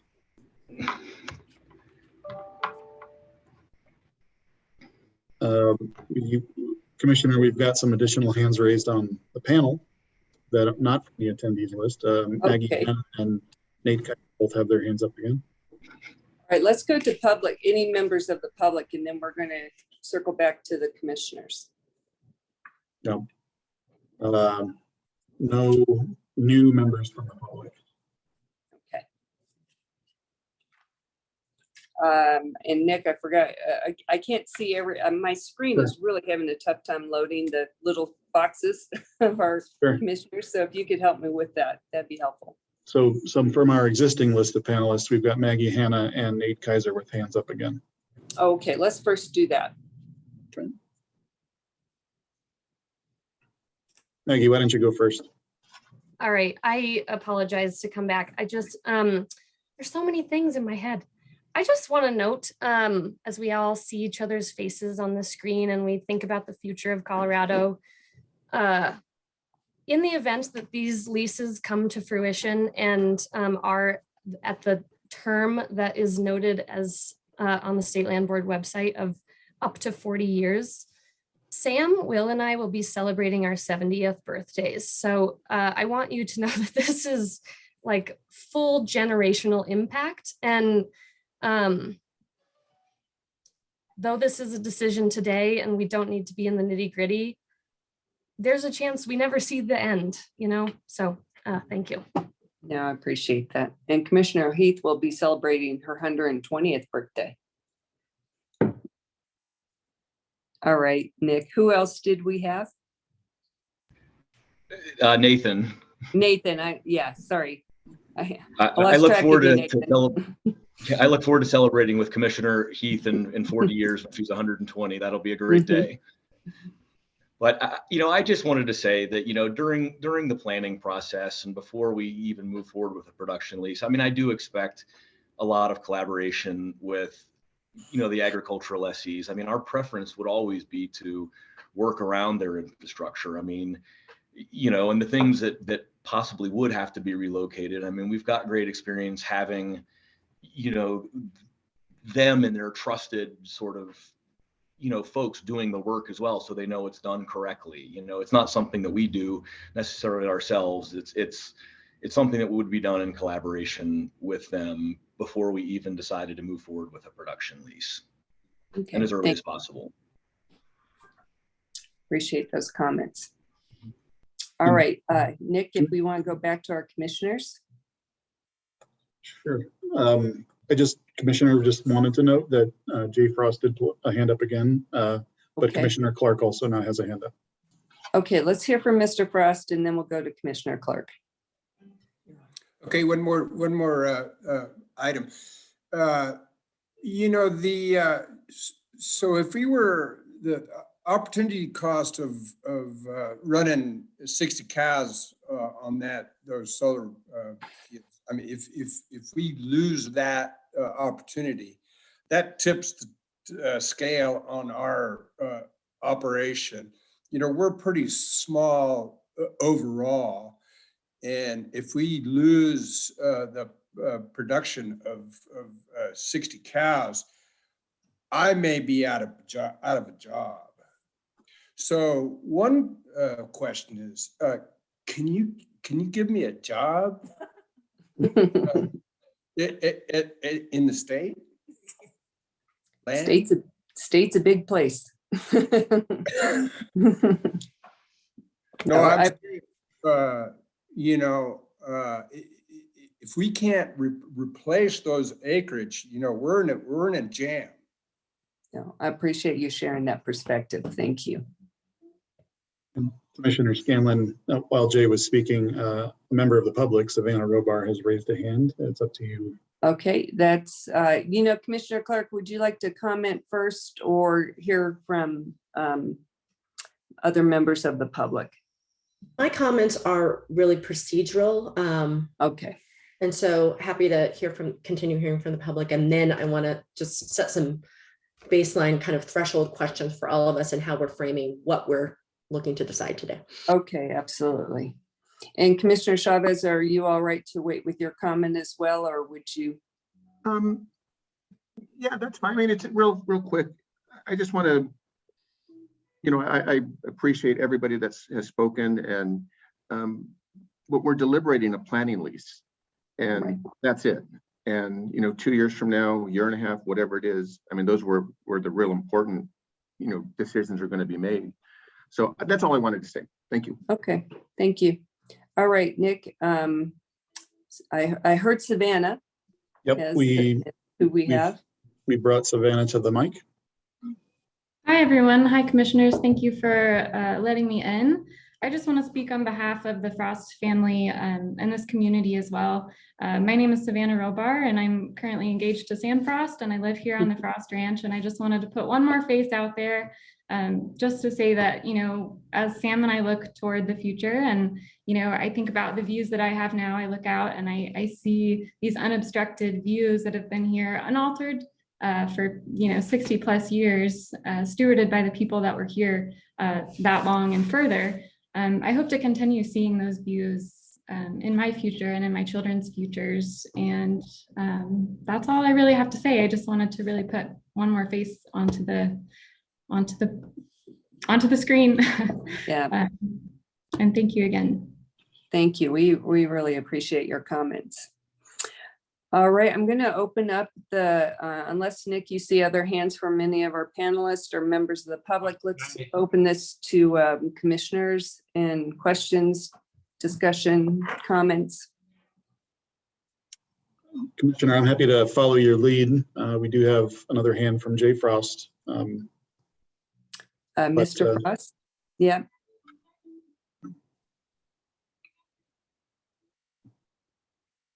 Mr. Frost, did you have a hand raised? Yes, he did. And since we have one computer with us, I thought I would take advantage of the mic. My name is Bonnie McDonald, and I am the wife of Jay Frost and a member of the Frost family and the Frost and Hannah and Burke community. And like Savannah, I wanted just to put another face out there and echo one of Maggie's questions, which was her original starting rhetorical question. That being, what happens if land can be taken out so quickly from the protection that it had been granted previously by the state, by land boards, et cetera? I think that when ranching and farming families make plans, expensive plans, based on the fact that land has been conserved, that's something to consider. And the water system, as much as I know it, I'm an English professor, so I'm no water engineer. But I would say that, you know, it's a really extensive water system. As Kenny Burke said, it feeds 3 ranches, waters 3 ranches. This is not just a water tank that goes to, or, you know, a storage tank that through these miles of pipeline go to 1 or 2 tanks. This is a very extensive water system that goes to 3 ranches. So given that it is so central to daily operations, I really do think that the comments that Kenny offered really ought to be taken into account. And I would just like to close by saying that I'd like to echo Maggie's comments about community, which is not only a word that involves people, but it involves land too. You know, Aldo Leopold talked about land communities, and there is such a thing. And when you break them up, you lose not only potentially wildlife corridors, which I understand from David Rodenberg would be taken into account in the planning stages, et cetera. So I do appreciate those comments. But when you break up land communities, the same things can't happen in those kinds of ecosystems. So I would just want to close with that, and thank you all very much for giving me the mic for a moment. Thanks. Thank you. And it has been good to see everyone's faces on screen. I wish we could have been in live and in person so we could even better do that. But we appreciate all the Frost family and community members who have commented today. And I want to note we appreciate the Frosts as our lessees. Our work with you has been very much in partnership, and you're much admired here at the Land Board. So just recognize that. I'm going to turn it to commissioners. You know, and I think Maggie Hanna hit on a point. There is a difference between, and as we heard in our earlier presentation from Lindsay Brandt, stewardship and conservation. And there's always a tension within our work as to revenue generation stewardship. So we are mindful of that, and appreciate your comments to that end. The Stewardship Trust is also something dynamic. It doesn't always feel that way when things stay in there for decades, but you know, we do have something of a dynamic trust that reflects both the Land Board's priorities, but also changing priorities within the state. So I just want to acknowledge the work of the staff who are always trying to recognize often competing interests and needs. But with that, let's go ahead and talk with or hear from some of our commissioners who might have their own thinking and comments to share. It's Commissioner Braden. I want to thank everybody who, you know, shared your stories today and some of the, I think, really compelling issues that are at stake in this whole situation. You know, and so my comments can kind of serve for both this question as well as around the lease extension, but I think also have some applicability to the next agenda item as well, which is, you know, to say that, you know, I really appreciate the Frosts and Maggie and others who told their story here today and tell us all the work you do to be good stewards of the land and the ecosystems and wildlife that depend on it and move across it. And I thank you for that. I thank you for educating us, and I thank you for your stewardship. You know, I think Maggie said it well, that there are generational impacts on both families and communities at stake on questions like these. And on the other side of that, I also feel that, you know, the state has incredibly important needs and goals around climate, around changing how we think about energy in our state. And so I think we have to, in the bigger issue here, you know, not just the planning lease extension before us, in the bigger picture, we have to wrestle with, you know, what are the needs of all Coloradans as a state, and thinking about stewardship in a really expansive way that considers climate needs as well. And I think in terms of looking through the lens of making decisions in the interests of our trust beneficiaries.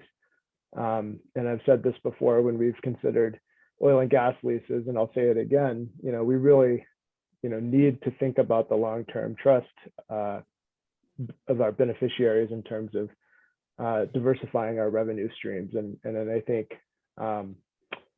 renewable energy at scale has a place in that, and that the State Land Board has an important leadership role. So thank you all for you know, bringing these issues and examining them all and thoughtfully telling your stories. At the end of it, you know, I do think that the question before the board right now is one related to the lease extension. And so I think Commissioner Chavez and Clark's comments resonate for me that, that needs to guide the immediate decision before us. Thank you. And Commissioner Clark, I know you had some procedural questions. Did you want to raise those now? I would, thank you. And at first I was like, wait, my hand had been up before, but I actually appreciate that Commissioner Braden jumped in there first, because I think that you expounded upon the emotional side of this and kind of the qualitative side of the overall stewardship well, so that I can shift to more of my technical legal hat in my comments. Although I do want to start by absolutely thanking everyone, especially the Frost family, for your passion for your work and for the land that you own and lease and are a part of. And so know that is much appreciated. And also, as one of the new commissioners, so, there are three of us here who are at a bit of a loss, not a loss, but just behind in that we were not part of kind of the March to June work and decisions and deliberations about these types of matters in the past. The procedural questions I have, the one is specific to this item, and then the other is, and it could be for staff or maybe the city attorney, in terms of the next item that's on our agenda. And so the first, with respect to this lease itself, is echoing what Commissioner Chavez started to bring up, is that this is about extending a planning lease. And as we've seen these in the past, my understanding, and I just want to again clarify and put a finer point on it for the record, is that it is just that. It's that we are not, this decision does not approve actual production and development of solar panels and all of those things. We do acknowledge that a decision today to approve a planning lease would lead down such a road if it is found to be viable to have a project there, but that the planning process would be such that it is getting to a lot of the understandable concerns that neighbors directly would have, and that ag lessees would have about environmental concerns and exactly how things would be built out and for how long production would proceed. Is that accurate? Can you describe what happens during the planning process, and also confirm whether to go to a then production lease would be another process that comes back before this board? David, I think that might be you. Yeah, what you said is exactly correct. They would, the developer would need to come back to the staff and the board with a request for a production lease. We would then work out terms, staff would, with the developer, and address all these things that we've sort of identified today and any future concerns that we may identify during the planning process. And then we bring all those to the board for a decision. So can you describe a bit about how the Frost family and other stakeholders could be involved in that process? Yeah, absolutely. They'll certainly be involved as it affects their property. I mean, we can't really solve the issue with replacing their acres. We have a process in place, and maybe Ed Hamrick or somebody more knowledgeable about that requirement regarding how we administer agricultural lessees or leases. So we couldn't just swap out land and give him land to compensate him for that. But certainly he'd be involved in any of the improvement issues that we talked about, for example. Yeah. And also, it's my understanding during that planning process, that would also, is that also when, or is it not till there's a production lease, that there are the other entities that look into environmental impacts and actual approvals for building permits, those types of things. So there'll be other forums for working through some additional of some of the other concerns that have been raised today. Absolutely. That all happens during the planning lease phase. The CPW involvement, specific involvement in conversations. and the permitting process with the county. That all happens during the planning phase, starts during the planning phase. Okay, thank you. So I just wanted to set that as a baseline in terms of there are some specific items around conservation easements and wildlife corridors and, particularly how things are built, where they're built, that really are beyond the purview of this board and our expertise. What we are approving is a process by which all of those things get worked out. And even at the end of that, this will still come back before us to approve to get a better understanding once we have all of that data. So, because right now, there are a lot of things that are very much speculative. And so I just want to, is that? That's correct. Okay. So my follow-up is that I don't see how we make this decision on this agenda item though, without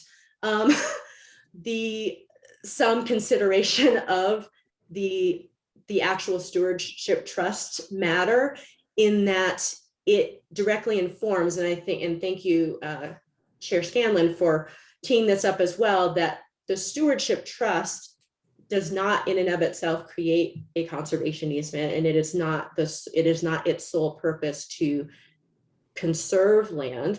It is rather, and so we are looking at the overall stewardship trust, and in looking at the next agenda item, acknowledge that it is to immediately replace land with a net increase of actual acreage that would be in the stewardship trust. And also that it would, as I'm reading in the staff report, that I think it has some higher stewardship value in terms of the landscape itself than the land that is being taken, or rather, for the reasons that this land was put into the trust in the first place, that there are maybe some other considerations there. And so I just want to be clear that we're not saying take a higher potential revenue from a solar lease in exchange for taking land out of being conserved in some way.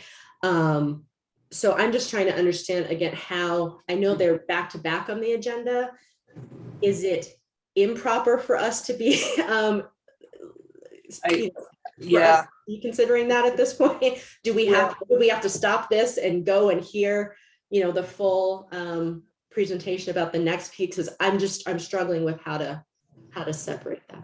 I had a similar question. I don't know if it's for who it's for, might be Lindsay, but I want to kind of key off of what Commissioner Clark's saying. One question I had is the stewardship removal contingent on the actual development and moving forward of a solar project?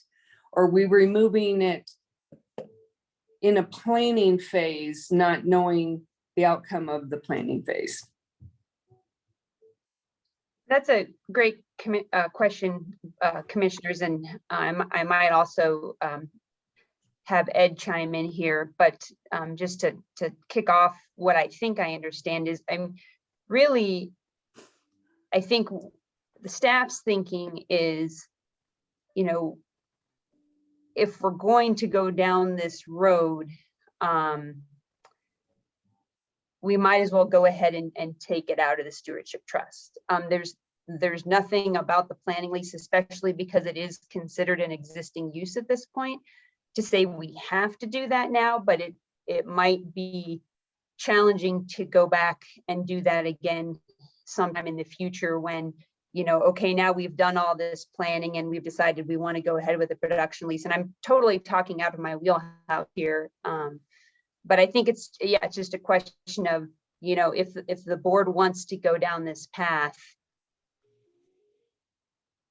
we need to go down the path. If we don't want to go down the path, we don't, but that's clearly your decision. I don't know if I'm making any sense here. You could wait until a production lease comes up. Right. Commissioners, yes, go ahead. We could just stand a little clarity. If you have some. Thank you, Commissioners. Christopher Smith, Real Estate Section Manager. By approving a planning lease with the solar lessee, we are making a certain amount of commitment to them, and they will be expending a large amount of money. And so this is an effort to, to remove the uncertainty of, you or a future board not taking this out of the stewardship trust after they've already invested heavily in this project. Commissioner Heath, I think I saw your hand. You're one of the people who's right on my screen, so you I can see. Well, first, I'd like to say that the love that the Frost family and their neighbors have expressed for the land and the stewardship they've provided over these many years is important to us as stewards of public land, and I appreciate that. I also want to say we're sort of on the horns of a dilemma here because we're at a critical juncture, not only in this particular decision, but in the world in terms of how do we look at mitigating the impacts of climate. And I heard the board say unanimously earlier in our board terms that we were all committed to alternatives in terms of looking at other energy sources. Having said all that, the reality is these folks are feeling the direct impact. And I feel like if we were to take the land out of the stewardship trust now, it prejudges a decision. Why would we go to then making a decision about production if we've given them certainty? And Chris Smith, I totally understand the reliability that the investor needs in this, but in some ways, that's the critical issue. If we're saying we're going to give them predictability, then we've sort of prejudged the final decision. So I would be open to maybe considering whether we would approve a planning lease and then tabling the decision about whether it comes out of the stewardship trust until a production lease is approved. I don't know if there's some openness to that or not, and I'd welcome Ed's comments. Yeah, Ed, I see your hand raised. I'm also wondering if there's an if-then kind of clause we could add. If the production lease goes forward, we would approve a stewardship transfer or removal. But Ed, what are our options here? A couple things, and I don't want to say anything that I don't want anyone to take what I'm saying as the hemming in the commissioners and their discretion on how to approach what is obviously a very challenging decision with conflicting values that are important to everybody. To Chris Smith's point, if you approve the planning lease and table or say nothing about the stewardship trust now, you create another potential dilemma down the road of the planning lease needing to go forward to fulfill our obligations under the planning lease, yet not having a decision on the stewardship trust and potentially putting the land board in a position of some exposure to risk in that scenario. You could, as I think you alluded to just a moment ago, you could probably create a situation where you have conditionally approved the removal of the stewardship trust, the property from the stewardship trust, if a planning lease goes forward. But I would suggest that that doesn't really accomplish very much in the grand scheme of things. And the reason I would say that is the stewardship trust, as discussed earlier and in reality, really doesn't do anything on the land. It requires the land board to have a supermajority to move within and without of the stewardship trust, and it requires the land board to consider certain natural values, and I loop all the things that are in the stewardship trust into the phrase natural values in its decision making. But it actually, for the Frost and the lessees, it doesn't change much in the way of what's going on in their property because it's not permanent protection. It is more of a management tool to set aside land for future economic development rather than a conservation tool. And so if you were to, so let me just play that out as an example. If you were to approve the planning lease and approve the removal of the stewardship trust along with identifying replacement property, and the planning lease goes forward and the NextEra doesn't seek a production lease. So the planning lease doesn't work out. And the land is now not within the stewardship trust. That really doesn't change that much on the ground for this property moving forward. If there's no production lease, there won't need to be any movement of the infrastructure that's at issue, the continued grazing and use of the property by the Frost can continue. All that can continue without the stewardship trust designation if there's no competing use on the property.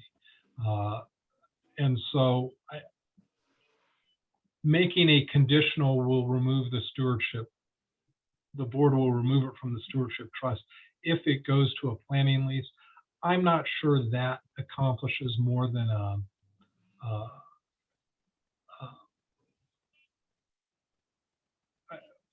optic is the wrong word that I want to use, but it doesn't accomplish a significant change in the reality of either making it conditional or going ahead and removing it today. There is something more than an optic, but it's limited, and that's, I feel like I've said it. I'm happy to expand on it if anybody has questions on it, but I don't want to just keep speaking. Yeah, no, I'm following you. Do any of our commissioners have other questions for Ed or other comments?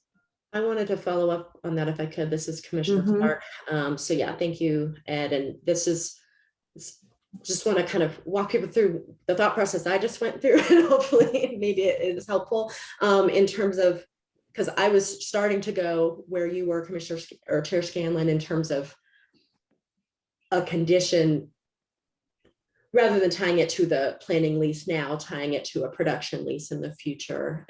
And as Commissioner Heath was noting as well, but ultimately came to a similar place in that I'm, and for the public as well, just so in my other life, I am an affordable housing developer. I deal with real estate development. So I understand those kind of timing and reliance-backed expectations that someone developing property would have and need to understand early, and want to get, as many things off the table, variables off the table as early as possible. I understand the need for that, but from the perspective of being on this board, needing to look at, I'm less convinced by that, in that we do know that there are these other steps and there is a production lease that would have to be contemplated in the future. So that's already on the table for future consideration, which is why I was thinking that it would make sense to put the stewardship trust decision there as well. But to Ed's point, it really is not substantive. Whereas for us as a board, we also are considering, it's not just that we're taking land out, but we're replacing it with other land, and kind of what are those values to us as the health of the overall stewardship trust, and weighing those other values there. And so I think that I wouldn't want us to be putting off that decision. And I guess that's my question, is if we were saying that we were conditioning taking out this land for when there's a production lease, does that also mean that we're not making that switch and getting and having the Chico Basin decision also, until we'd be delaying all of that for 2 years? Is that correct? Ed, do you have a perspective on that? I was following along until you got to the question mark, and Okay, sorry. I'm not sure I'm following what you'd like me to answer. I guess I'm just saying, as I'm understanding it, we're not just, there's taking land out and there's replacing it with other land. Yes. And so those have to happen concurrently. So we would also be not taking it, we would not be having a net increase in the stewardship trust land. Yes, also for yes. 2 years until that. I'm sorry for not following. Yes. So again, a couple of different options there, but yes, you would not be adding the replacement property or additional property into the stewardship trust that's been identified in the next agenda item. If you are waiting 2 years, if you create a conditional setup, and so wait 2 years to make the decision about removing or conditioning it. What I would suspect is the most likely thing to happen in the next 2 years, but this is all speculation, is that there will be other stewardship property in those 2 years that will be removed, and that the Chico Basin property will be in consideration for replacement of that unidentified stewardship trust parcel. And so that in 2 years, when it becomes time to remove this property from the stewardship trust, or whenever the planning lease moves to production lease, whatever that timing is, it is likely that the board will be looking at different stewardship, different property for consideration for inclusion within the trust. So, but today you would not be moving the Chico Basin property into the stewardship trust. I hope that answers your question. Or I'm happy to keep talking with you. I think it adds a level of complexity that I hadn't anticipated in that, because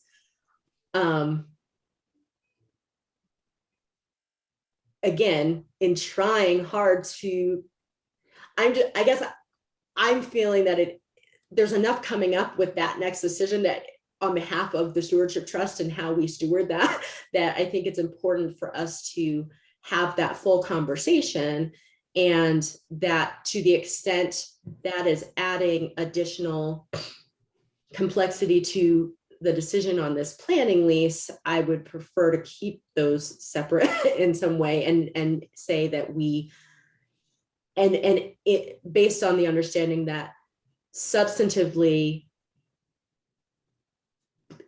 if a planning lease gets approved, and with that, and the condition is that this land is being removed from the stewardship trust, that is still coming out of the stewardship trust, is not something that is providing the protections of the concerns that we hear from the Frosts, for example, and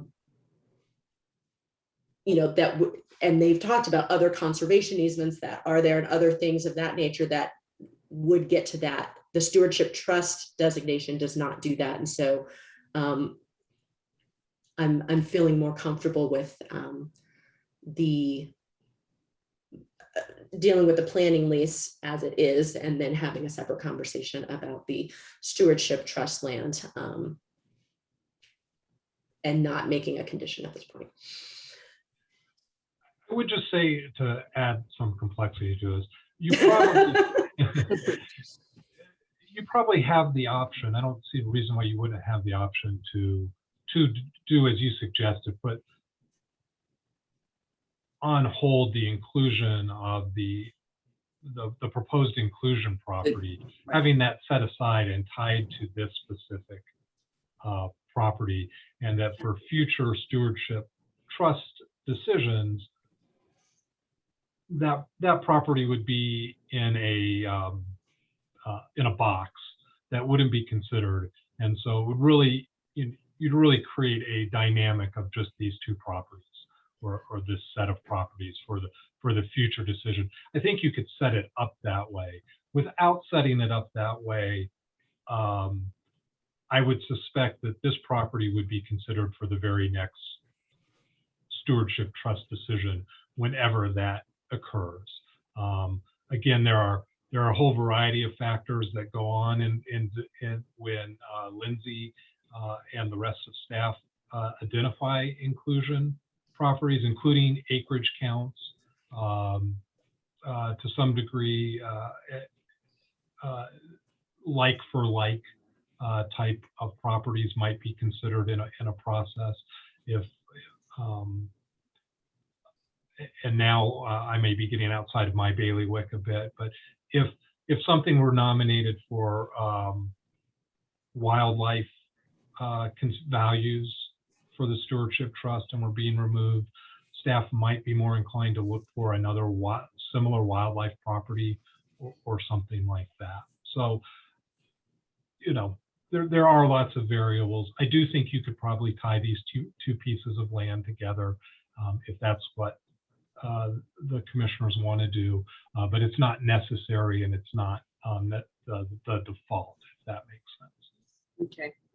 What I'm hearing is, I think I'm hearing from the commissioners, let's take action on this particular question in front of us, the decision item we're addressing regarding the planning lease. I then would like to, I was hoping to tie these two together, but I'm aware that it's 1 o'clock and probably people need a sandwich or something. But why don't, I appreciate it. We have options for the stewardship trust, but I think those options could be hashed out and talked about in that agenda item, separate from this one. If other commissioners are comfortable with that, I don't see a reason or a need to tie these two things together right at this moment.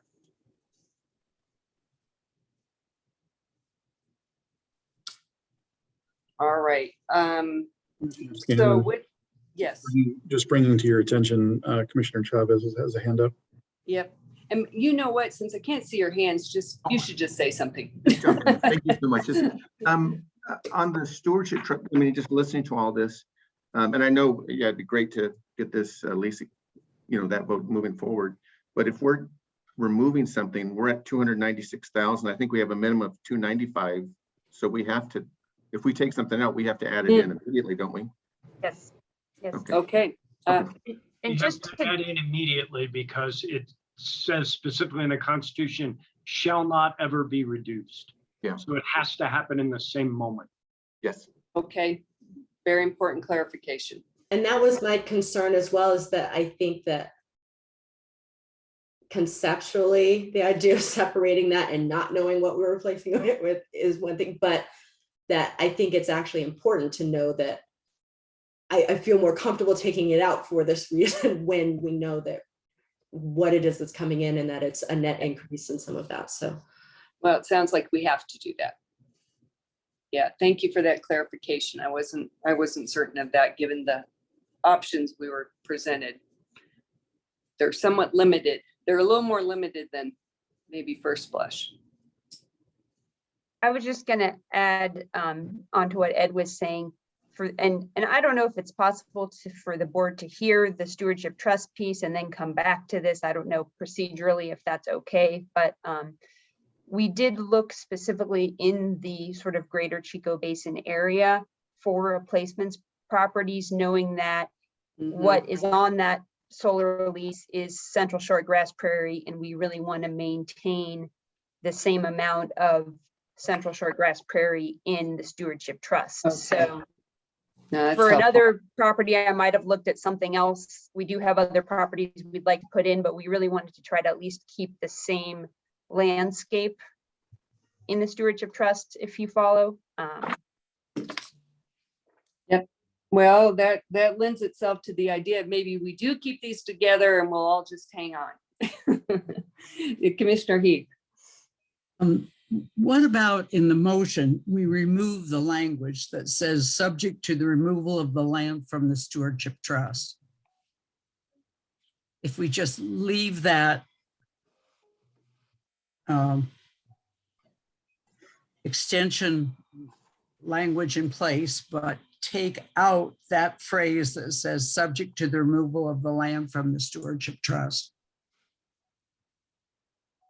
I can say this is Commissioner Clark. I would not support that. And I mean, we can certainly have the motion, but I would argue in support of what we heard from Ed that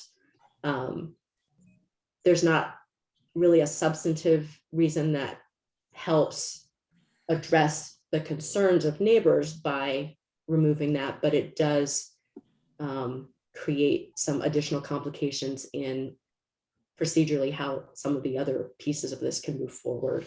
I guess my thought on this was that should it be approved, and then when it comes back to us for consideration of a production lease, that would be the time we would remove it from the stewardship trust if we were to affirmatively decide to approve the production lease. I felt like it removed the question of having to find other land now and deal with this. And, you know, I'm open to other thoughts, but I was just trying to make this less complicated. As I hear the concern, it's that then if we move it, then we'd have to identify new land in 2 years to bring into the trust, whereas we have the Chico land that we understand at this time. But I do have a question on the motion also with respect to the 12 months written notice of termination with respect to the agricultural lease, in that I'm trying to understand the timing of that during the planning lease phase versus going into a production lease. I mean, the bottom line is, I don't think this is saying that then it is that 12 months from today, their lease will be terminated. David, can you clarify that timing question? Yeah, I'm sorry, did you mention my name? Yes. Yeah, Yes. sorry. Sorry, I'm back to you. No worries. Yeah, so the intention is just to satisfy, the intention of giving notice, if the board approves the planning lease, the intention of that notice is just to satisfy the 12-month requirement per statute. We won't necessarily cancel it in 1 year, but we have the ability to after 12 months. So it leaves open the door to actually the end date, but starts that process of notice. So it's at a minimum 12 months, but could be longer. That's correct. Okay, that's helpful. This is Commissioner Braden. I have a question. So I mean, I'm not a lawyer, but I'm sympathetic to Commissioner Heath's point of trying to decouple in the language of the board order, the removal from the stewardship trust. So to my question is what happens if we were to adopt the board resolution as drafted, and then as a board not move the lands from the stewardship trust? Would that nullify this decision essentially? Yeah, I actually, that crossed my mind too. And I think that was kind of some of the heart of what Commissioner Clark was asking procedurally as well.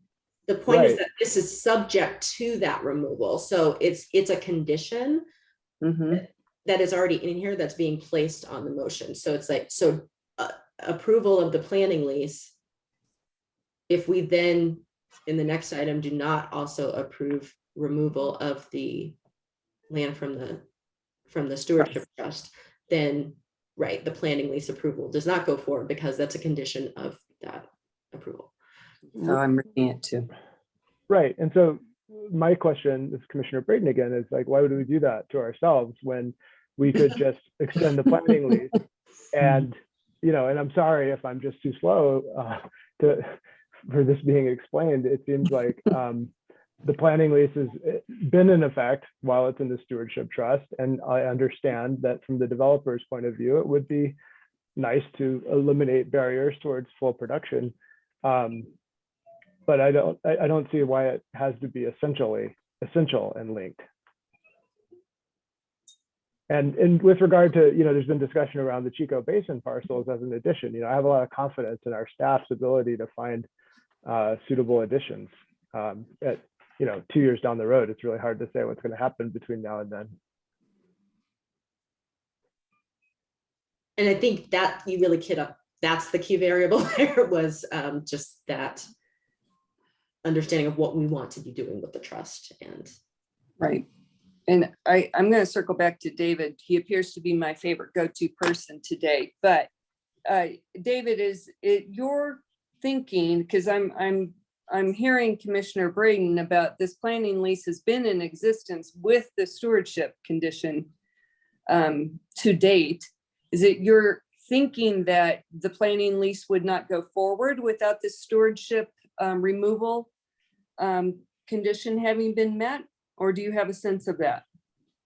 Yeah, I think that's the concern, because if you think about it, if we would have presented the stewardship trust removal first, we kind of would have been in the same dilemma to some degree, because you know, if you you know, it needs to be removed before you approve the planning lease. But if you remove it from the stewardship trust and then hear my presentation about the production lease and decide not to approve it, you know, so it's a chicken and egg.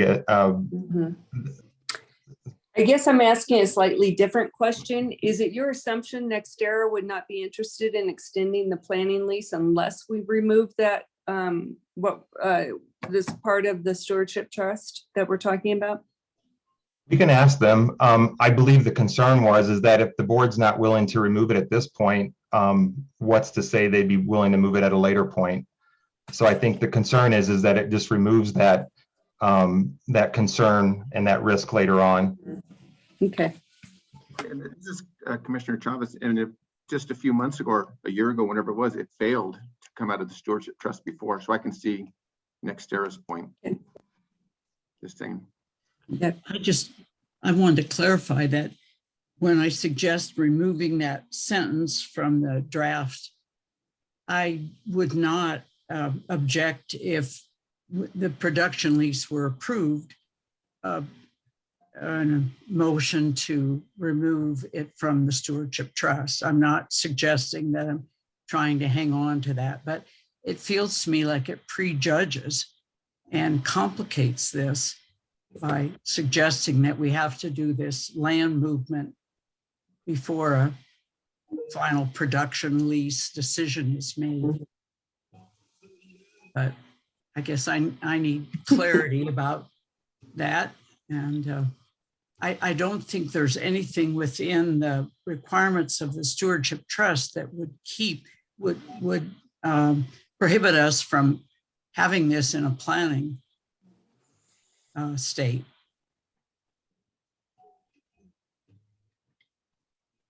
Is that correct, Commissioner? I would say that's correct, because there was already a planning lease. Correct. Previous. It basically would just, they would keep planning under the same conditions they have been operating with thus far.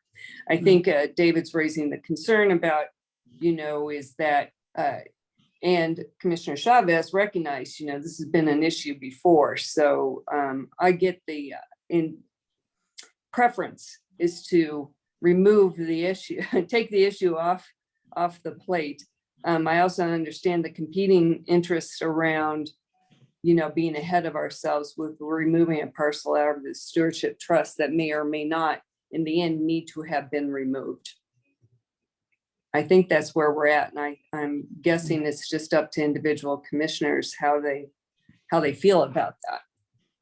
so then could it be that we agree that it should be removed, provided if when it comes forward for a production lease approval, that production lease is approved, that we are already agreeing now that the land would be taken out of the, like that it wouldn't be another debate at that point, that we're agreeing that provided that production lease approval by the board at that time, they're agreeing to that will also mean that the land comes out of the stewardship trust. Right. And Ed, that was sort of my if then kind of question, you know, and I guess I'll rephrase it, because what I'm hearing is it's just what I just stated. You know, do we have to really take this out of the trust if this production lease isn't going to go forward, or could we amend this motion to say that we will, but not until that date. So we get rid of the have to do it today, replace it today quandary. And I think we can, I'm going to put a little heavy emphasis on think, but I think we can structure that and accomplish that. The key element of like a revolving door of land coming in as land comes out needs to be met, but you're not really removing it from the trust today. So it's not coming out the revolving door. If you do it this way, it's not coming out the revolving door until until it goes to a planning lease and you've identified land to come in. Yes, until a production lease is actually approved, right? Yes. So I think we can structure that in compliance with the never reduced language of the stewardship trust. Well, and I want to acknowledge, Ed, I heard you on the optics piece of this, but there's part of it that feels real. So yeah, no, well, like I say, optics is the wrong word, and I knew as soon as I threw it out there, it would be what was held on to. only by me, maybe, but no, I think probably by everybody. But my point really being is the stewardship trust is a very limited, in reality, is a very limited structure. It's really more of a management guidance tool for the land board than it is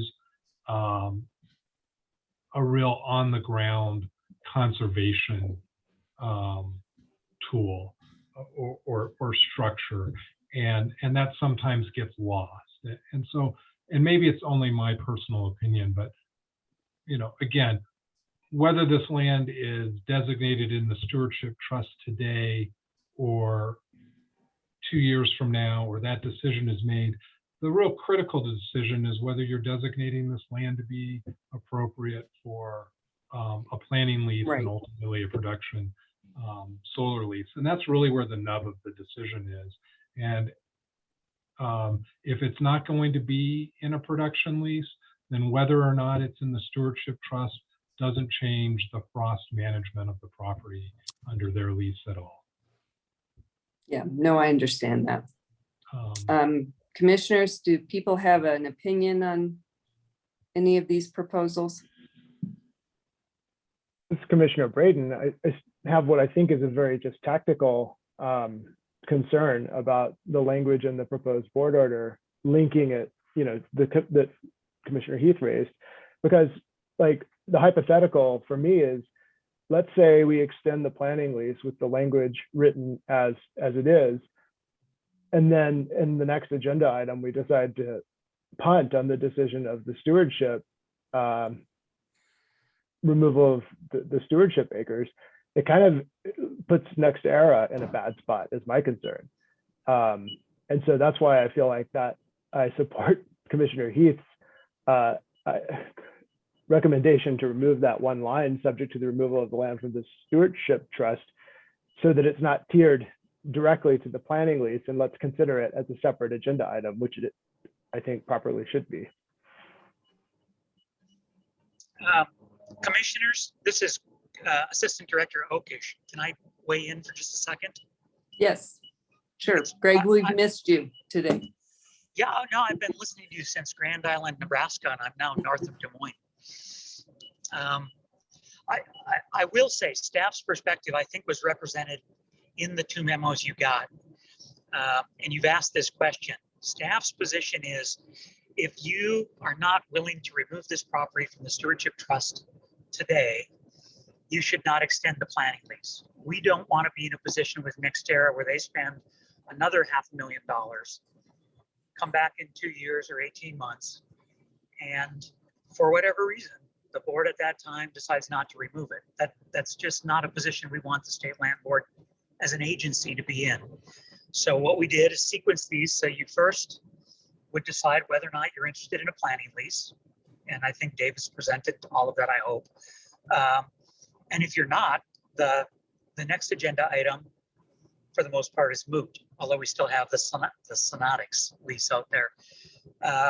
If you approve this, then we've selected property that we think has better values than what's currently in, and we think you should put it in, and we should put this all to bed today. I'll go so far as to say on behalf of Lindy, this piece we're talking about isn't as important as it is to the families who spoke. This isn't holy ground. As Lindsay pointed out this morning, the board was in a position 20 some years ago where staff had to find 295,000 acres in a short period of time. And a lot of stuff went in that in hindsight, we've revisited and removed and improved. And I think staff's position is this is an improvement. So that's where we're at. That language in the board order was intentional, and you're right. If you aren't comfortable with the second decision, you probably shouldn't approve the planning lease. We should just not go there. Well, that begs the question of should we do the reverse the order of this, which Commissioner Clark raised at the beginning of this conversation, do the storage, they are tied together through this board order. Right. Commissioner Braden's right, unless you remove that part, but then I'm hearing your perspective on this, Greg. So it's a question of should we move first with the stewardship trust removal and address these separately? Because right now they're almost the one order, to some degree. The reality is they're linked. Yes. By language. So I think it's certainly your discretion which order you want to take them in, but I think it's important from staff's perspective that if the board's not comfortable removing the property today, we shouldn't ask a lessee to make a significant investment over the next 2 years. Right. I think we understand that. And Josie, I saw your hand raised. I mean, option B is we just do this and keep NextEra in suspense until we do the second agenda item. And Josie, did you have further comment? Well, yeah, I think it keeps them in suspense whether or not they get a production lease. They're still, they don't have a definite commitment yet, but I plan to vote in favor of the planning lease. I am very uncomfortable that it's tied now to the removal of the land in the stewardship trust. I think those can be separated without complicating this. And it felt like it prejudged. And I understand that's what NextEra would like.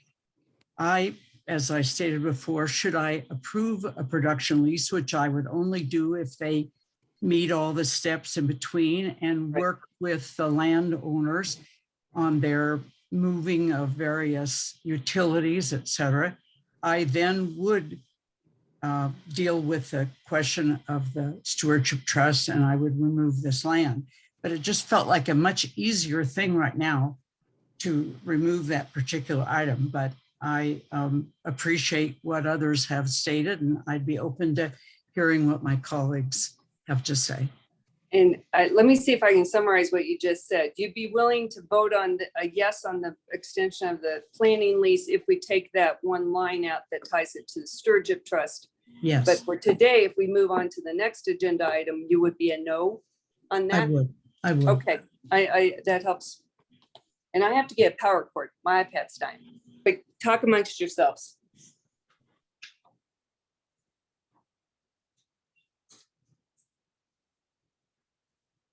Commissioners, would you like to move forward with the board order striking the subject to removal of the land from the stewardship trust phrase? Or would you like to do the stewardship trust item first, vote on this second? Or Ed said we could have the option of saying we will approve the planning lease and make it and agree to removing the stewardship trust piece of that if a production lease is approved. That's this is Commissioner Chavez. That's kind of the option I like. It stays into the stewardship trust until if a production lease is signed. So let's.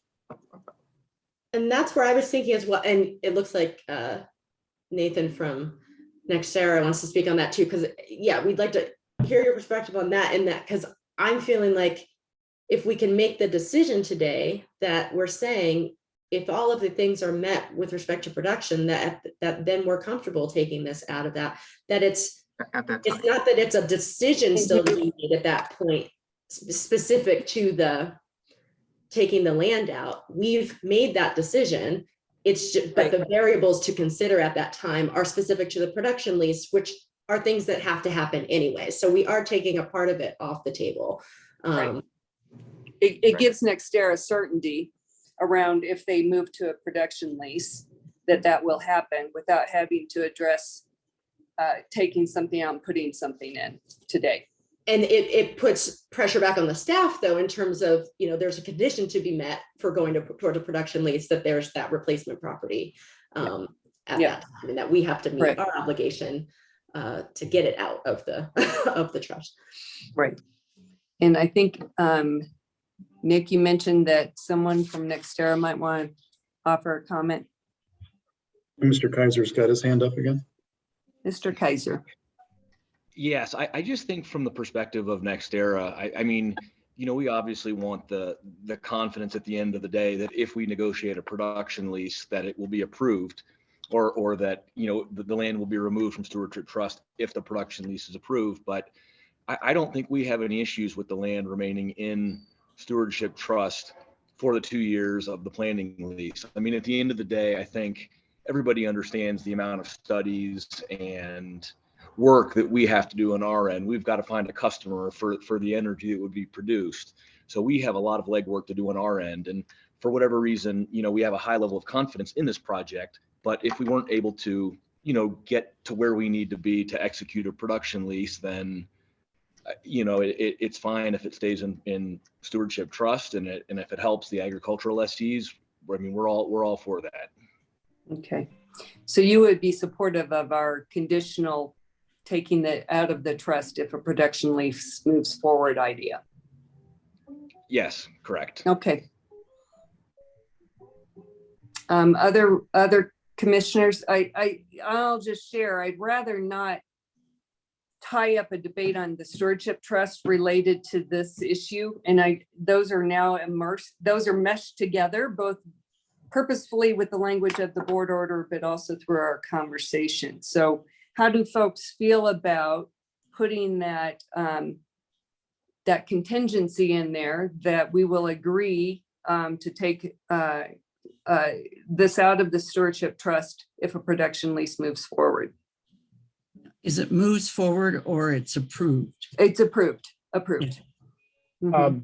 This is Commissioner Braden. I support that, because I think what I like about that is it takes away the sense that the Stewardship Trust vote is a proxy vote on a production lease, which I think we don't want. But the other thing, and this is something I'd be curious on Ed for, is Ed's opinion on is, we can tie are we tying the hands of a future board in a weird way with such a promise? And the threshold of votes is different for approving a production lease versus disenrolling lands from the Stewardship Trust, as I understand it, and needing 4 votes in favor. Ed? Yeah, so just want to make sure it was right. Yes, you are, well, depending on what you ultimately land on, if what you are saying today is you are approving the removal of this property from the Stewardship Trust upon a production lease, if you're making that commitment, you're doing 2 things. Well, the first thing is, yes, I think you are committing the future board to that decision. Like any decision that you make, you commit a future board to that decision. So yes, and yes, to remove something from the Stewardship Trust, you need 4 votes to approve that removal. It does create an interesting, I think you probably need 4 votes to approve that conditional order. And and again, I think, with my revolving door analogy, I think you're still comfortable with that with the statute, but it does create the awkwardness that you're approving removal in basically a binding way without identifying your replacement property. Again, you could probably solve that by actually tying the two properties that are identified right now together down the road, and you sort of eliminate that quirk. And then I think the next agenda item becomes basically, are you tying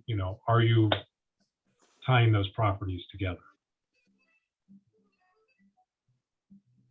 Right. Which sort of answers the question about adding more to the staff's workload in the future. If we can just say, yes, if we do a production lease, we'll move this out of the stewardship trust and replace it with this, is what I'm hearing you say, Ed.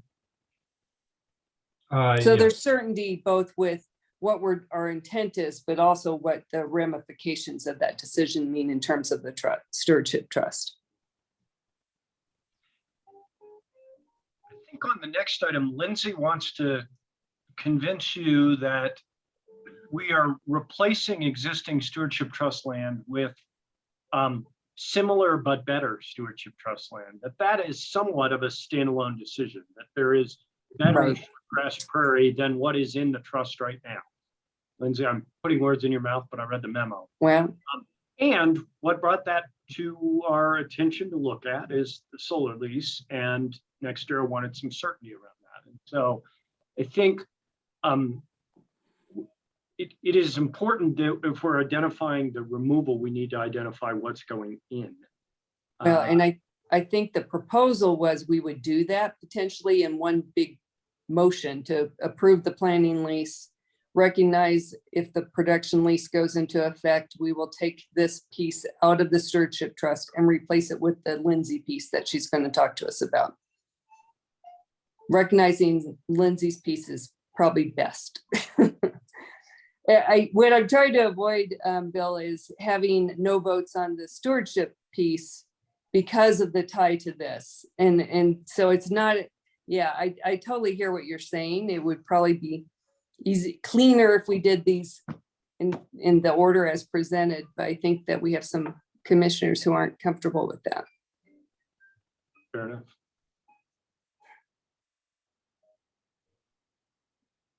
And I do want to acknowledge, I was going to say this if we got to my agenda item, but I do really want to acknowledge that sort of elephant in the room that Bill mentioned, that, you know, I think we can identify other land that has equal or greater natural values than the section in question or the land in question. The sort of uncomfortable part about that is that we weren't looking at this except for because of the solar lease. So I can't say that in a future day, you know, having been a stewardship trust manager for just over 2 years now, you know, I would like to get to looking at all of our portfolio of stewardship trust and making sure that it's the best stewardship trust it can be. But we're not there yet. And, you know, we do that occasionally and we do that piecemeal, but we haven't taken a hard look at the El Paso County, Pueblo, Chico Basin area to say, hey, does this need to be tweaked in a way to make it better? And the impetus for doing that now is this solar lease in question. And I can't say whether we would, you know, it's like we would probably do that in the future someday, but we weren't doing it when this came up. And so I think that's just something that's important to acknowledge. So Lindsay, given what you've just said, would it be your preference that if we do a motion that says if we approve a production lease, we will take this out of the stewardship trust? Is it your preference to identify the land that you were going to have us vote to move in today as a transaction that will happen in the future, or are you kind of agnostic to that? I would say I'm somewhat agnostic in that there are kind of risks and benefits to to doing it either way. You know, when we have a property that's sort of on our wish list of, hey, we'd really like to designate this, we do almost keep an eye on it in the same way that we do a lot of the stewardship trust properties. You know, if Ben starts talking about a sand and gravel lease there, I'll probably, you know, go, hey, wait a minute, you know, we got to think about this. But there is the, you know, that it's nice to have certainty of this is what it's going to be, and we would know that. At the same time, in 2 years, something could happen to that property that is beyond our control, or that, you know, a future board could make a different decision that affects it in a different way, and we can't control for that now. Okay. How's that for a wishy-washy? I get it. I think to summarize, you're saying, yeah, we could have certainty today, but in 2 years, maybe your thinking would be different. You would rather have had an opportunity to put something else in. And we'll just have to weigh those competing kind of ideas. I see Commissioner Heath and Commissioner Chavez. This is Commissioner Chavez. I mean, and I don't want to add more complexity, but we have enough space. You might as well. We're all in on complexity. And when we can do the contingency on removing the Frost property at the signing of a production lease. But today we can add in the Chico Basin. It's only 2,560 acres. We can add that in today if we wanted. We have the space. So Lindsay, you know, we get what we want for better quality stewardship land. And then in 2 years, if we approve the production lease, we don't even have to add anything. We'll still be above the 295, or maybe there's another property out there. And yes and no. You always have the authority to add land, but then that increases the size of the stewardship trust. So you can't add something now and then take something else out later because you added something now. If you take something else out later, you are beholden to that new size. So got it. Okay. Commissioner Heath. Just want some clarity. I think staff said that they wanted to leave in this removal of the land from the stewardship trust to give certainty to NextEra. But I heard Mr. Kaiser say that while that would be preferable, they would be okay with it not being in there. And I guess for that reason, I'm suggesting again that we just remove that sentence from this motion and not deal with the stewardship trust at this time. I will say on the record that should a production lease be approved, I would certainly support the removal of that land from the stewardship trust, with appropriate land be used to replace it. Thank you. And I don't know if Mr. Kaiser wants to add further comment to that. If he's comfortable. I heard it a little bit both ways, to be honest with you, but unless you speak up, Mr. Kaiser, we're going to assume you would be comfortable if we just approve the production lease without the stewardship trust being answered at the moment as a perspective. The planning lease, sorry. So just so I'm clear, if a vote is reached today to approve the planning lease, there will be some type of contingency in there that states that it will be those lands will be removed from stewardship trust, assuming that a successful production lease is executed. If that's the case, then yes, we're on board with that. And Commissioner Heath, is that what you were hearing? Yes. Okay. We're all on the same page. So it's still a contingency, if you will, of some sort, a contingent agreement. Correct. On a production lease. Okay. Can I ask a clarification here? If, so in the future, assuming we come back to the board with a production lease, excuse me, we would, should this pass today, as Nate just described it, staff would not be coming back to the board with removing this from the stewardship trust? Is that my understanding, that we'd only be coming to the board with a production lease, and then if that production lease passes, then automatically staff would have authority to take it out? It will be assumed, we will agree to take that out of the stewardship trust. Some of the conversation now is, should we also agree to replace it with what Lindsay has identified in the second agenda item related to this. Or just leave that open to a further conversation with the commissioners at that point in time as to maybe it's that parcel, maybe there's a better one out there we haven't yet identified. But I think that I'm capturing that correctly. Thank you for the clarification. Well, you know, it's been a lot. All right. Well, we have clarity of murky water. I wouldn't say mud, but murky water. If, you know, how do people feel about this idea of putting the contingent to remove from something from the Stewardship Trust? And I would add the proposal of not identifying that parcel today, but allowing us the flexibility in 2 years or 18 months or whatever the time frame is to look at what Lindsay would recommend is the best parcel to replace it with then.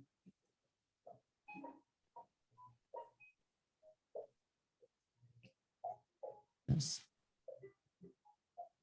And this is Commissioner Trump. You wanted to add that on this existing planning lease extension? I think we would need to. Is that correct?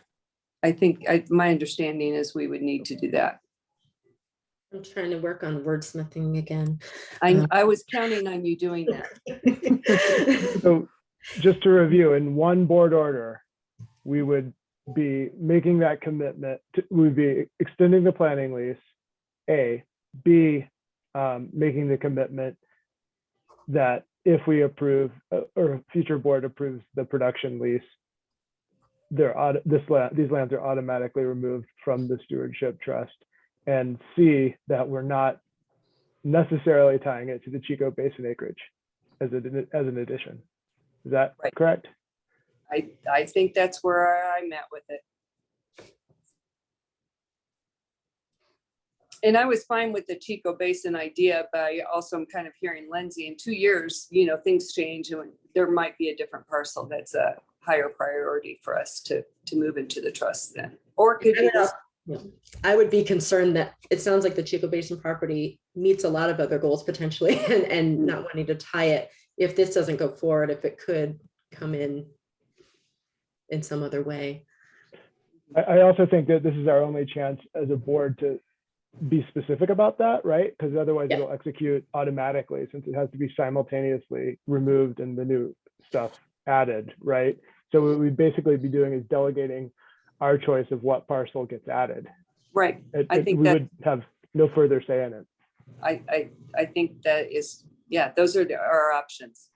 Well, actually, a clarification there, because it's my understanding that the properties get identified based on criteria that staff is looking at. And if it doesn't meet some part of that, then that comes to the board. So what I see what you're saying. So it's that, yeah, we're saying that, or is it that we have to say that it has to be, they have to identify a property that would not otherwise trigger, you know, that already meets all of the criteria. I have a high level of confidence that that property will probably continue to be an appropriate piece that is designated. It's literally fenced in the same pasture as land that is already in the Stewardship Trust. So one of my long-term goals is to tweak the Stewardship Trust to match those fence lines a little better, and this accomplishes a small piece of that. So I don't have a problem with it being Chico Basin for the next 2 years. I just think there is, you know, it is, you are making that decision now, and what happens in the future happens in the future, and the decision is made. Thanks, Lindsay. So is it possible to identify that property now and say that that is the preference? And then if there's anything that is equal or better to that, that you can switch that out, but otherwise, or yeah. Well, and I want to remind you that the board always has that authority. If it goes in 2 years and then in 3 years you decide this isn't meeting the objectives we had, the board can always take it out at that time. Can I suggest? Excuse me. Commissioner. So should we? And I don't want to usurp Erin's Wordsmithing. privilege No, of being please the, do. I haven't gotten there yet, and I maybe was you're going gonna to say we do suggest the other that- thing first. and I would put forth a motion that would not include the phrase subject to the removal of the land from the stewardship trust, but leave the rest of it standing and add the following. Should a production lease eventually be approved, the board will remove this land from the stewardship trust, and appropriate land will be used to replace this property. Something of that sort. That makes sense? Mhm. Or it could be a separate motion, I don't know. Ed, what's your reaction to that or input? Wordsmithing, I think I would change. Oh, I'm up for it, whatever that you think, but I'm just trying to get the intent. No, I hear you. I would drop this board will approve. I would leave it as the if phrase that you had, comma, the board approves removal of this property from the stewardship trust. So it's clear that the approval has occurred.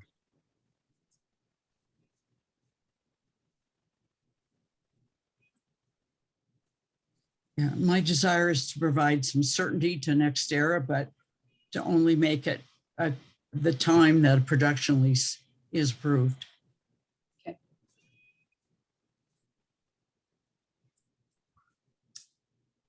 Input into that idea, otherwise I think it's worthy of a motion. Well, maybe it's just a chance for folks to weigh in. Yeah, no, yeah, first weigh in, but otherwise we can always amend a motion. I agree with this approach, or I'd be supportive. Yeah, this is Commissioner Chops. I'd be supportive. Okay. As would I. Commissioner Braden, should Commissioner Heath take a run at a motion? I believe she should. Okay. All right. All right. We do need a motion. I move. We have to read the whole thing, right? I would like to move the solar planning lease extension approval for a planning lease with the language from staff, absent the phrase subject to the removal of the land from the stewardship trust, which appears in the fourth line. And I would add language, and I'm open to this being wordsmith, but the intent of it would be, should a production lease be approved, this land would be removed from the stewardship trust and replaced with appropriate land.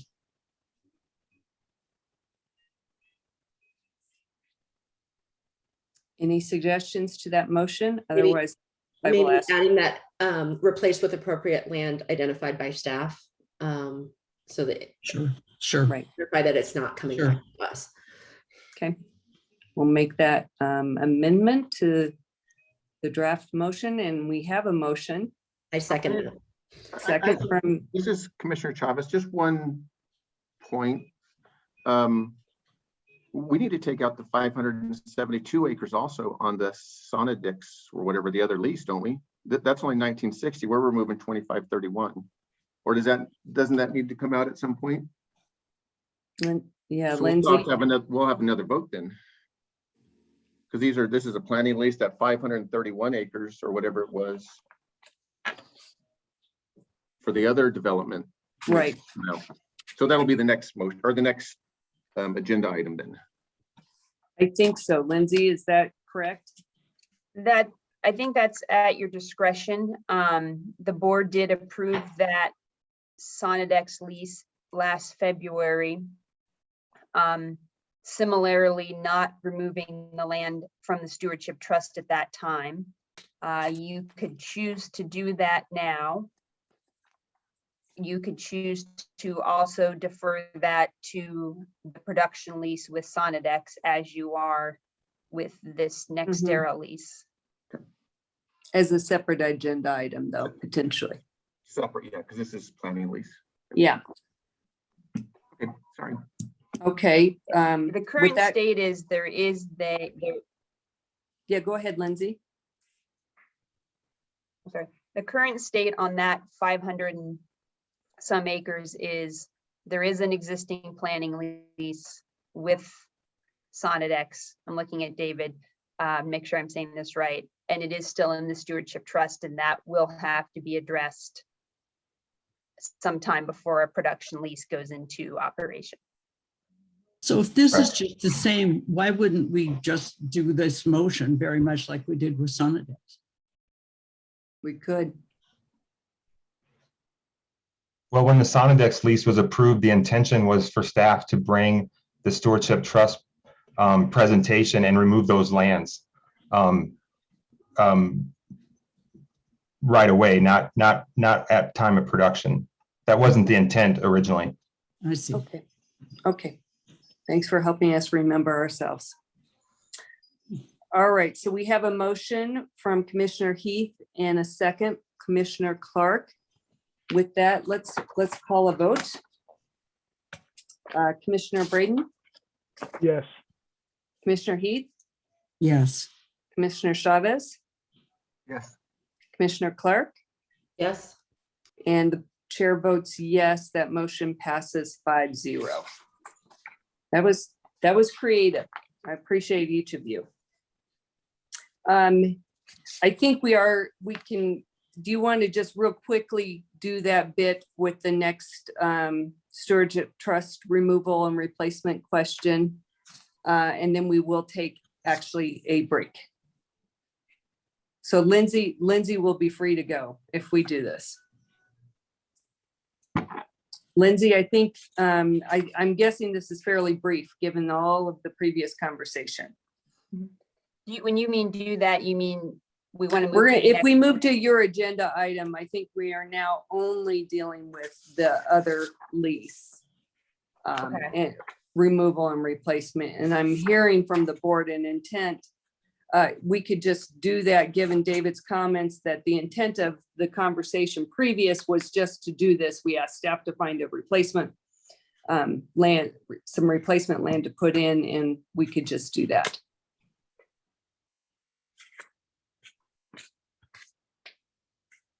I guess we should clarify that when we ask the board to do that, I'm making it more difficult, and I recognize that. But when we asked the board to remove that and replace it, it was a motion that failed 3-1 last June. So we had originally, we're going to kind of reinvigorate that motion, which we can do now. But it might take a little discussion given that reality. Well, then I was trying to give you an out, but you closed the door to your own out. So I'm going to now suggest we take a break. And I appreciate you, Lindsay, reminding us of that, that history. Let's revisit that in our discussion. So goodness, this is a resilient group of people. It is 1:45. Why don't we take 20 minutes? If that's all right with everyone, to do a quick grab a snack kind of break, and we will come back at approximately 1:05. All good? 2:05. Okay. Or I'm sorry, 2:05. Thanks, Ed. Okay, let's go on break. Thank you.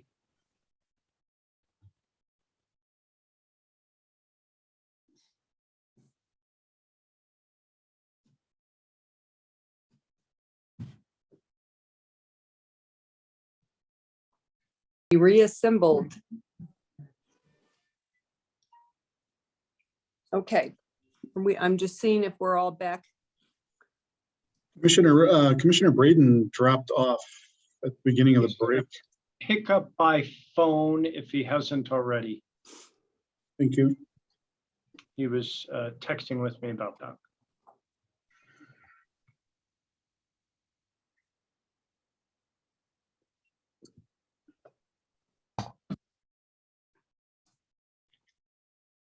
And Nick, you're gonna have to let me know if you see him in any way, shape, or manner.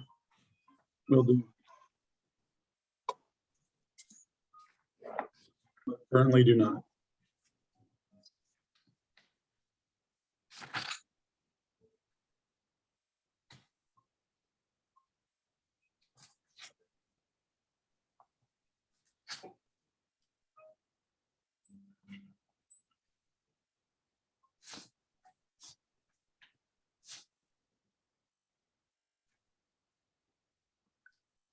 All right, we'll give him a minute.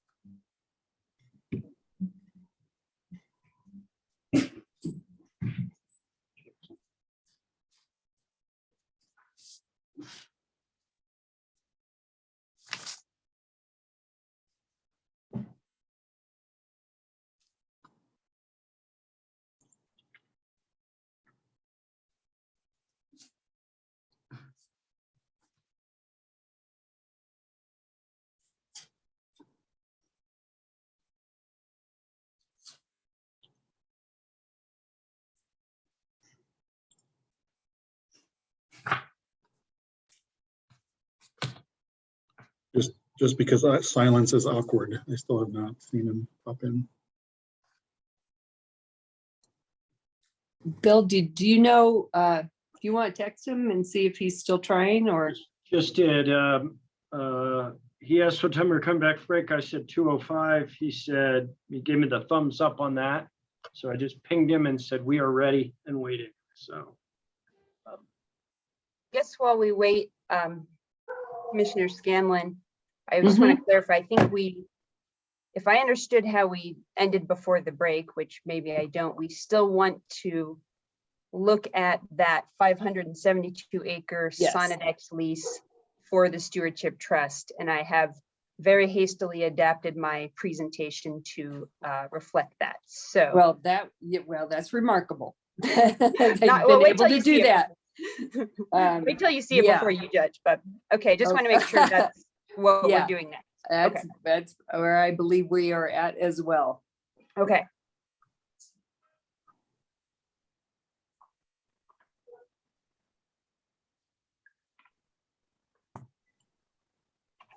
Chris, will you give us a lead into that? And there, I see a phone adding. Commissioner Braden, did you just join us? Yes, can you hear me? Yes, we can. Thank you. Just confirming that was you. Yes, and my apologies to the staff and my fellow commissioners. I'm sorry I have to go get a COVID test. I have a bit of a situation here in my family, so I'm going to do my best to keep up my phone.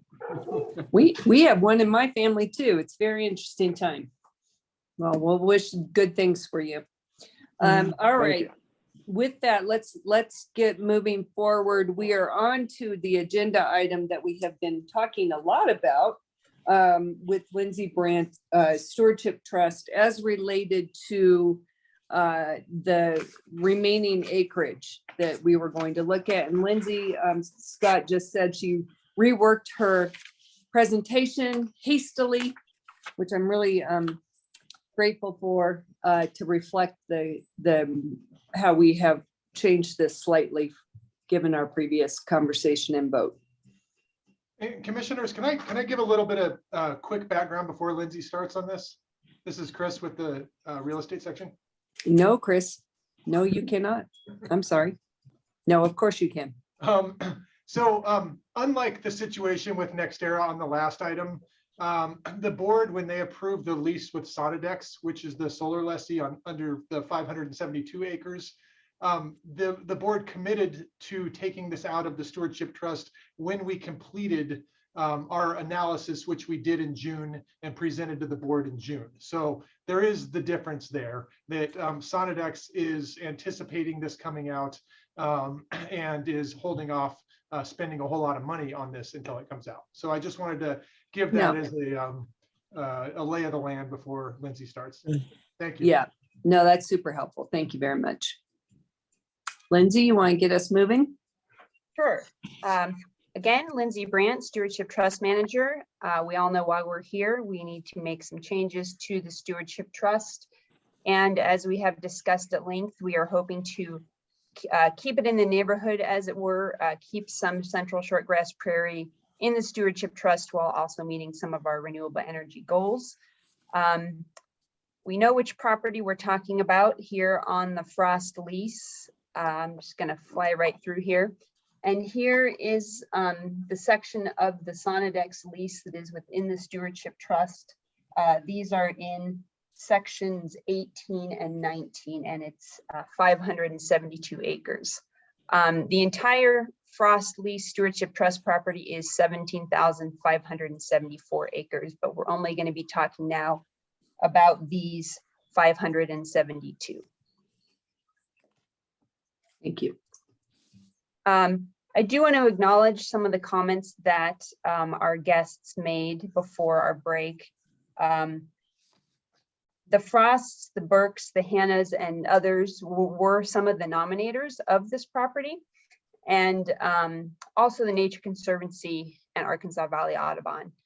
And the property was originally designated for its role in the shortgrass prairie ecosystem, also the wildlife habitat, open space connectivity, and beauty. And I do, again, want to acknowledge, I think it was Will that pointed out some of these wildlife values. And he is correct in that many of these ungulates probably do use the ranch, although there are not mapped migration corridors or winter range or calving areas that I've seen on the data that we have from CPW. But that's not to say that it's not general range for these animals. I did use, we all know what it's leased for. I did use the Nature Conservancy landscape assessment tool that I described to you this morning to evaluate the diversity, resilience, and connectedness of this parcel. And when I say this parcel, I'm actually referring to both the Synetics and the Nextera parcel. So this data is a little flawed now, but it gives you an idea. We did submit a letter letting everybody know about this potential change to the lessee and the nominators. And we did receive comments from them. I think the previous discussion has pretty well summarized all of the comments that these parties have made. I think we are aware that they are opposed to these changes and the concerns about solar development impacts on these. CPW did not express opposition to the removal. And I do want to say, one of the things that's come up a couple of times is, I think Maggie Hanna has pointed out that, you know, this land hasn't changed since designation. And I think she's not wrong. This is true.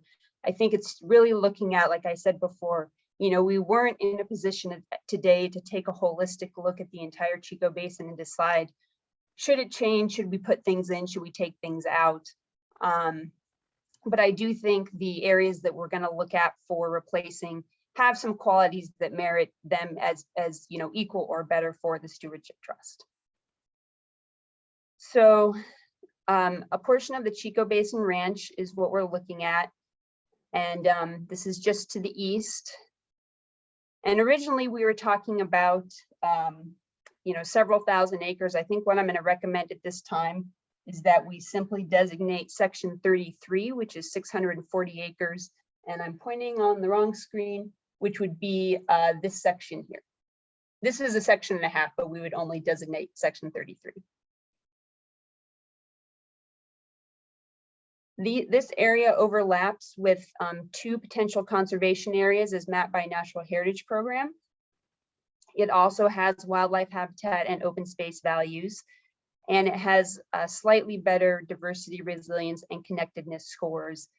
You can see this on, and CPW did support this designation, but you can see here the potential conservation areas mapped by Natural Heritage Program. And again, this is a comparison. I wasn't able to modify everything here, but just to compare the two areas with similar or slightly better scores for the Chico Basin property. And here's the map assessing landscape integrity. This is using the Nature Conservancy tool, where again, the green, the dark green really indicates the most highly connected landscapes from a species or an ecosystem perspective. So with that, staff recommends that the board approve the removal of the 572 acres occupied by the Sonidex lease from the Stewardship Trust and designate 640 acres of Chico Basin Ranch into the Stewardship Trust. And I tried to create a little table here just to represent generally where we're talking about. And I'm happy to answer any questions that you have. Thank you, Lindsay. And again, I appreciate the quick scramble to modify all of this for us. I will first ask if we have any public comments related to this agenda item. Commissioner Scanlon, this is Joel Sander. We do not have any comments at this time. All right, thank you, Jules. All right, commissioners, any questions, comments, discussion? Commissioner Chavez, are we going to make this contingent on getting a production lease also? Or what's everybody's thoughts, I guess I should ask.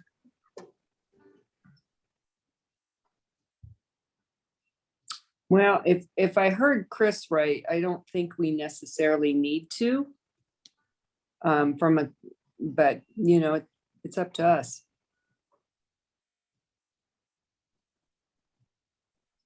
This is Commissioner Braden on the phone, and I just would appreciate the staff maybe summarizing the ways in which this is different from earlier in terms of the ripeness of making this decision now. Yeah, I'll leave it at that. Thanks. Sure, I can do that, Commissioner. This is Christopher Smith with the real estate section. So the real main difference here is that in February, when the board approved this planning lease, they committed that that they would take this portion out of the Stewardship Trust after staff did this full analysis of our entire portfolio, which was presented to the board in the June meeting. So Sonidex is anticipating this coming out, and they are waiting to really spend a lot of money on this until that assurance is in place. So they're in a little bit different situation than NextEra, in that I'm not sure how all in they are until this comes out. Okay, thank you. Scanlon, we did have a couple of hands come up as we were clarifying. Jay Frost and Maggie Hanna. Okay, let's promote them.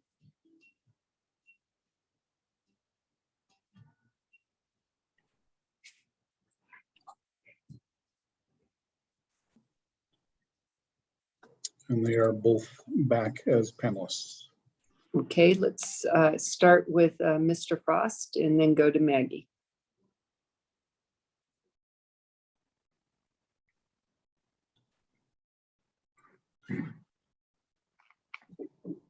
There you go. Can you hear me? Hello? Yes. Yeah, you just muted yourself.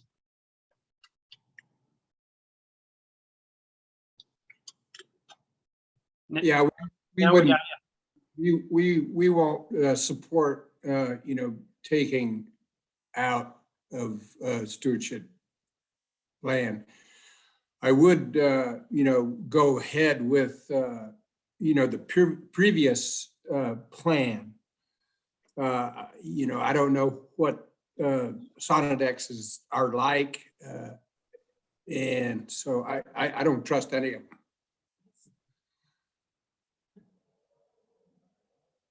All right, thank you, Mr. Frost. And Maggie Hanna. Thank you, commissioners. Again, in an effort to not be a complete broken record, I do just have one question about why the Frost parcel, as currently enrolled in the Stewardship Trust, ranks lower on the connectivity category than the Chico Basin parcel. It is in fact in direct contiguity with a conserved deeded property and state lands. I can't unfortunately, I can't speak to all the analysis that goes into that tool. You upload a shapefile and you run the analysis and it spits out a score, but I think they're looking at a variety of landscape factors, including, surrounding development. And I don't know what the buffer distance on that development is. Also roadways, other anthropogenic factors. I'm sorry, I don't have a better answer for you, but I don't deeply understand the tool as much as I would like to, but I think it's pulling in all of that information to make that assessment. Thank you, Lindsay. And then my other comment, I just feel like it's worth revisiting, and in our collective memory, since our faces have appeared on these tiny checkerboards, there was even a consideration for disposal of the Chico Basin Ranch. So I continue to have questions about the weight and what the Stewardship Trust means and what it means to land managers in a landscape. If, within 24 months, there was a conversation on the table of if Chico Basin should continue to exist in this portfolio. So yeah, thank you. Thank you. And does staff want to address the Chico concern? Because my recollection is we have decided both not to divide Chico, but also to continue forward as part of the process towards looking at that lease renewal. But staff might want to chime in. Commissioner Scanlon, this is Assistant Director Okish. Can you hear me? Yes. Yes. I'm sorry, you can hear me? Yes, we can hear you. Okay.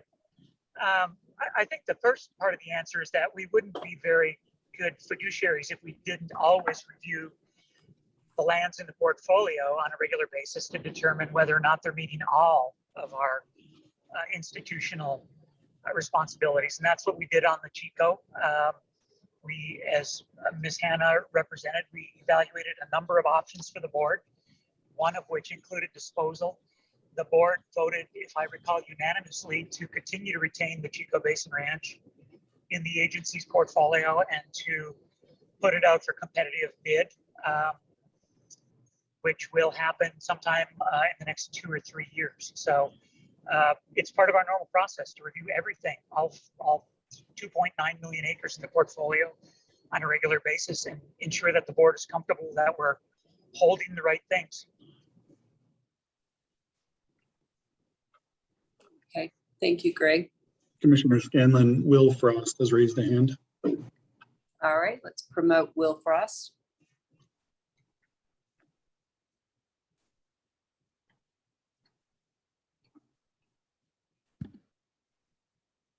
Hello again. Hi, Will. Thank you. Welcome back. Oh, thank you. Good to be back. I just had a logistical question kind of in the same lines as Maggie. Are all the assessments done about the ecological significance? Are those all computer generated assessments, or are there folks going out into these pastures and physically identifying those criteria? And that's just a general question. I was just curious about that. A little of both.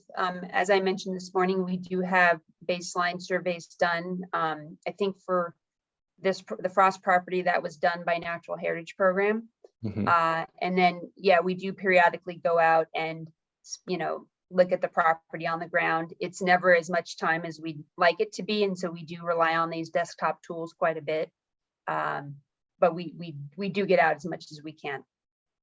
Okay, thank you. I appreciate the answer. Thank you for the question. Nick or Jules, do we have anyone else who'd like to comment? Commissioner Scanlon, we do not have anyone currently wishing to comment. Okay, let's turn it back to the commissioners for further discussion.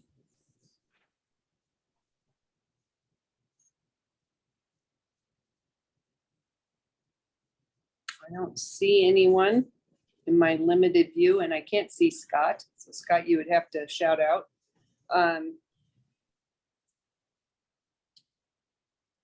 With that, we will close both public comment, and I think it's the question is someone ready to make a motion?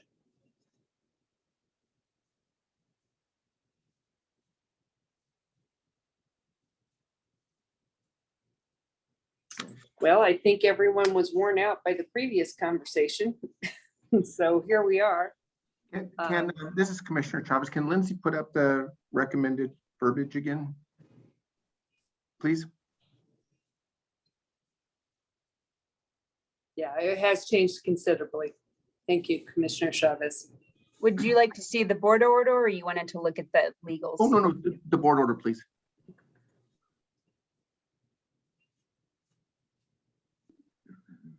And I'm sorry, I did not get this edited. Oh, wait, maybe I did.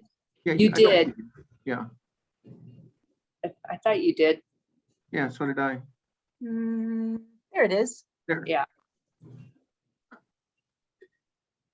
This is Commissioner Chavez. I move the board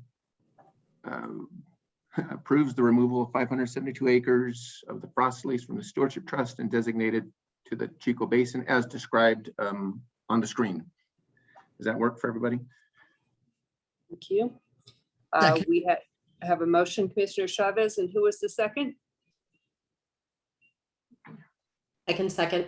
This is Joseph. Commissioner Clark. Clark, go ahead. Second, Commissioner Clark. We can call a vote. With that, Commissioner Braden, Aye. Commissioner Heath, Aye. Commissioner Chavez, Yes.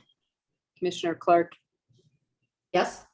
and the chair votes yes. That motion passes 5-0. Thank you. Thank you, Lindsay. I think you may now be allowed to not be on screen. Appreciate all your work. Appreciate all your work. All right, let's move to we do have an I&D fund request. Rachel Brooks will be presenting that.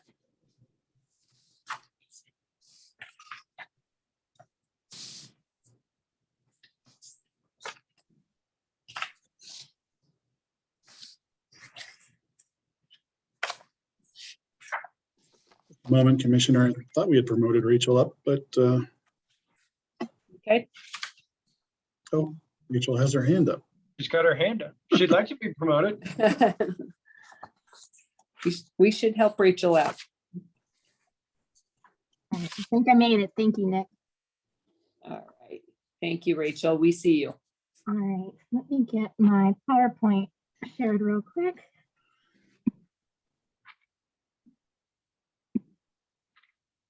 All right, and hopefully you can see my slides up now. Yep. Yes, we can. Wonderful. Well, I will just jump into it. Hi, commissioners. It's nice to be here with you today. For the record, my name is Rachel Brooks, District Manager in the North Central District. I'm here today to request investment and development funds for 2 properties in Morgan County. Throughout the presentation, I will refer to them as Project 1 and Project 2.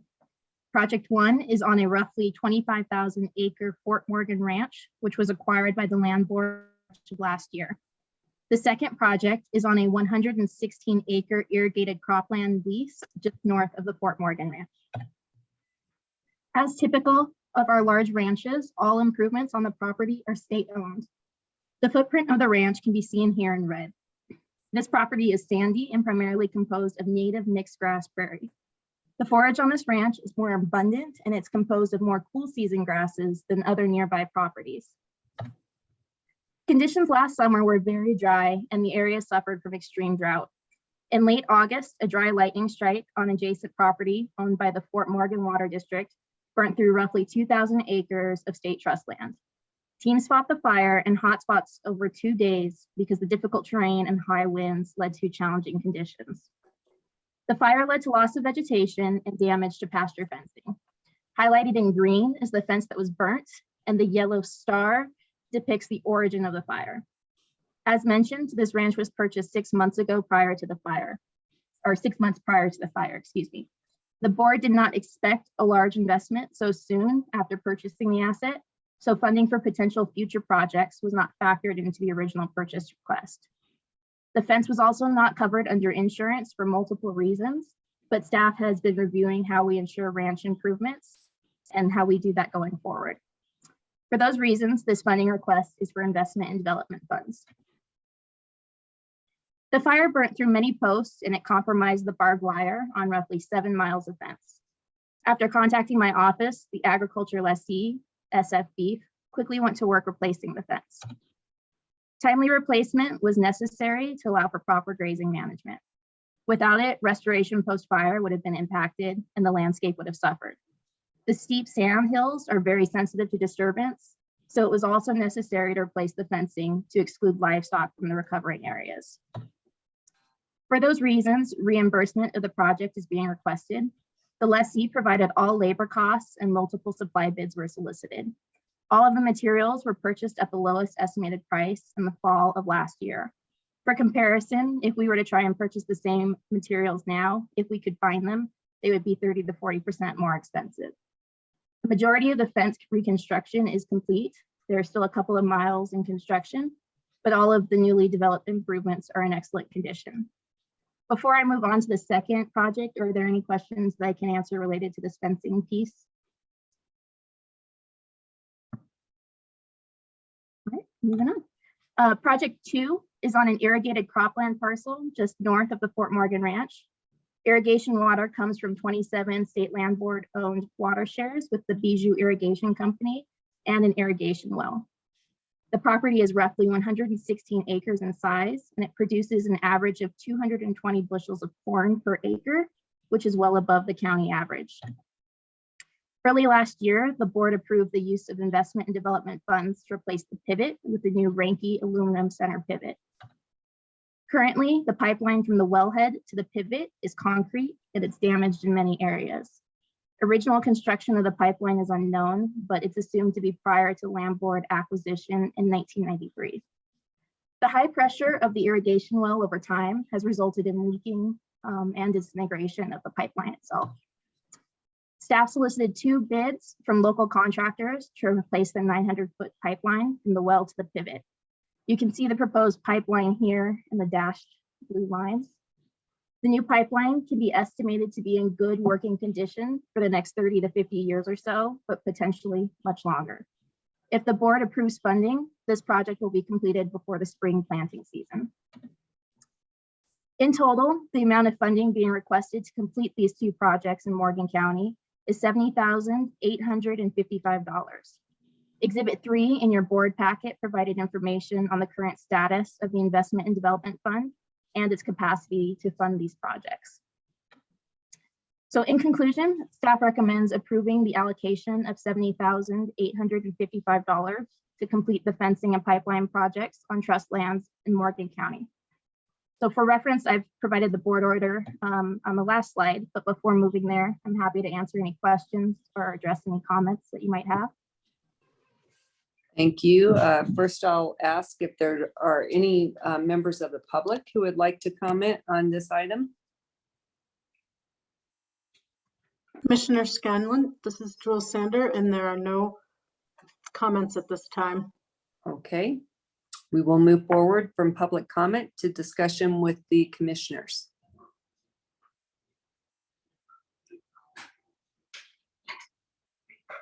I just had one question, which I think you said we're working on this now as to why the fence wasn't insured.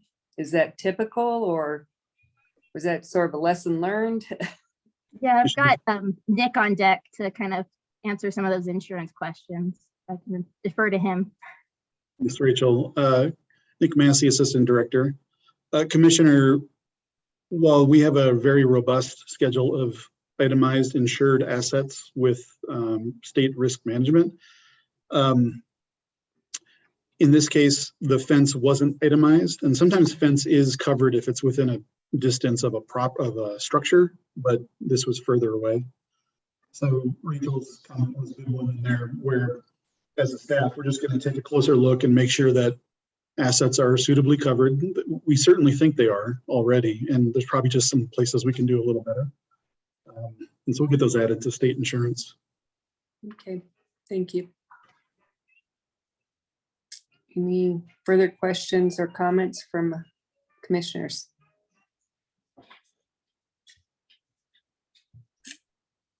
I don't. Oh, I'm sorry. Yeah, go ahead. I was just saying, I did put the board order up here. I believe the draft in your board packet is incorrectly worded, but what's on the screen would be the correct verbiage. Okay. With that, do we have a motion?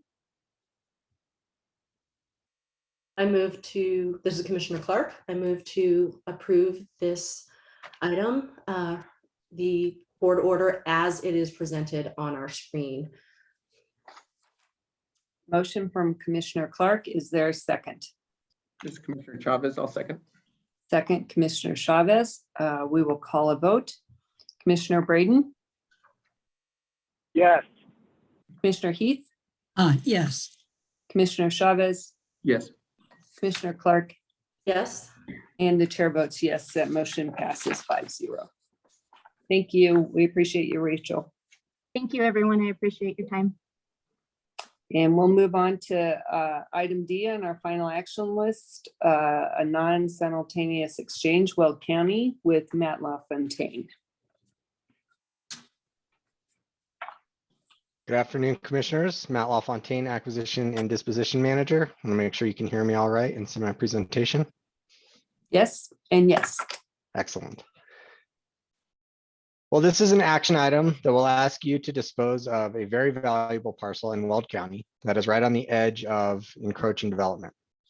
Historically, this parcel has been leased for oil and gas, agriculture, and as the 40-year site of what was called the Boulder Atmospheric Observatory, or the BAO Tower, a nearly 1,000-foot tall tower that, due to its guy lines, took up a sizable footprint of about 120 acres and could be seen from much of the Denver area.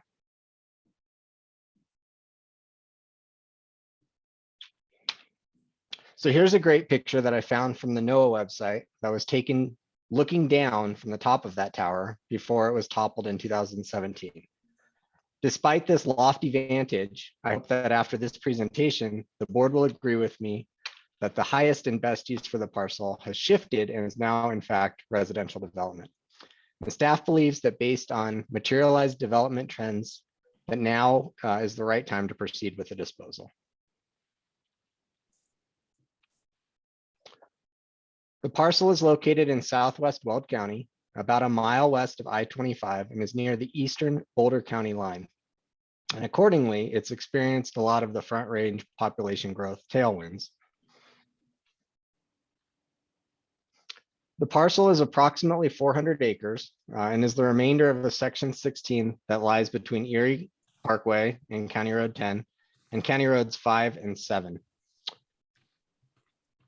The northeast quarter of the section was disposed of in 1922, and the St. Vrain School District purchased a lot of the kind of west half of the southwest quarter in two transactions between 2003 and 2015. So over the years, Erie has completed a significant eastward annexation, the town of Erie has, and that has begun to encircle our parcel. You can see the extent of the town's annexation by this blue overlay. Now keep in mind that downtown Erie is about 2 miles due west of our parcel's center. While the parcel could be sold as vacant unincorporated county, annexation approval prior to sale would undoubtedly result in a higher purchase price. Most important for why staff recommends now is the right time to dispose of the asset, though, is that significant residential development has started to creep up and is now adjacent to our parcel.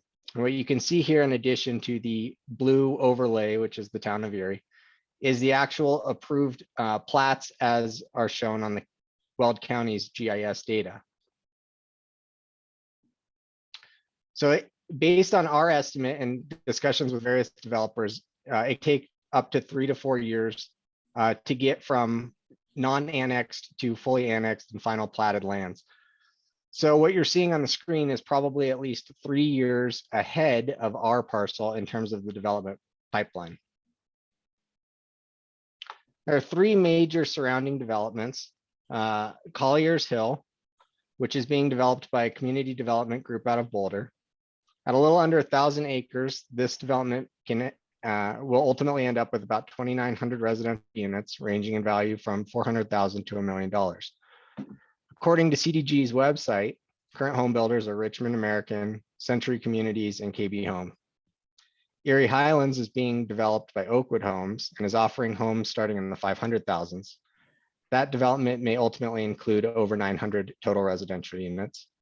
And Westerly is being developed by the Erie Land Company, an affiliate of Southern Land Company. Erie Land Company also owns this tract here, so it's a logical assumption that that will be a future development that they'll pursue. Westerly is planned to end with about 1,200 homes, and Southern Land Company is reported to be working with Wonderland Homes and McStain as their primary home builders. So I also highlighted two other blue tracks on this map, just to call them out. Up here, the Erie Corporate Center, which is a planned development that has approvals going back to the early 2000s, but won't have meaningful near-term residential development. And then a private parcel down here, which isn't platted, but is currently zoned as a combination of commercial used for outdoor storage and agriculture. For reference, I-25 runs effectively along the east side of this. So as you can see with the imagery, our site development is ongoing and right up against our parcel. Because of the lead time required with approvals and entitlements, it's likely that development of our parcel would still be a few years out, even if we went under contract today.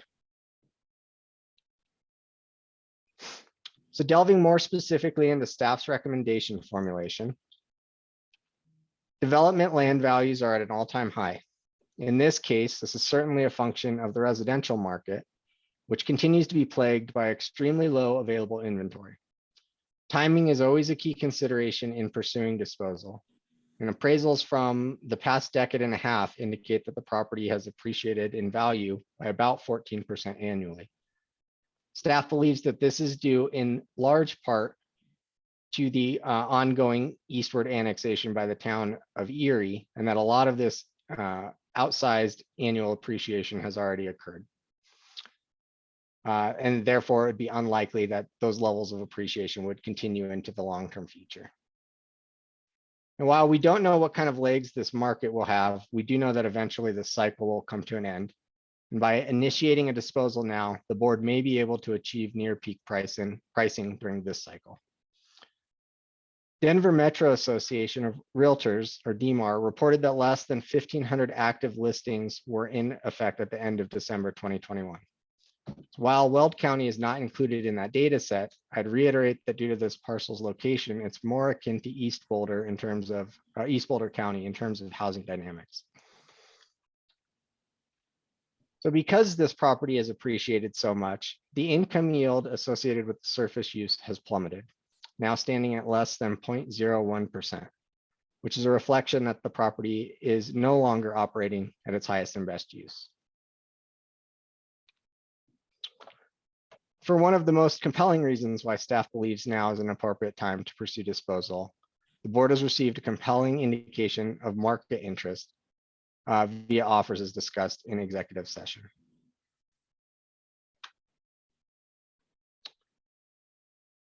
If the board ultimately disposes of the property, then it will have flexibility upon receipt of the sale proceeds as to whether it directs the acquisition of a replacement real property or directs those funds to be placed in the permanent fund. As a reminder, with non-simultaneous exchanges, statute allows for the board to search for ideal real property reinvestments for a period of 2 years, then naturally sweeps any remaining funds into the permanent fund.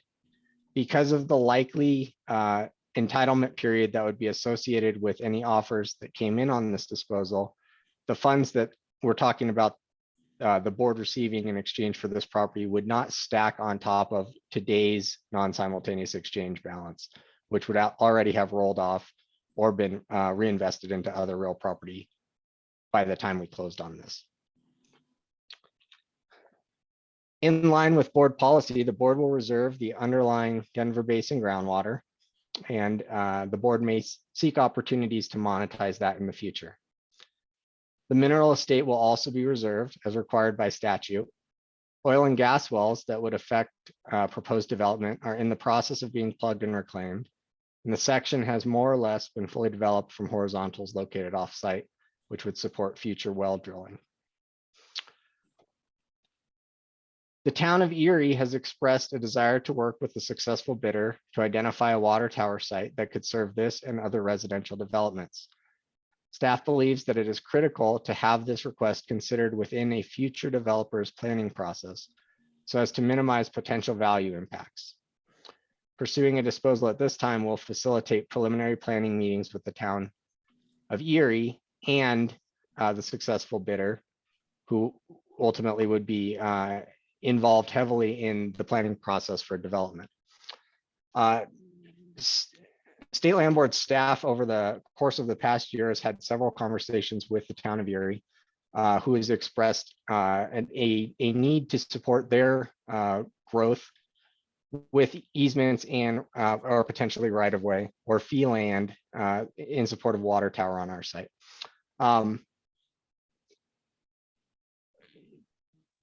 After several conversations, staff has concluded that it's absolutely critical that those conversations take place with all stakeholders involved, and specifically with the developer who will be doing the detailed planning, and that we can't make a decision to support a water tower location on our site in a vacuum.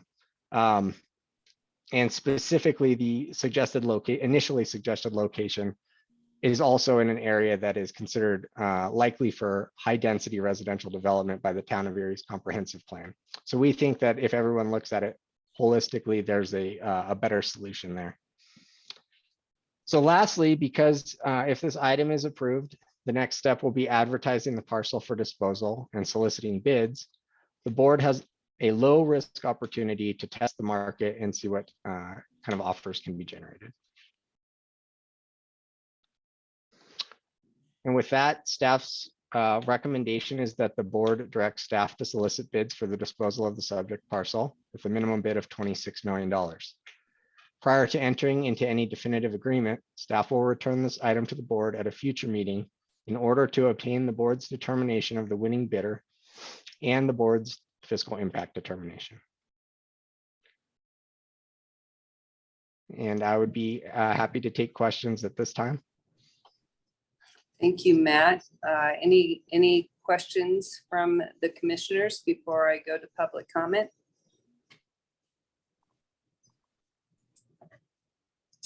I would have liked to have seen the tower toppled, but other than that, just curious about that photo. Yeah, I actually found a YouTube video of it. It's pretty cool. They put explosive charges on 2 of the guy lines, and then it basically just fell over. Wow. But I couldn't figure out how to put that in the presentation without also putting in ads from YouTube. So. Oh yeah. Okay. Excellent. Well, we can find it on our own. Okay. With that, Nick and Jules, do we have any public comment? Commissioner Scanlon, this is Jules Sander, and we do have public comments. May I promote them at this time? Please do.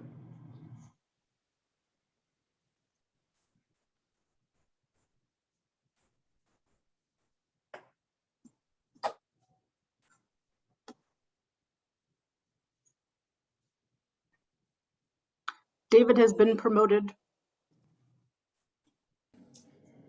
David? Hello, Commission. Yes, hello, we can hear Commissioners. you. Okay, thank you very much. I appreciate it. And thank you for your time here today. I am David Pasick. I am the town engineer for the town of Erie, and I want to thank you for your time. I also want to take the moment at the beginning of my statement to thank Matt for indicating that we've been in discussions with State Land Board staff to acquire a tank site on a portion of the State Land Board property. The town of Erie has been in conversations with representatives of the State Land Board for several years in regards to purchase of a portion of land at this site for the purposes of a water tank site, a pump station site, a pipeline and access easements. Our interactions and meetings with the representatives of the State Land Board staff have been positive and cordial, but the town has been unable to make progress in discussions with purchasing land from the State Land Board during this time, with the State Land Board staff citing that the Erie parcel is being evaluated and that a potential sale is being pursued with potential development partners. The town understands and appreciates the State Land Board's objective to ensure compatible uses on the subject land and not to move forward with the sale of land or granting of easements that may adversely impact potential development of land, as the town implements similar approach in its planning and entitlement process with developable lands within its service boundaries. In this case, it is important to recognize that successful development of the subject state land board lands is likely dependent on annexation into the town of Erie and availability of safe, adequate, reliable water supply. Without a secured purchase of the state land board parcel for the water storage tank and the pump station site, the town will not be able to provide a timely response to any request for will serve confirmation for development of the adjacent state land board lands, as well as provide the water service to non-state land board lands. While the state land board staff has suggested that the town expedite its processes to ensure that this happens, this is not in the interest of Erie residents. The state land board's best opportunity to ensure the quickest process for any developer to make the dedication of land for this deal a condition of the sale, or to work with the town of Erie prior to the sale of any land. It is critically important to the town to be able to secure the land and easements previously mentioned. This will serve to provide service redundancy and resiliency to all of Erie's water system, including the state land board parcel, should it be annexed and developed in Erie. We believe the value of the land itself is directly tied to the availability of services. Thank you so much for your time, and I appreciate your consideration. Thank you. And I believe we also received your statement via email. If commissioners would like to look at that as well. Any questions or comments from the commissioners related to this agenda item?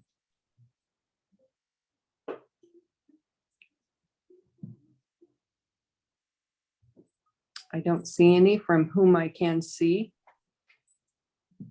With that, if someone would like to make a motion. This is Commissioner Chavez. Just one question. Do we prefer what's on the screen or what's written? It looked a little different. Let me advance here. That was our recommendation, and here's the board order, which tracks the language that was presented in the cover sheet as well. Good. Well, with that, I move the board authorizes staff to complete a public notice and bid solicitation for the Weld County property as described in the board package. Second. All right, motion Commissioner Chavez, second Commissioner Heath. We will call a vote. Commissioner Braden? Yes. Commissioner Heath? Yes. Commissioner Chavez? Yes. Commissioner Clark? Yes. And the chair votes yes. That motion passes 5-0. Thank you, commissioners. Right, thank you, Matt. And we will move on to, that's my dog, a non-simultaneous exchange with Jefferson County with Julie Majors.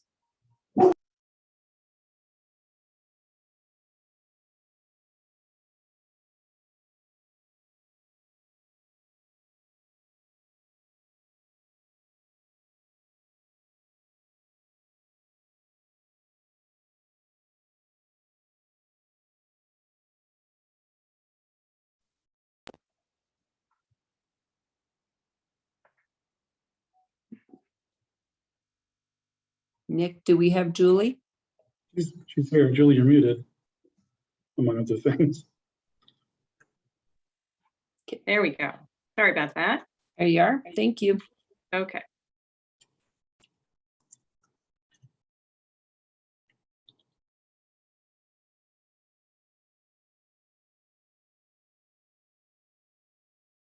There we go.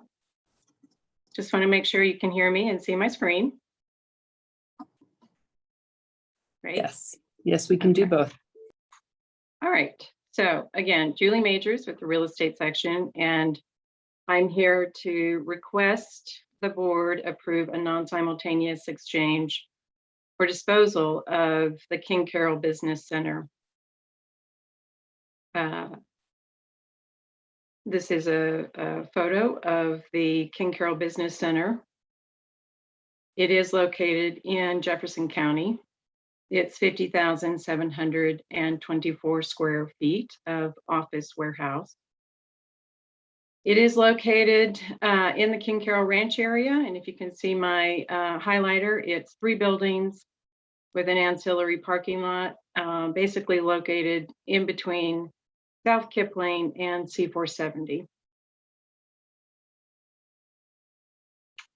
Again, the building was built in the 1980s. It is a single-story brick office warehouse, and it has a very nice park setting and ample parking. So the board acquired this property in late 2008.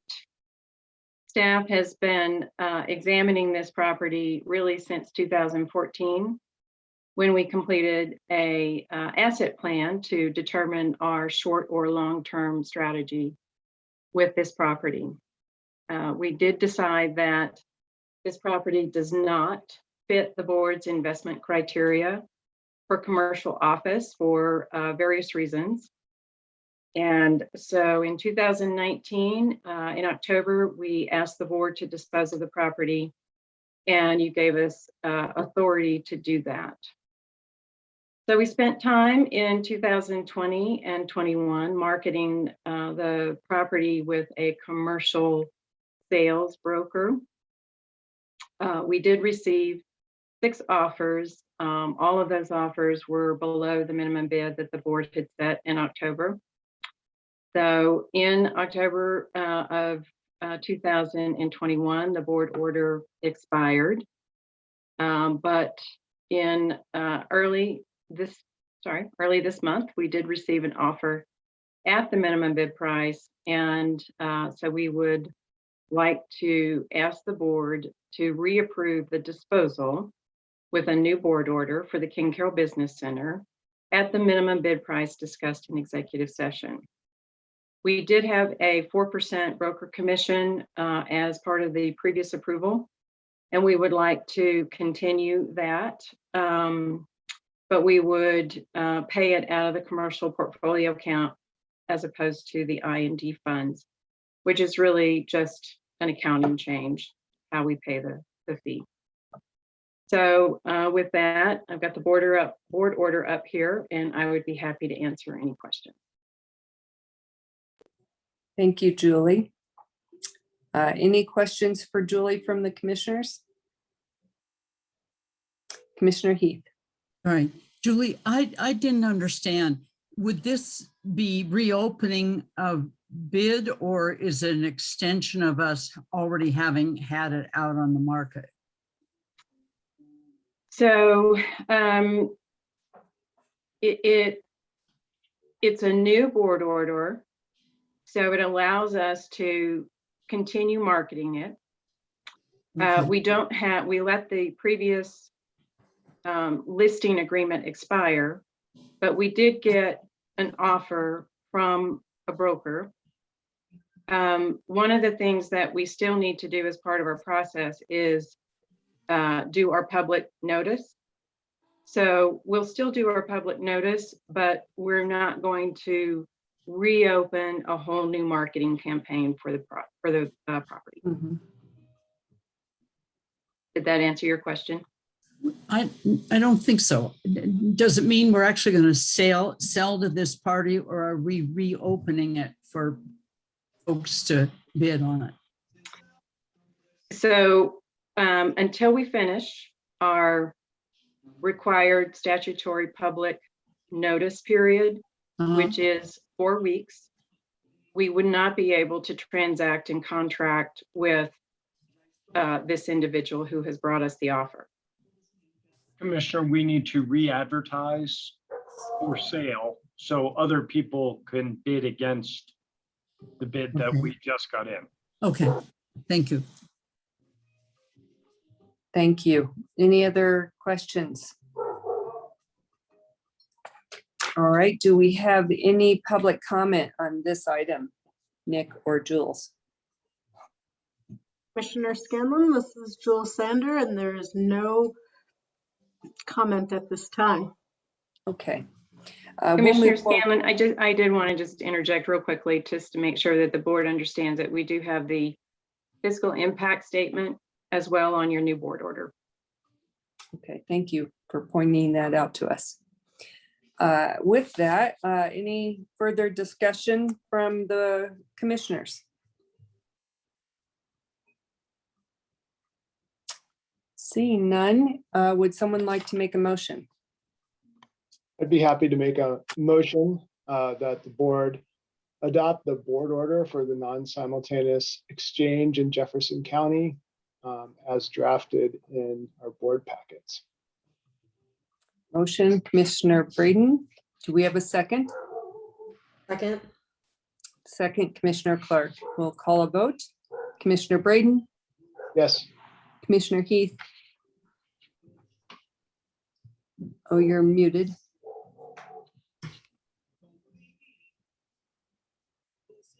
There you Yes. go. Okay. Commissioner Chavez Yes. and Commissioner Clark. Yes. Chair votes yes, that motion passes 5-0. Thank you very much. Thanks, Julie. Okay, we are going to move along. Oil and gas lease auction is next on our agenda with Katie Stitt. Good afternoon, commissioners. My screen kind of disappeared, so can you see my PowerPoint and hear me okay? We can do both, yes. Thank you. All right. Good afternoon. For the record, Katie Stitt, oil and gas specialist, and I will be presenting to you today the oil and gas lease auction standard list for the February 2022 auction. Ironically, as an unintentional tie to Matt LaFontaine's item, this photo was taken from the property he was presenting for sale a couple of years ago. So there you go. This auction reflects the continued interest in exploratory areas here in Colorado. Exploratory can mean in areas where there isn't known recoverable amounts of oil and gas, but it can also mean whether there are recoverable amounts of specific types of product. Our list continues to be made up of many nominations where helium is the desired product, and helium is a critical component in manufacturing many electronic components such as microchips, as well as enabling the functionality of medical equipment such as MRIs, which I unfortunately had many exposures to this fall with my knee. So I was kind of grateful for that. The tracks for your consideration are the reddish orange squares on the map. And the standard list consists of 39 tracks, approximately 19,900 acres, located in Jackson County, Wells, Logan, Kit Carson on the eastern side of the state, Cheyenne, Kiowa, and Los Animas counties. These are all areas with historic oil and gas development activity, and many of them have been leased by operators in the past. But with the exception of the tracks in Weld County, these are all be considered exploratory in nature. And the tracks in Los Animas, Cheyenne, Kiowa, and Kit Carson counties in particular, with the helium potential we believe is the target. So this map is slightly different. This shows the tracks that we're discussing today is the blue squares, but this has 9 additional tracks that were approved by the board in July of 2021 for the August auction that occurred. And per policy, tracks that did not sell at the previous auction, which would be the August auction at the 20% royalty, are offered again at the 18.75% royalty. And so this map depicts the entirety of the proposed list if the board approved the standard list today. So the blue squares are the tracks that we are asking the board to approve today. The red stars are the tracks that were approved in July and didn't sell in August. Those 9 tracks would be listed with the same recommended stipulations that the board approved in July. And if they don't sell again, or if they don't sell at this auction, they won't be listed again, and they would re-go through the whole nomination process if anybody nominated them again, and they'd be re-reviewed at that time. So for the tracks that the staff is asking for your approval for today, the 39 standard list tracks will be offered at the 20% royalty. The auction opens on energynet.com on Thursday, February 10th, and closes the following Thursday. And as detailed in the cover sheet, the tracks were reviewed per the board's policy, and staff has recommended specific stipulations as outlined on Exhibit 2 to your cover sheet. I would like to call out some specific stipulations that are new that were added to 6 tracks in close proximity to the Pinyon Canyon maneuver site, because that's a new stipulation, as I mentioned. The board had approved a military lands policy back in March of 2021 that some of the commissioners were part of that original discussion. But I do believe that the policy was discussed again in November for part of an item. And this particular review for the auction was one of the first opportunities to see how that policy would work. And the language of the stipulation reflects the Department of the Army's specific request to have their cultural resources manager consulted prior to any surface disturbance or filing for a drilling permit. So the remaining stipulations addressing the concerns that staff and CPW noted are reflected on Exhibit 2. They cover the current recommendations regarding protecting wildlife and plants as recommended by CPW and staff. And most of these have all been seen by the board for previous auctions, but I'd be happy to take any questions you have about those recommended stipulations. Okay. So that staff is recommending that the board approve the standard list for auction and lease, which consists of 39 tracts covering 19,987.5 acres, including the stipulations we recommended on Exhibit 2. And I provided the text of the board order that's also included in your packet, and I'd be happy to take any questions. Thank you, Katie. Any questions from commissioners? I have a couple questions. Sure. Thank you. This is Commissioner Braden. Katie, thanks for the presentation. One question about, in particular, the Los Animas County leases that you mentioned with regard to Pinyon. Are those kind of clustered in the same general area where the BLM was offering leases on federal land in their proposed upcoming first quarter 2022 lease sale? Generally, yes, they're kind of sporadically spread into BLM tracks that were offered or being considered for offering from the BLM. And does the consideration of offering by the BLM impact the state land board's evaluation of whether or not to offer those parcels? It's not something we traditionally look at. Each, landowner can kind of make those decisions. Okay, because in the recent environmental assessment from the BLM, I think they're now proposing in the preferred alternative to defer those leases in the upcoming sale. However, they have not made, like a formal decision on that. Yeah, in complete honesty, we did make some comments on some of those parcels that the BLM was bringing forth, because we own the surface where the BLM has minerals. So we were involved in that process. And I know CPW is also heavily involved in that process with the BLM. Our process is different than the BLM's process. And so these tracks have gone through the reviews with CPW and our staff, and the review against the Colorado Natural Heritage Program. And at this point, we feel comfortable going forward with our process with the stipulations that we have that allow us to make additional requirements in place if and when these parcels are ever brought forward for an actual development proposal. Great, thanks. I have another question, but I don't want to hog the question asking. If my fellow commissioners want to ask some questions too, I'm happy to take a turn. I don't see one raising hands that I can see. All right. I would go ahead. Okay. Well, thank you, Madam Chair. Thanks, Katie. My next question is, do we have a sense of what the carbon emissions would be from if these parcels were leased and developed, both in terms of drilling activities that may or may not occur on them, or the downstream combustion of the fossil fuels that may or may not be extracted from them? Do we have a way to estimate that or to think about that? I will say, and I know Bill and I think Greg and Crystal have also been involved in some conversations with the executive director's office. The short answer right now is no, we don't have that ability at this time. It's something that we're aware of and we're considering.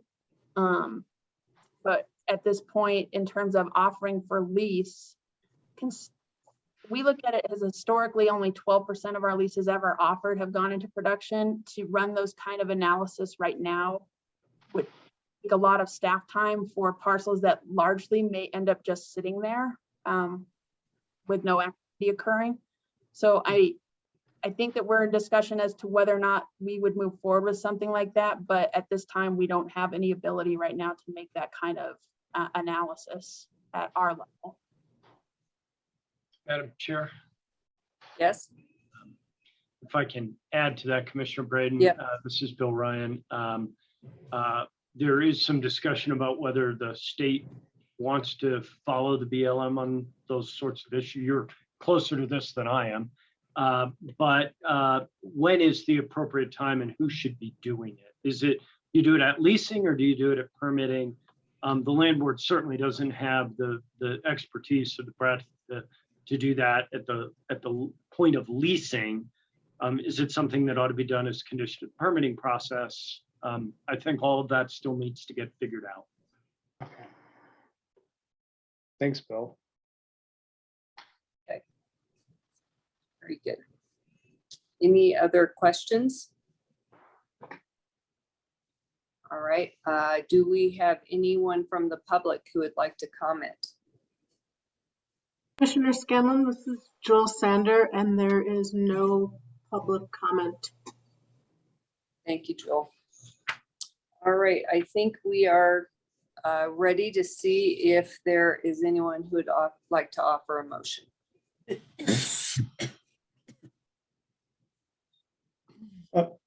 Madam Chair, you have a little bit more comment. Sure. If this is the right time for that, I'm not sure. It is. Well, I won't go on and on. I made comments extensively at the last lease sale. I will note that we did receive a letter of comment from a statewide conservation group, Conservation Colorado. Thank you. I share some of the site-specific concerns that they had raised on wildlife, in particular impacts to greater sage grouse. This pertains to the lease in being offered in Jackson County in North Park. The federal sage grouse conservation plans are coming up for revision soon. And so we may see some real shifts in the way the conservation framework is managed for this species. So I'm really concerned that it's not a good time for us to be offering leases at all in high priority habitat or proximate to LEX. And with all due respect to the stipulations that we've added. But, like I mentioned at the July meeting, my overarching concerns remain unchanged from what I shared in July with regard to reliance on oil and gas leasing and royalties being in the best long-term interest of our beneficiaries from both a revenue and stewardship perspective.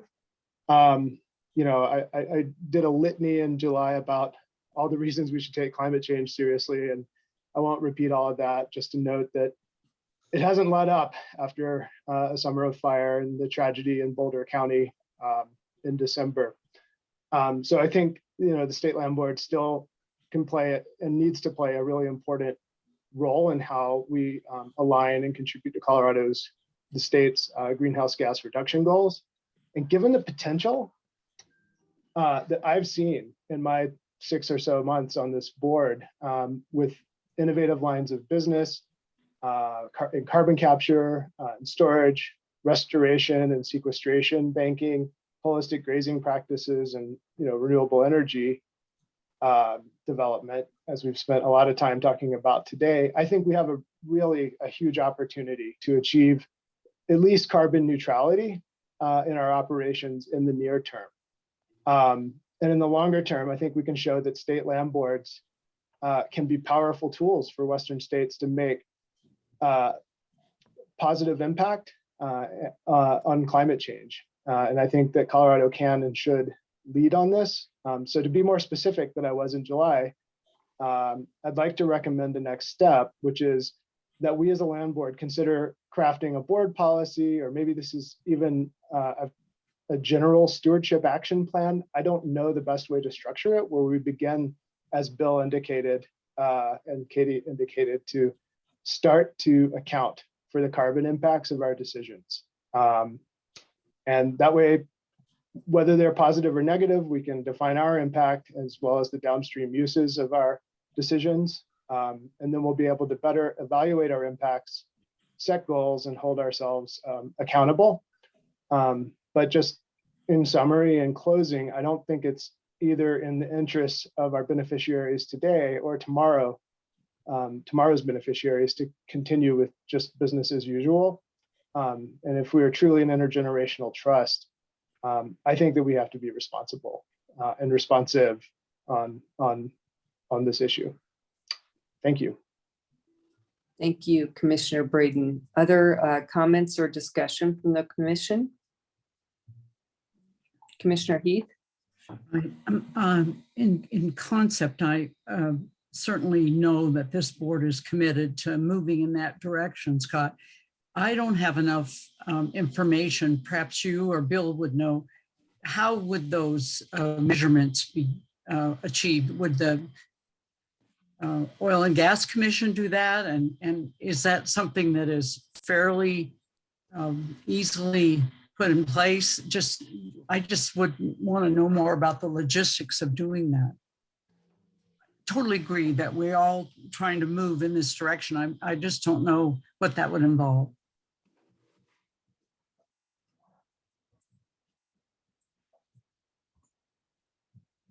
Is there anyone from staff who has anything to respond to Commissioner Heath's question?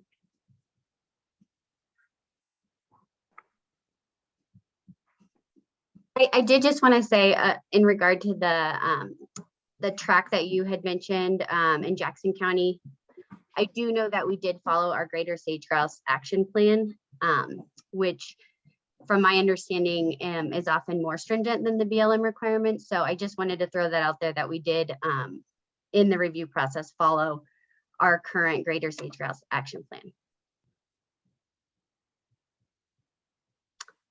Thank you. I'm assuming that was Crystal. Oh yes, sorry. For the record, this is Crystal Corrinda. Thanks. Very good. And the only thing I would say, and I always appreciate Commissioner Braden's comments and perspective, and I think we share a lot of those same both concerns and hopes. We're always in a tough bind with an uncertain future and an obligation to the trust to keep it sustained the best we can. So I will be a yes vote. I'm always open to other ideas. And I think we are trying to figure out a pathway forward that allows us to maintain the stability of what we hope for with the trust to the best of our ability, knowing that these revenues are also in decline. So there's urgency from a number of different perspectives to figure out a next step. So thank you, Commissioner Braden. And again, I think I just want to echo that I know this board also shares some of those same concerns. May I just add in response to Commissioner Heath's question? I don't want to give the impression that we are waiting around or not participating in the discussions about doing carbon emission evaluations in our process. I just think it's early in the state discussion. And as Bill mentioned, we don't have the expertise on staff. I would love to say I know how to do it, but I don't. It's not to say I'm not happy to learn, but I don't want to give the impression that we're not actively involved in those discussions. So no, that's good. That's important to hear. Thank you, Katie. I mean, do they do that in other states, or I'm not knowledgeable about it. Scott, are you aware of that being done someplace else that we should look into, or? I am, this is Commissioner Braden again, and I'm not entirely sure if other landlords are doing it, or other state-based oil and gas regulators. You know, and to the earlier conversation, yeah, it probably would have to be a bit of a whole of DNR effort to probably kind of keep track of this kind of accounting. But I just want to make sure it's like that I'm being clear that I don't think it's just accounting for like oil and gas operations, because I think there's an awful lot on the positive side of the ledger that the land board is doing and is planning to do that we should also be accounting for towards this notion of carbon neutrality, or whatever goal we end up, if we have a goal, setting for ourselves. No, that's important to note. Thank you, Scott. Thank you. Yeah, thank you. All right, any further discussion? Okay, and I appreciate you raising the hand to comment, Scott. I'm a little rusty with our Zooms. But with that, if we don't have any further commissioner discussion or comment, I will ask if there's someone who would like to make a motion. This is Commissioner Chavez. I move we approve the oil and gas lease auction for February 2022 as described in the board package. Motion from Commissioner Chavez. Is there a second? Second. Second, Commissioner Clark. Oh, I will call a vote. Commissioner Braden. I'm a no today, and I'm going to hold my no vote until we start to make a step in this direction. Okay. Commissioner Heath. Yes. Commissioner Chavez. Yes. Commissioner Clark. Yes. And the chair votes yes, that motion passes 4-1. Thank you. And Katie, I think you're up on our next agenda item.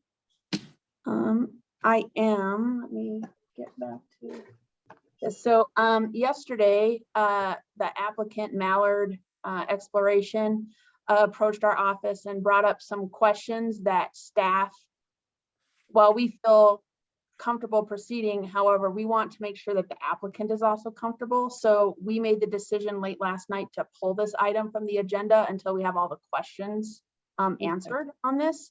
So I guess I will be returning at least 30 minutes of your time today. And you'll probably be seeing this in the next month or so. Okay. Thank you, Katie. I knew that was a possibility, and we'll take your 30 minutes. All right, so let's move on to item H, carbon storage exploration lease with Ben Teschner.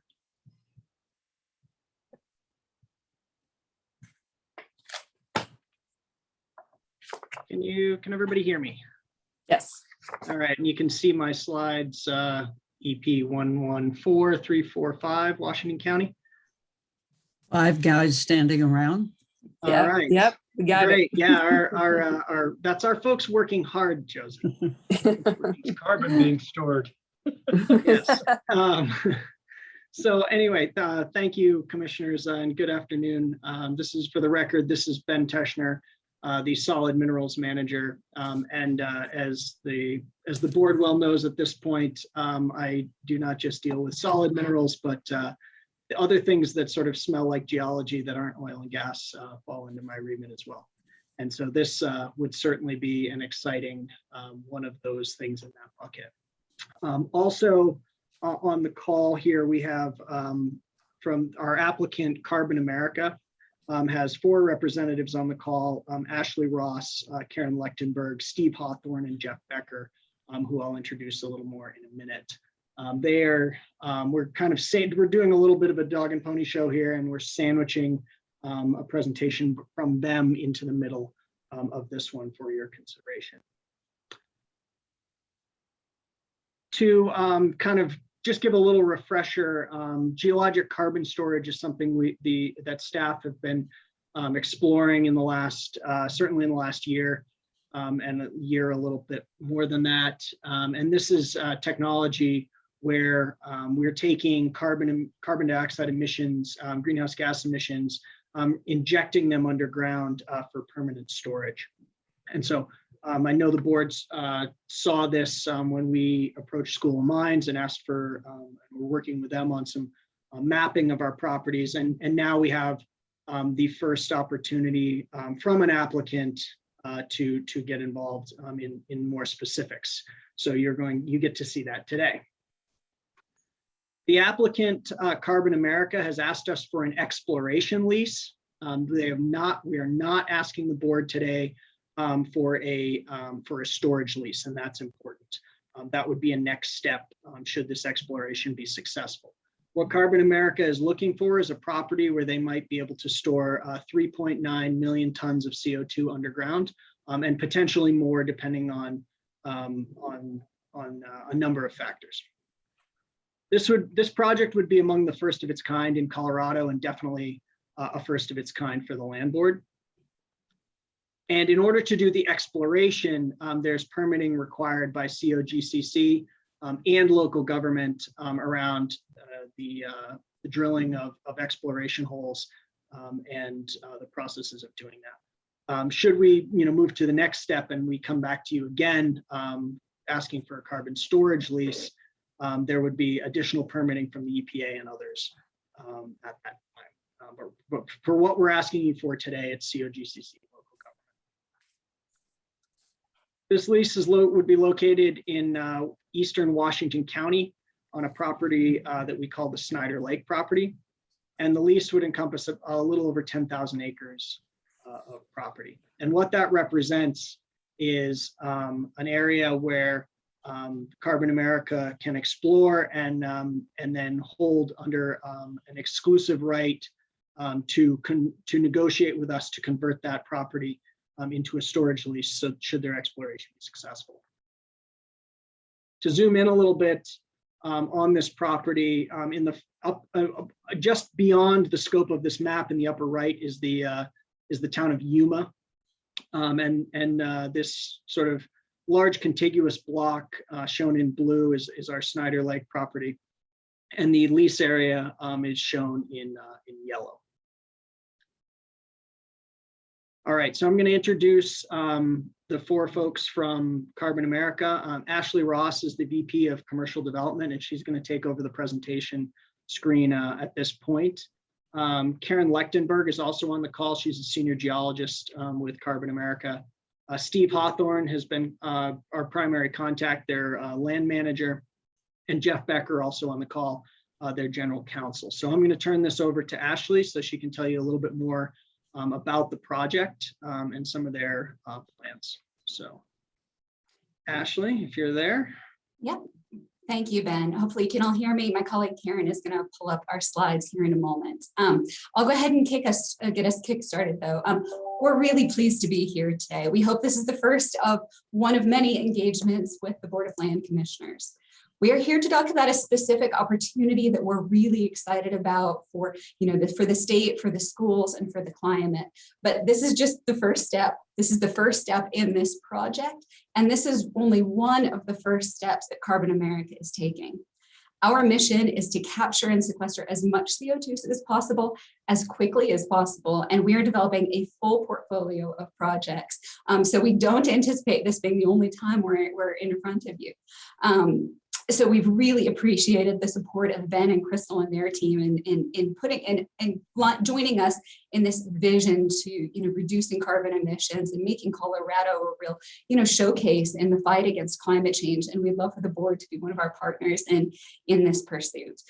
We'd love to make Colorado that showcase, demonstrating that we can do safe, secure, responsible carbon sequestration while also protecting and preserving and supporting the local environments and communities we operate in.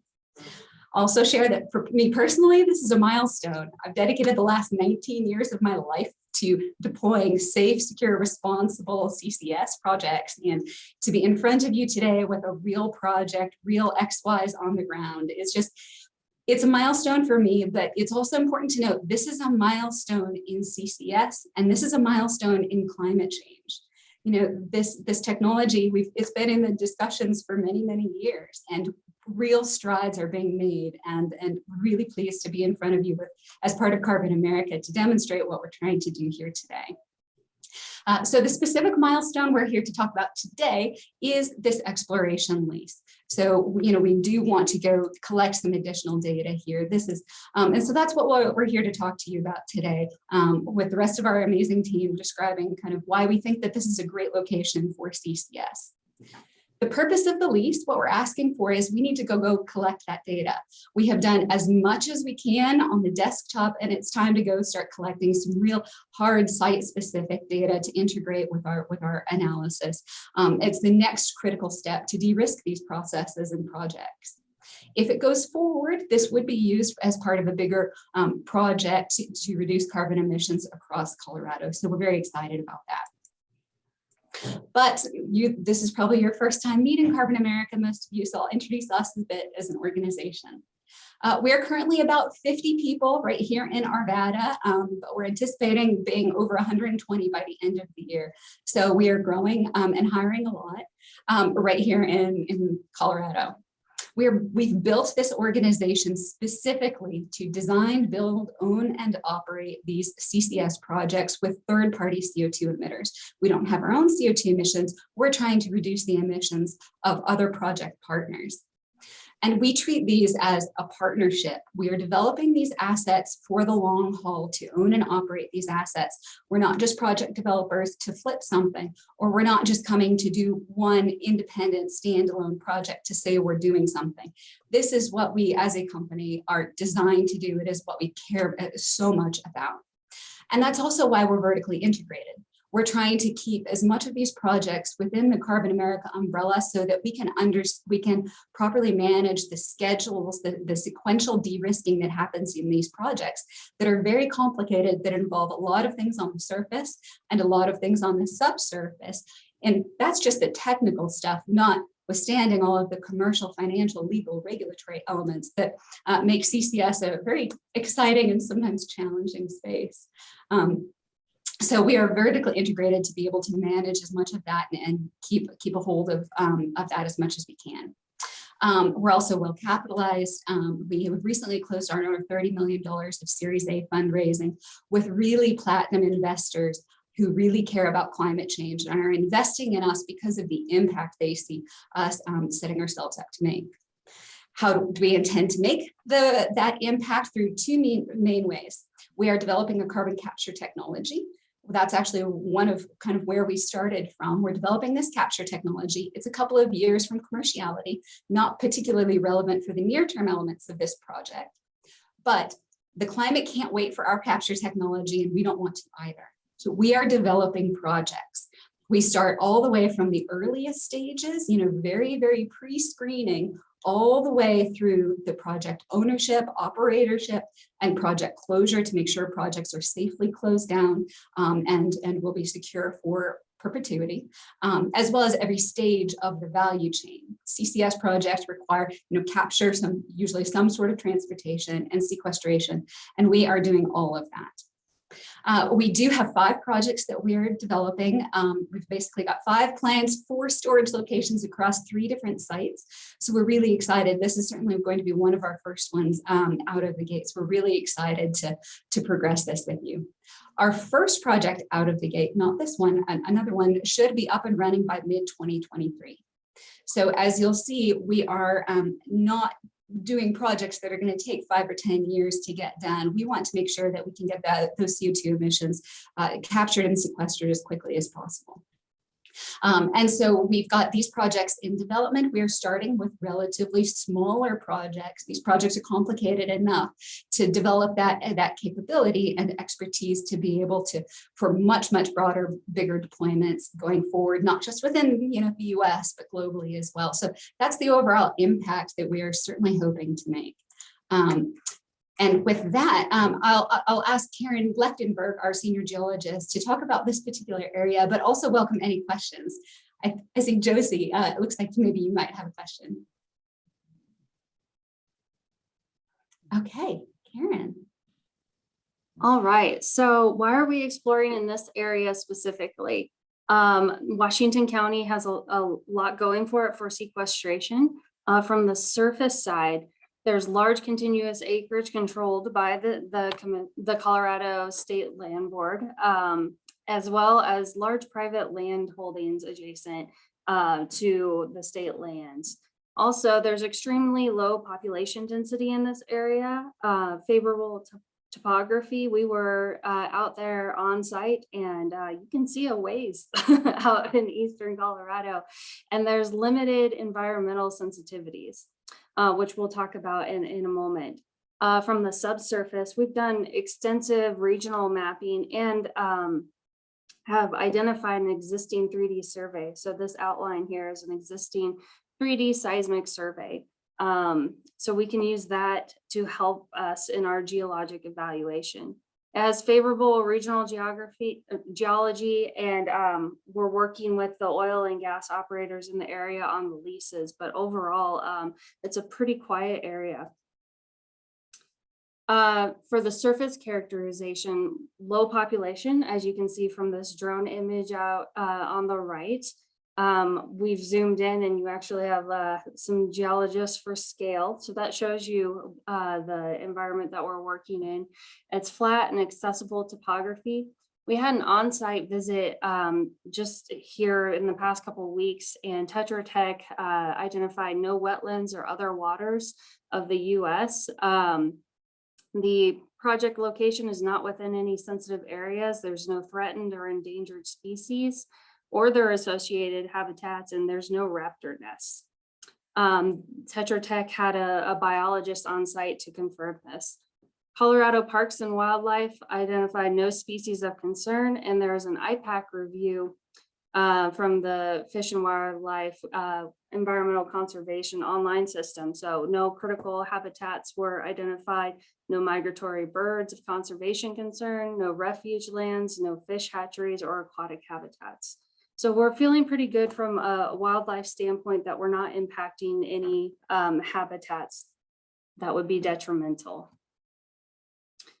Now, I'm a geologist, so I would dive pretty deep into this, but I'm gonna leave it pretty high level, but there's a checklist for CO2 sequestration and what you look for geologic reservoirs. So we are interested in two different formations, one of the lower Cretaceous Lakota sands and the Lyons Permian sands.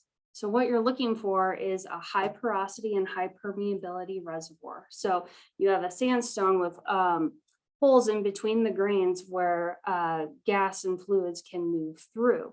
In this sense, it would be CO2. So these two reservoirs have 15+% porosities, which is outstanding. And it has to be at a depth, pressure, and temperature to keep the CO2 in a critical state. So it has to be hot enough and enough pressure to make sure that it's in a fluid state. And we check all those boxes with these two formations. Another consideration is the EPA requires the zone you're injecting into to be a high salinity. If it could possibly be an aquifer, drinkable aquifer down the road, we want to preserve that for the future. These two zones are showing salinity over 10,000 parts per million. So that is very salty. So we're not worried about messing up any aquifers for the future. And then of course, you need to make sure that there is a seal or confining layer that keeps that CO2 in place. And for the Lakota sands, we have a very extensive thick shale that covers it, which will act as a great seal. And in the Lyons, we have multiple shales and salts that will create a great seal. And because we had that existing 3D seismic, we have not identified any faults that penetrate our injection zone. So that CO2 is staying put, and that is exactly what we want.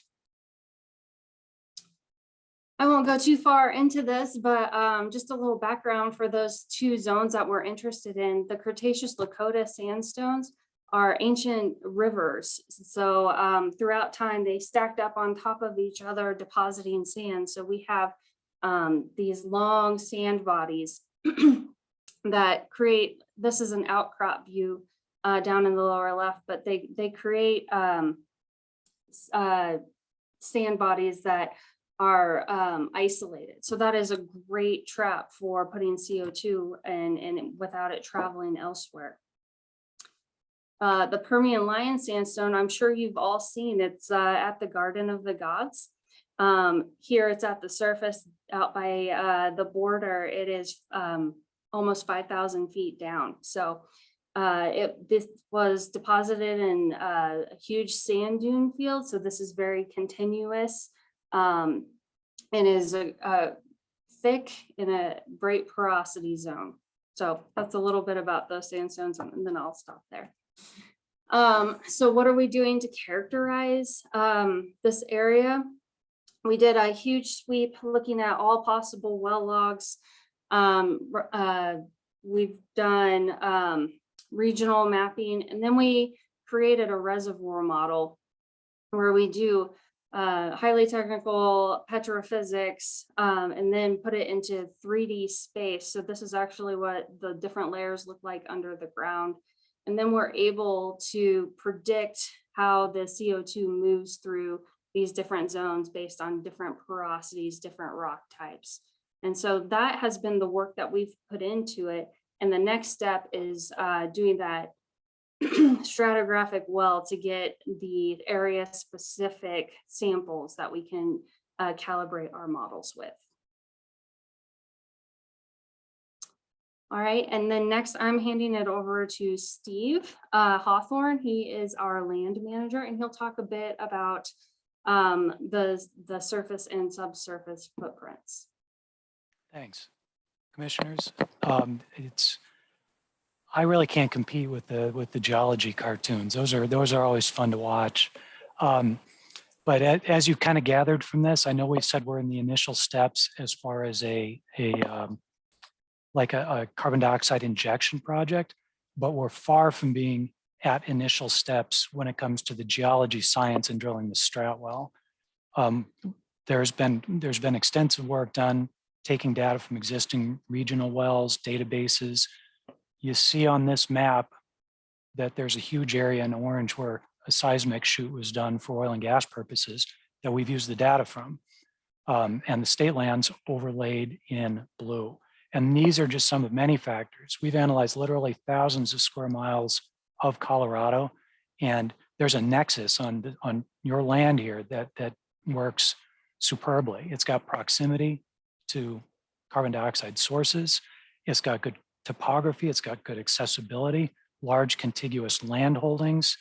It doesn't have a lot of what we would call artificial penetrations.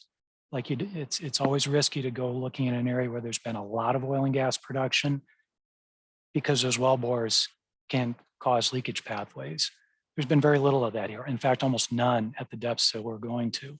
So there's been months of review that has gone into selecting this site from many, many others. We've looked at even some of the latest tools, the environmental justice tools that are being developed at this point to see just what the socioeconomic factors and population risks and existing pollution and other things in this area are. So do understand that although you're going to hear this is first step a lot, it's only first step because we have to, the next piece here is to actually acquire some land and drill a test well. That's really where the next step is. We're asking you for an exploration lease so we can confirm what everything's pointing to.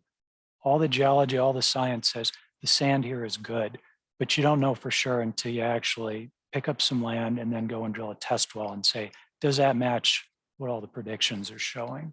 So everything that we've done so far, we haven't hit any speed bumps. We haven't hit any hurdles that we haven't been able to pass in terms of would this be just a superb area if the geology test comes out well.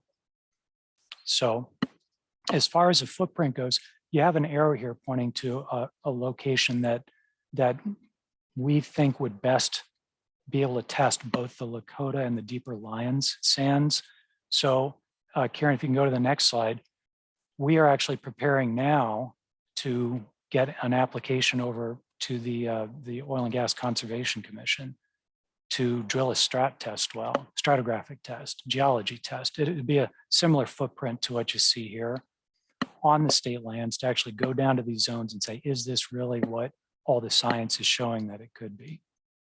So we would build about up to maybe a mile of track in, bring a rig in. This is our timeline. It's probably going to take 7 months. It'll be summertime by the time we'd be able to get this permitted, just because of the SB 181, the new changes in rulemaking at the Oil and Gas Conservation Commission. And we would hope to be able to drill this well late this summer or early this fall. And then we would be reviewing the data from the logs, from core, and then working that information back into the models that we built already and verifying them. And if all that works, then by the end of this year, we can either say, there's great sandstone, but it's full of silt, it's full of salt. There's something there that we couldn't see with the existing data that says this isn't appropriate. Or we could see something that says, this location is what we expected. It's what everything pointed to. And you guys have a really good opportunity to make that impact on climate change here in Colorado on state lands.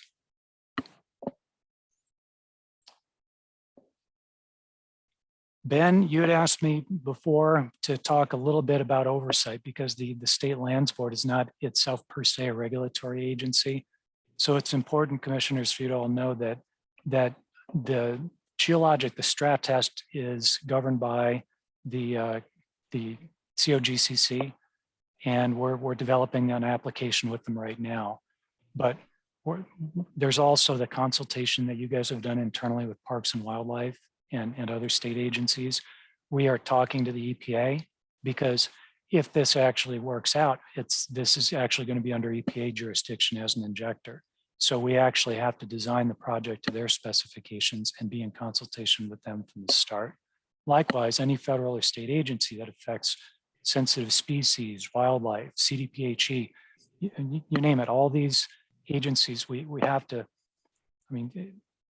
Karen could probably talk about the checklist that we have for this, and it's enormous. Like, the number of steps between now and actually getting something going here is well over 500 that we have in the chart right now. So we are well along in terms of the number of steps for this test, but the next thing to do is just go and do it. So again, what we're asking you for today is an exploration lease, and I guess this leads into the last slide that I'll be talking about. We're asking you for an exploration lease. We're asking you to confirm the assumptions. We're not asking you to approve storage right now, because we don't know what it's going to say.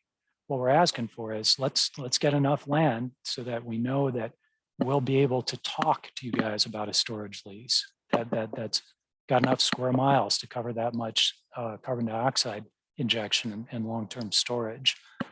Once we get the strat well test done and confirm the results by the end of the year. So obviously we're excited about it. We're very hopeful about the geology from everything we've seen. And we're actually really glad that there's some benefits to the state as well. The impact of this particular test is going to be much lower than you guys have seen in the past for oil and gas exploration, because there's going to be a single well. And this is not one of those massive rigs like you would see in Well County that's going to go 1.5 miles down and 2 miles sideways. This is a much smaller vertical rig. It's going to be out on location for like literally 3 weeks. And then it breaks down and goes away while we evaluate the impacts. The only other things that we're going to be doing out there is taking background sampling, going out to the existing water wells that are used to support the grazing leases, and taking air and soil samples just to get an idea of what the background is like, so that should this project work and you actually start injecting, you've got a background to compare against to make sure that you don't have any fugitive emissions. So we're excited that we're doing something that's minimal impact in a place that's not particularly susceptible to impacts. We're also excited. I know that Laura Singer at School of Mines was working on that. The Payne Institute was working on that program where you guys are trying to analyze state lands for carbon sequestration. And this is great, because this, right as you guys are getting into that piece, you're going to get the results of the strat test that it will actually give you a lot of data about how that could work for this part of Colorado. and an approach to use to get data for other places. Obviously there's, as Ben, I'm sure, has briefed you guys on, there's revenue for state lands with that minimum impact at the same time. And again, finally, pardon? That's coming next. Oh, sorry. I hope I didn't spill any beans there. No, you're great.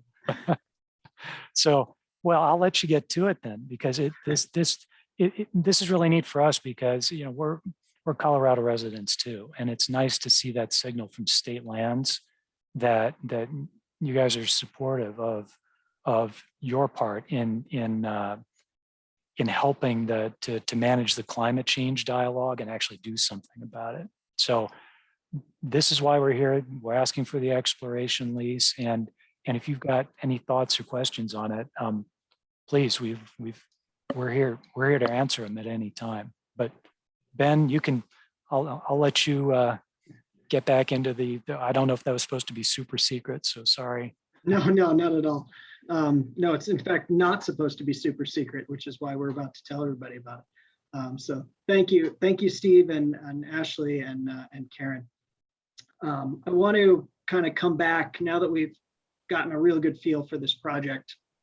I want to kind of bring it back to what does that mean for the land board and where are we at? The board has seen a version of this type of slide from me a handful of times, and it's just really a reminder that, you know, these big projects move through exploration, then construction, an eventual storage, and then some sort of monitoring and reclamation phase. And just to remind everybody that despite all this great work we just heard, we are really in the very nascent stages of this project.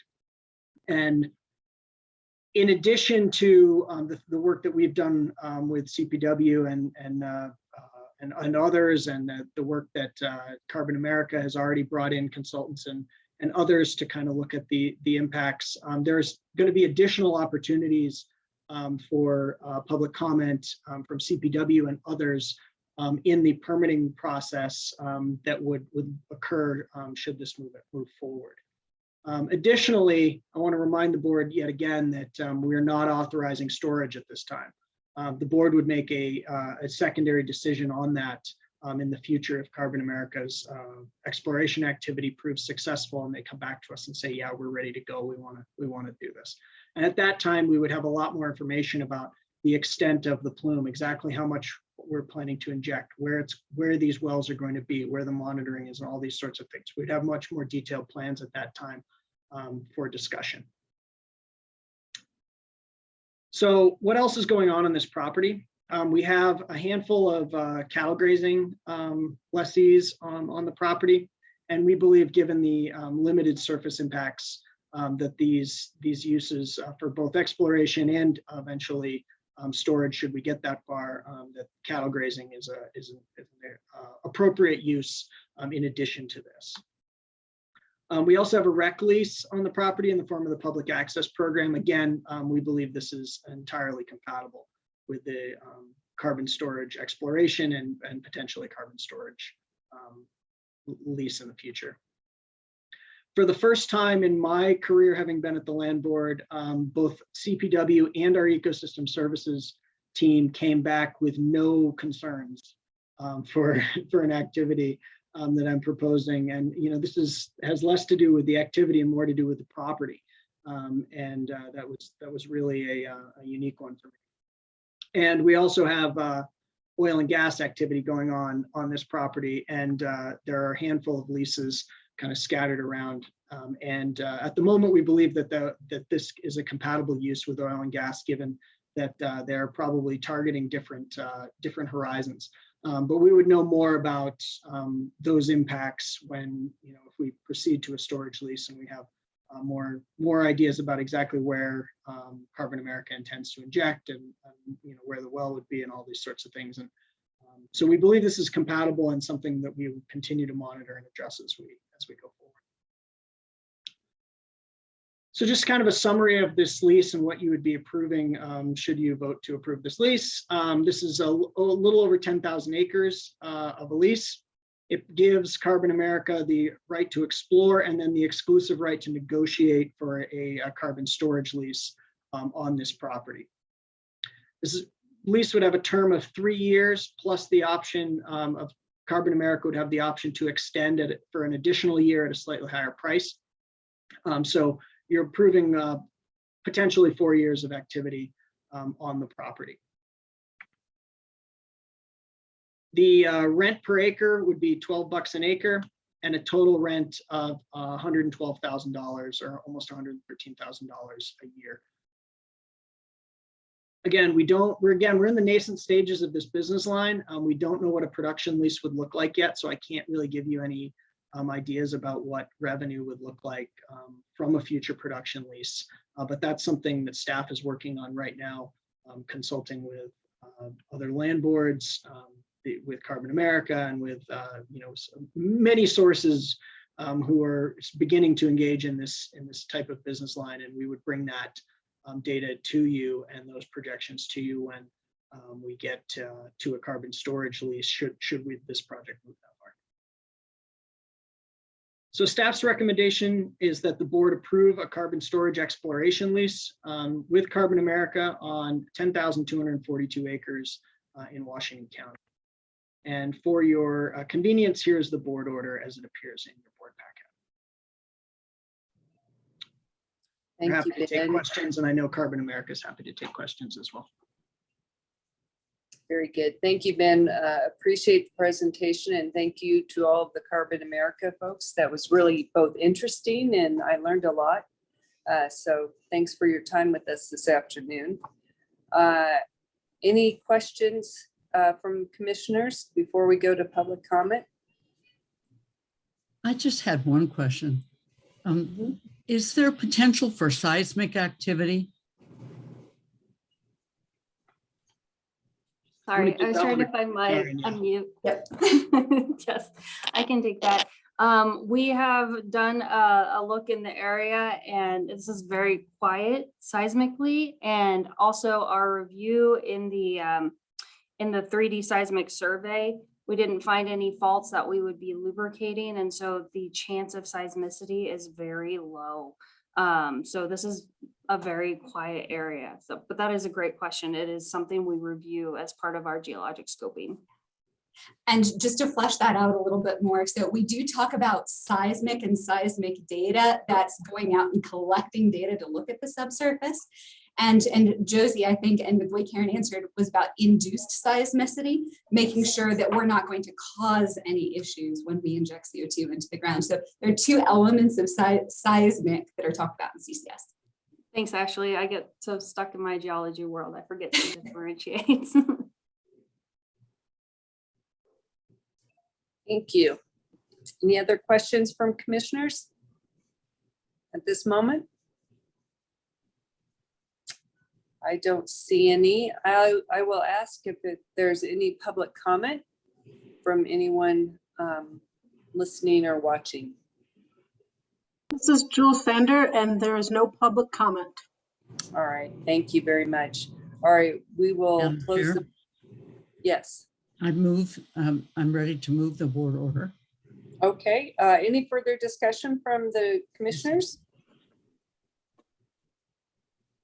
I am not seeing any, so Commissioner Heath, if you would like to do so. Yes, I'd move the board recommend adoption of the board order regarding the carbon exploration and delegate the authority to the director to draft an order and appropriate action. Thank you. We have a motion from Commissioner Heath. Is there a second? I'd be happy to second that. Second, Commissioner Braden. With that, we'll call a vote. Commissioner Braden? Yes. Commissioner Heath? Yes. Commissioner Chavez? Yes. Commissioner Clark? Yes. And the chair votes yes. That motion passes 5-0. Good luck. Keep us posted. I think it's exciting. Yeah, fantastic. Thank you very much. Thank you, and we look forward to keeping you posted. Yes, Yeah, we sure do. Exciting. Ben's learning a lot too. Certainly am. All good. With that, Alicia, I believe you're up next with our board leasing agenda for January 2022. Commissioner Scanlon, this is Assistant Director Nick Massey. I'm going to call an audible and actually fill in for Alicia on the board leasing agenda. I asked her to cover some. I hope you can do as well as she does.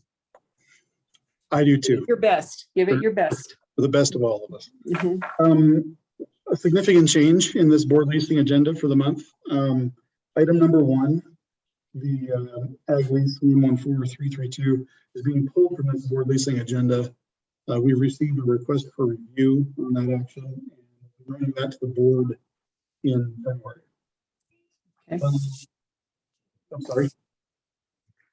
No, very good. You're a little hard to hear. I'm not sure why. Well, I'm sure because the fan behind me is making noise and my sound suppression is trying to take care of it. Okay. So I'll get real close and you can see my complexion. Yeah, exactly. So that leaves us with items 2 and 3, a new commercial lease with Key Bank, Key Corp, and a road access permit up in the northwest of Colorado. Happy to entertain any questions. I would probably throw a lifeline to Julie Majors if you have a question about the Key Bank lease.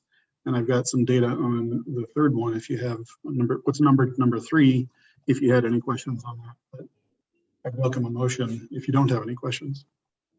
Okay, commissioners, any questions for Nick filling in for Alicia? This is Commissioner Braden. I have a question on the third item. The road access, with these roads to access the power line, there's like a string of different state land sites on the map that's not in any detail.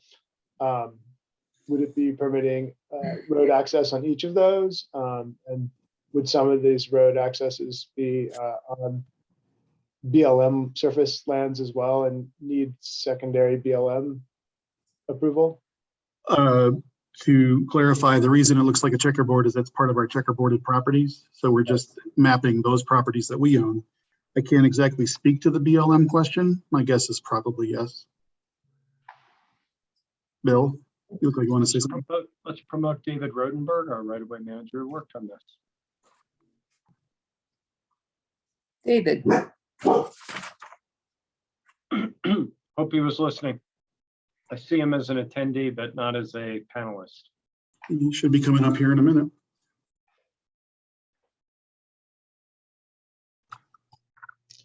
Everybody still here? Very good.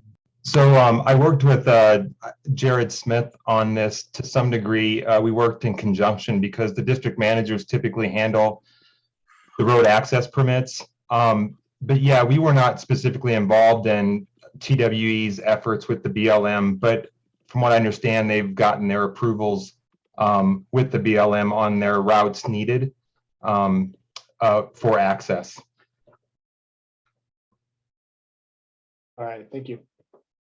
Thank you. Any other questions for Nick? Julie's raising her hand. She wanted to make a comment on the Key Bank. Okay, please. Yes, please do so. Thanks, Nick. And again, commissioners, it's Julie Majors, and I really just wanted to provide a little context on the commercial lease because it has a rather large net lease value. So I wanted to just, bring up 3 different points. One is, and Bill may have told you earlier, 371 Centennial was not destroyed by the Marshall Fire. So we were very excited about that. And Key Bank is still committed to the space, which is very large space in this submarket for this property. So we're still very excited about that. And thirdly, we were one of 12 buildings that could accommodate 30,000 square feet. So this is a really big deal for us, and we're very excited about it. And we were able to raise our base rates on this space. So all good. Terrific, Julie. Thank you. All right, we will open it to, unless there's further questions, let's open it to any public comment. This is Jules Sander, and I do not see any public comments at this time. Okay, we will move past that portion of our conversation and we are ready for a motion.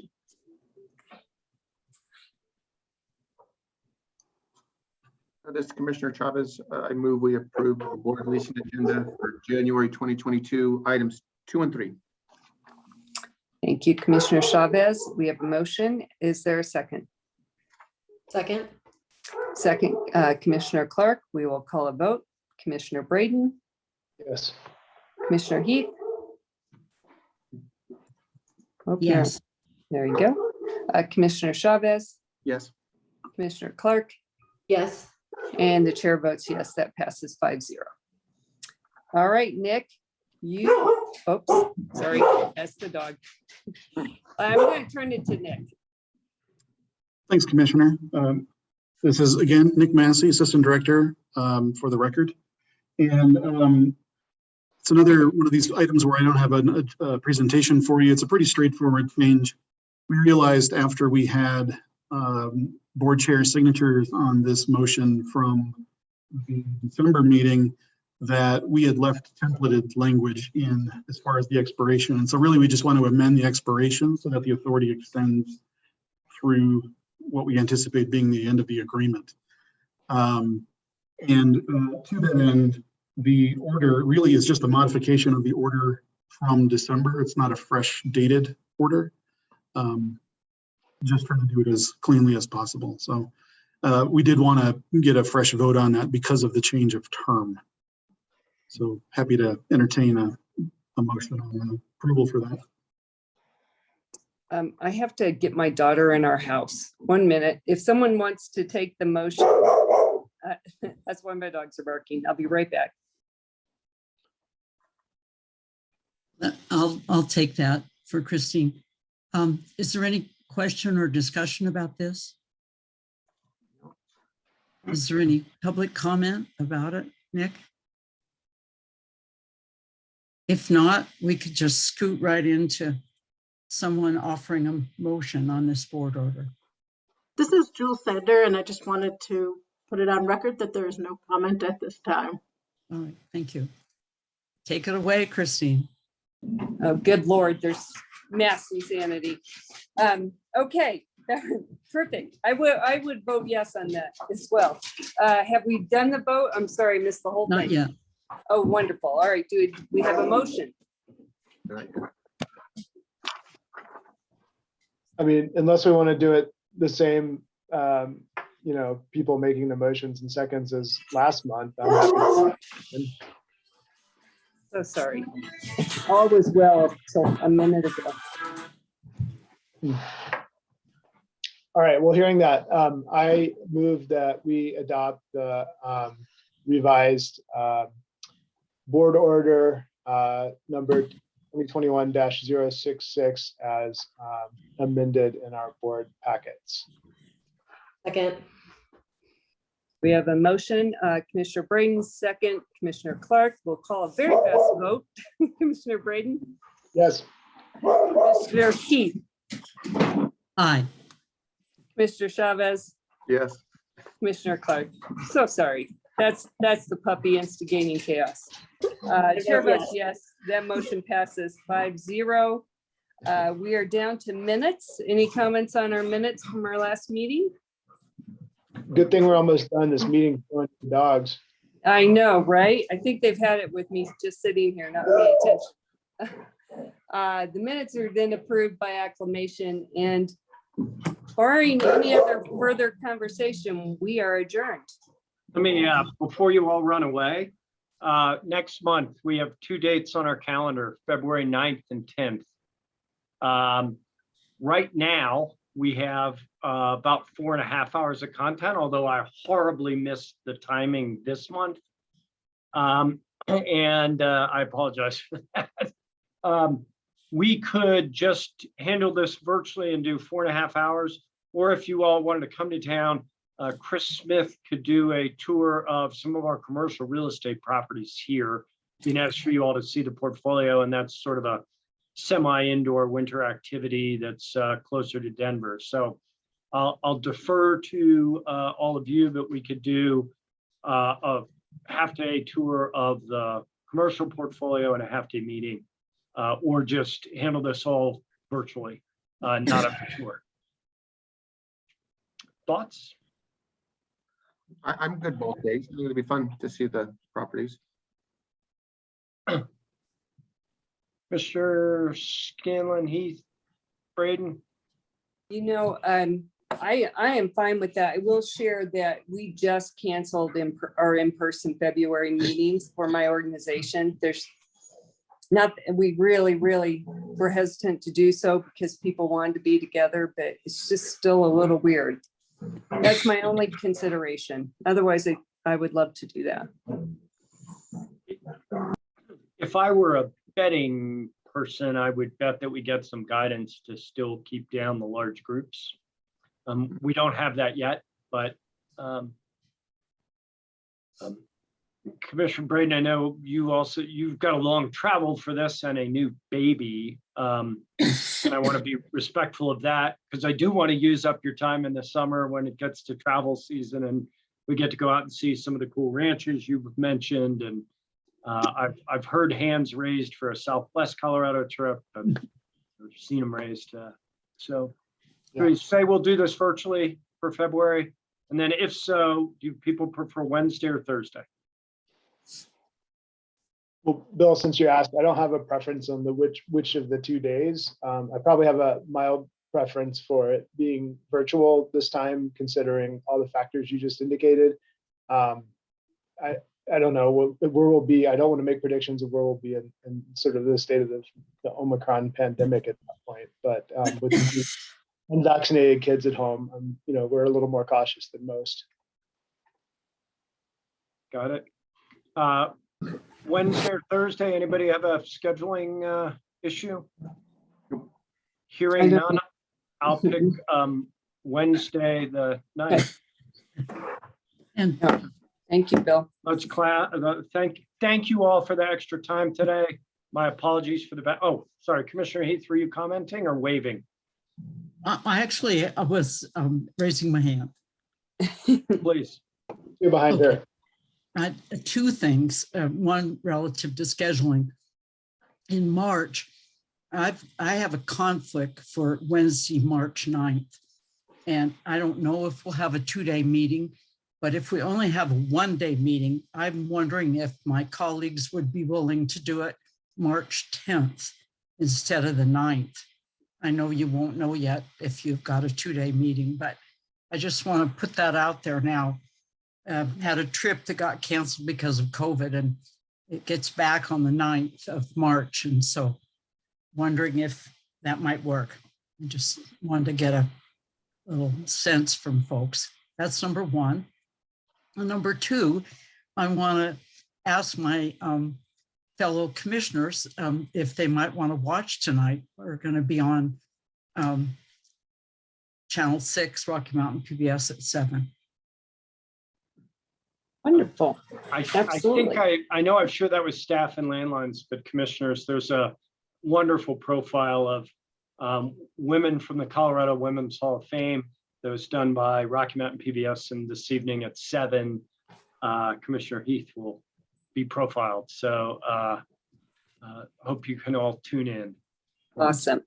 Congratulations and awesome. And you're so, it's such an impressive group of women, and we're just glad to know you, Josie. We hang on your coattails. And I'm fine with the 10th. I have both days blocked, so that's fine by me. Great. That work for people? Can I pull us back to the February date? I didn't realize it, but Thursday would actually be better than Wednesday if that's possible, and if other commissioners are open to that.